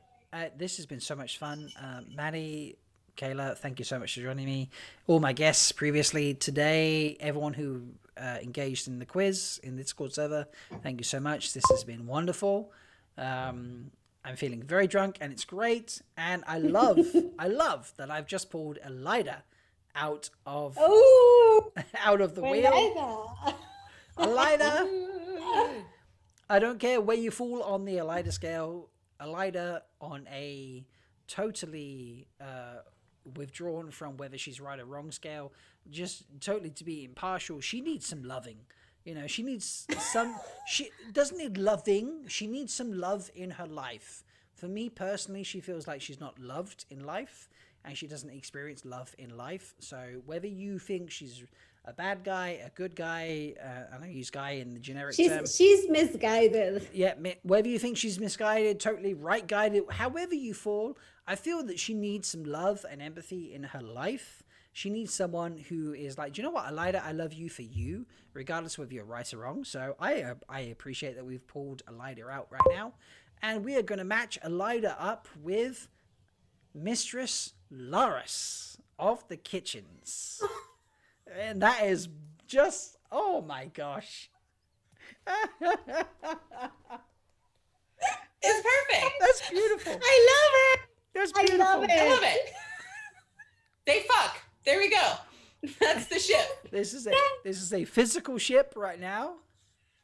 You know what? I mean, Mistress Laris, she knows what she's doing. She is confident in her person. And Elida, you know, has been in and out of the White Tower for a while. And whether it's Amerlin or not, I mean, you know, imagine Elida as a novice and then later as an accepted and even as an Aes Sedai. She probably got sent to the kitchens to scrub some fucking pots. Ain't no way this girl did not get in trouble. She's probably known Laris for a long time. Laris talked about her misspent youth, you know what I'm saying? Oh, yeah. I think that, you know, this woman, Laris, especially it adds another flavor to what was happening with Egwene, where Laris wanted to help her escape. Sort of like, I knew an Elida that was better than this. I know an Elida that can be better than this. There's, I'll throw in all that emotional shit in there too, but they fuck. I love that we see like food as comfort, like cooking for her special things and stuff like that. Yeah, I like it. I love that we could see a Laris who knew Elida as a novice with potential, because I don't think many people could argue that Elida as a novice didn't have potential. Regardless what potential you view, she had tremendous potential. So Laris is there seeing a novice and accepted with massive potential, and then seeing her become an Aes Sedai and an Amelin seat, and frankly not meet that potential, and not because of her own intention, but because of situation because like Palan Fane, like so she always misinterpreted every single exactly she had, but also there was Palan Fane, which made her worse. Yep. So that's it. The situation just Laris might have wanted to, like, she remembered like a girl that had her heart in the right place. Yeah. That's absolutely true. We all love to hate Elida, but Elida worked terribly with the best intentions. So I always appreciate that. So yeah, I love that Laris might see a novice in place of an Fresh Prince of the Raven says Laris lets her lick the beard. Yes. Amazing. Yes. I love that. That's you can beautiful. scrub my cauldron. Yeah, there we go. That's where we're leaving that ship. I love that. All right, the next ship begins with Narashima. Okay. Narashima. Yeah. My man Narashima, with the braids and the bells. I love him. Narishima's hot. He's a great guy. Yeah. He's a great guy. And we are going to merge. We are going to ship him with Elias. That is the ship we're looking for. That is great. Oh, hey, Narishima and Elias are both with Perrin's outfit. Yeah. Yes. So, that writes itself. It does. It does. A little bit, yeah. It does indeed. Elias is a silver fox. Oh, fuck yes. Wolf. Whatever. While we discuss this, ladies and gents, remember to put Malkier in the chat so you can enter the giveaway. This is your last chance to enter the giveaway while we talk about shorts. I'm sorry, I don't know if you're looking at chat. Oh god, Elias really. Oh god, multiplication of the flesh. Elida loves to be dominated. Dogs. Oh my god. This is not a Matt Hatch style episode right now. I'll tell you that right now. Oh no! Look, Elias as soon really as his bells. You invite me here and expect anything other. Do you know? Okay, ladies, do you know how I am? So, side tangent for a minute. So, obviously, the Dusty Wheel does every Wednesday, and they do a reasonable amount of Sundays. Okay, so when the Dusty Wheel does not do a Wednesday, I tend to dive in and do what is called the quote Rusty Heel as the Wednesday show. I don't worry about if he doesn't do a Sunday. It's just the Wednesday I worry about. So it's been 2 shows in 7 months. That's how it's done. I introduce the show now as the welcome to the Rusty Heel, the slightly uncouth and most definitely unofficial Dusty Heel cousin show. So, you know, I love when we get into topics where like, oh my God, can you imagine the innkeeper talking about this right now? You know? Yeah. I love it. This is brilliant. So, Elias, ringing bells, or we've got modification of flesh, doggy style. You know, this is fucking brilliant. Yeah, this is hilarious. I'm Absolutely. And I mean, it's just like Narishima's hot. He's a younger Yes, man. he is. He's a borderlander. Elias, hot, older man. We suspect he's a borderlander. And you know, they're both on the hunt trying to find people. They're working together, and Narishima gets exhausted and worn out by all these fucking gateways. Maybe Elias offers a massage. Oh, yeah. Let me work on your calves there, boy. You know, like you've been working hard, you've been standing up, doing gateways, you know, you need time to relax. Yes. And Elias was a warder as well. And now Narishima also is a warder. Was he bonded at that point? Yeah, he was bonded. Was, right. So like, you know, there's a bit of a a bond there as well, you know, something for them to, you know, speculate about. Maybe even, you know, Narishima's Aes Sedai was like, you know, because she was very controlling. It was like, you need to go release some tension. Go play with the wolf man. Go play. I love that phrase. Go play. Go play with the wolf. Because I love that, because it's not only is it like go have fun and enjoy yourself, but it also allows a freedom of responsibility, because that freedom of responsibility comes with a level of I trust you to appreciate that level of freedom and enjoyability without breaking you know, bonds or connections or things like that sort of thing. So yeah, I think this is a great pairing up that we've drawn here at the wheel. I think this is brilliant. I think it's hilarious. And I'm also scared to spin the wheel now, because I don't think we're gonna get a better pairing to like tie off the the live stream with. But I'm gonna spin anyway. Let's see who we get. Lelaine. Now, this is a Maddie recommendation that we put Lelaine on the list. So, who are we getting? Who do you want? Before I El Scrinwell. El Scrinwell. Okay. Lane and Elsa. Okay, Kayla, who do you want? Who do I want with Lelaine? Yeah. Ramonda, obviously. Oh. Okay. All right. Spinning. Goal.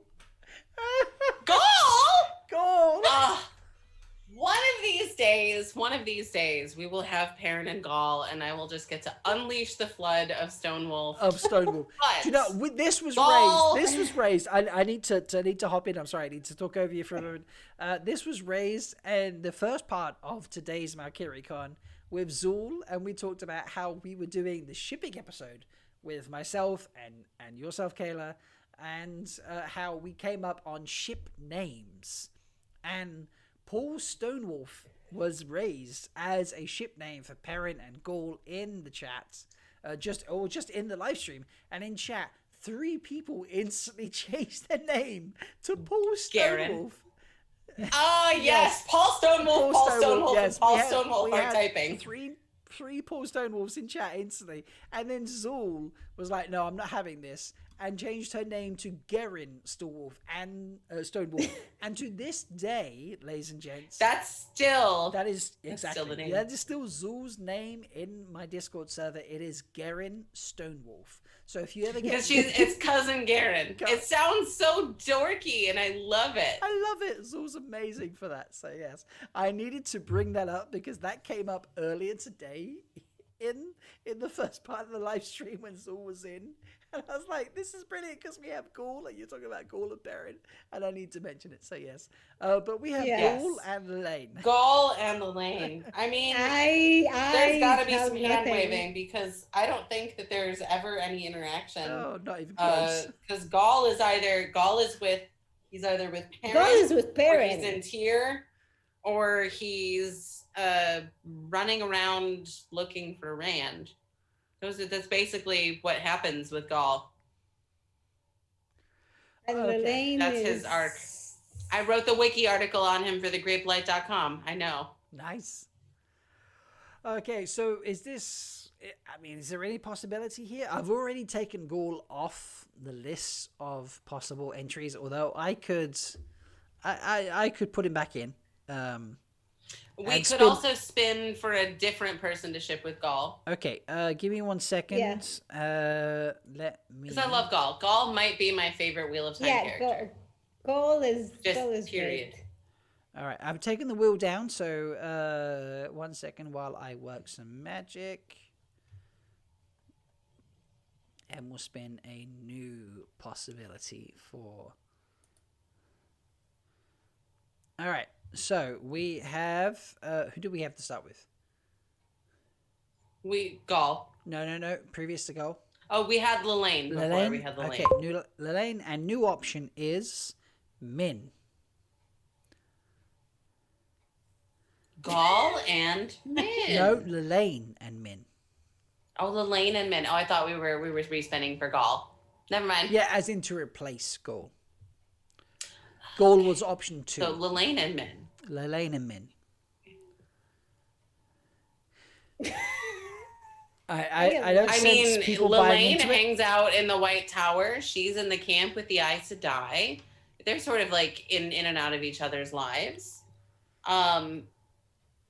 I could imagine that, Lelaine might be one of the people that is studying Min's particular ability to see things. Possible. Lelaine's a blue, isn't she? That sounds right. Lelaine, yeah. Lelaine's the blue, Ramonda's the yellow. Yellow, I'm not given to great inspiration for this particular ship, but yeah. Min spent a while at the White Tower. It's absolutely plausible. Totally could have happened. I think, given the tendency of Lelaine and Ramonda both to be somewhat ambitious and power, sort of pursuing power in that way, that she might be looking at Min as someone she could get on her side. Okay. Especially with at the time it was Swan who was the Amerlin in that particular situation. Right. So this is... And they spend some time together. I don't know enough about Lelaine, as a person. Yeah, it's a tenuous one, isn't it? So... Yeah, Lelaine is mainly in relation to Ramonda. Yeah.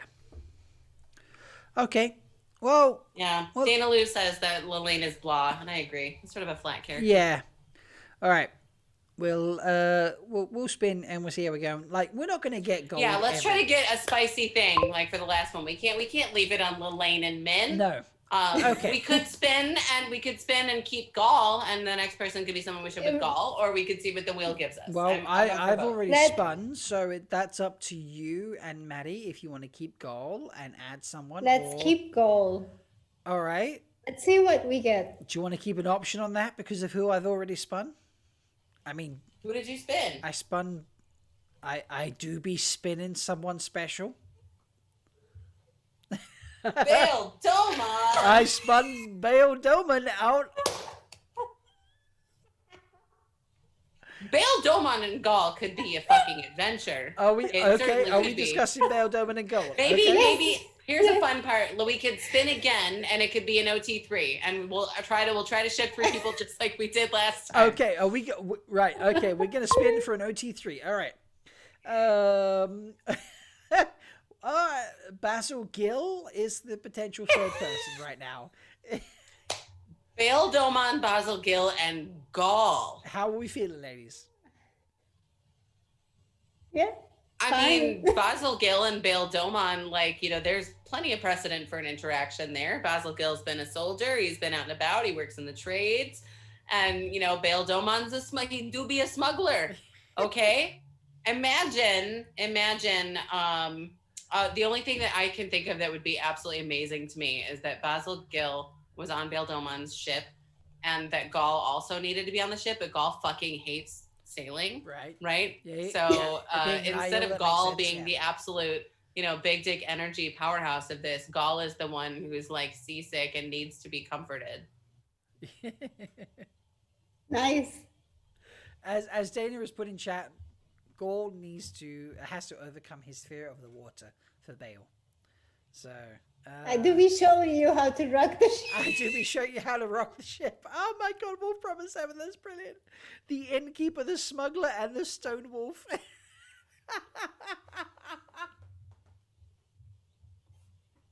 Oh my god, this is wow. I mean, that is a valid point because Gaul might be coming with the side of Perrin. Yeah. No pun intended. Yeah, absolutely, absolutely. So, okay. This do be a big pile of man you spun out the wheel. All right, folks. I'm calling the last entries into the the prize pack draw. So type Malkier in the chat if you want to get in the draw. I'm trying not to laugh too much. This is brilliant. This is why I love the what ifs. This is why I love shipping, and this is why, shipping will always be a key feature of Malkier Talks, because this sort of stuff is amazing and I love it, and I just love the combinations. But yeah, so if you want to possibly get into the draw for the prize pack, type in Malkier before I do the last minute draw, and and just know that I am all here for the Gaul overcoming his fear of water. Amazing.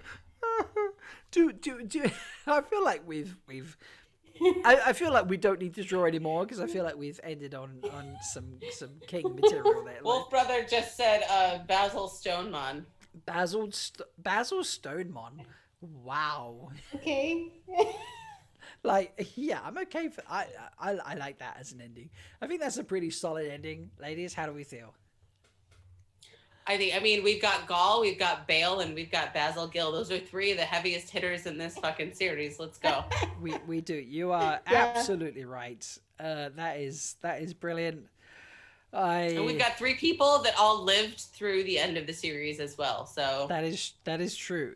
That is so true. So oh my god. Maddie, Kayla, Master of Deck, thank you so much for joining me. Thank you for having us. I know we are going to do this again, because this is brilliant. Hell yeah. Oh my god, this was so much fun. Thank you so much for organizing this whole thing. I'm glad you enjoyed it. Yeah, and congratulations on 1 year, Rob. Yeah. Thank you. Yeah, congratulations. One of the most wonderful people that creates content in the Wheel of Time online community. You've been there to support other people in all of their endeavors, and certainly happy to continue supporting you and yours. Thank you. That's very kind. I love sharing Wheel of Time stuff. I as I said earlier, I had 20 years with no one to share it with, and now it's just coming out in spades. And yeah, me too. There we go. And I started before, when I was 14 and no internet, and then I was about 15 or so when I first found the books in a bookstore, and my goal of looking for a new story at that stage was, I was fed up of single stories or 2-story books or trilogies. I was like, I need something I can commit to, because at that stage I would read a book in such a short period of time. Now I savor them much more, much like the Snakes and Foxes. And I was there at 15, 16, something of that sort of age, and I walked in and there's 6 or 7 books on the shelf, Wheel of Time. I was like, book number 1, let's read the blurb and see what it says. And I was like, that sounds good. And halfway through book 1, I'm hooked, and I'm back there a few weeks later buying book 2, if not shorter period of time. And I just, I've been obsessed with it ever since. And until, as I've said earlier today, until JordanCon went online, and they were doing their online convention type thing, I didn't find really the rest of the fandom. I found the rest of the fandom, discovered how awesome you all are, because you're all amazing. And I was like, do you know what? This is where I need to be. This is where I need to commit my life and commit what I want to do, my passion. And I've dived in headfirst. absolutely. And I do not regret a single moment or a single second. And I have had so much fun today. It's been a long day. There's been complications. There's been lateness. There's been trying to work out issues with bots and voting and quizzes and, you know, all sorts of different bits and pieces. But everybody has enjoyed engaging. Everybody has enjoyed watching. Everybody has enjoyed being a part of it. And I just can't thank everybody enough. So thank you all for a year of doing this. And I hope for many, many more. And what I really, really, really hope for is MalkieriCon to becoming an in-person event, a European convention, something to complement JordanCon and SpoilerCon, and to be an environment where people can meet and engage and get to know each other and share and enjoy this beautiful series that Robert Jordan gave us, because he is just like a master of us, you know. Just I cannot thank him enough, and just it's beautiful, and I love Wheel of Time, and I want to share it with the world, and yeah, that's why I'm here. So, and I'm drunk, and I'm gonna say goodnight. So thank you, Kayla. Thank you, Maddie. Thank you, Rob. This was a lot Cheers of to you. fun. Congratulations. Thank you so much. I'm gonna hit the end live now button now. Because it's like 1 o'clock in the morning and I'm gonna go to bed. Amazing. That's it. And we're done. We're done. Yeah, that's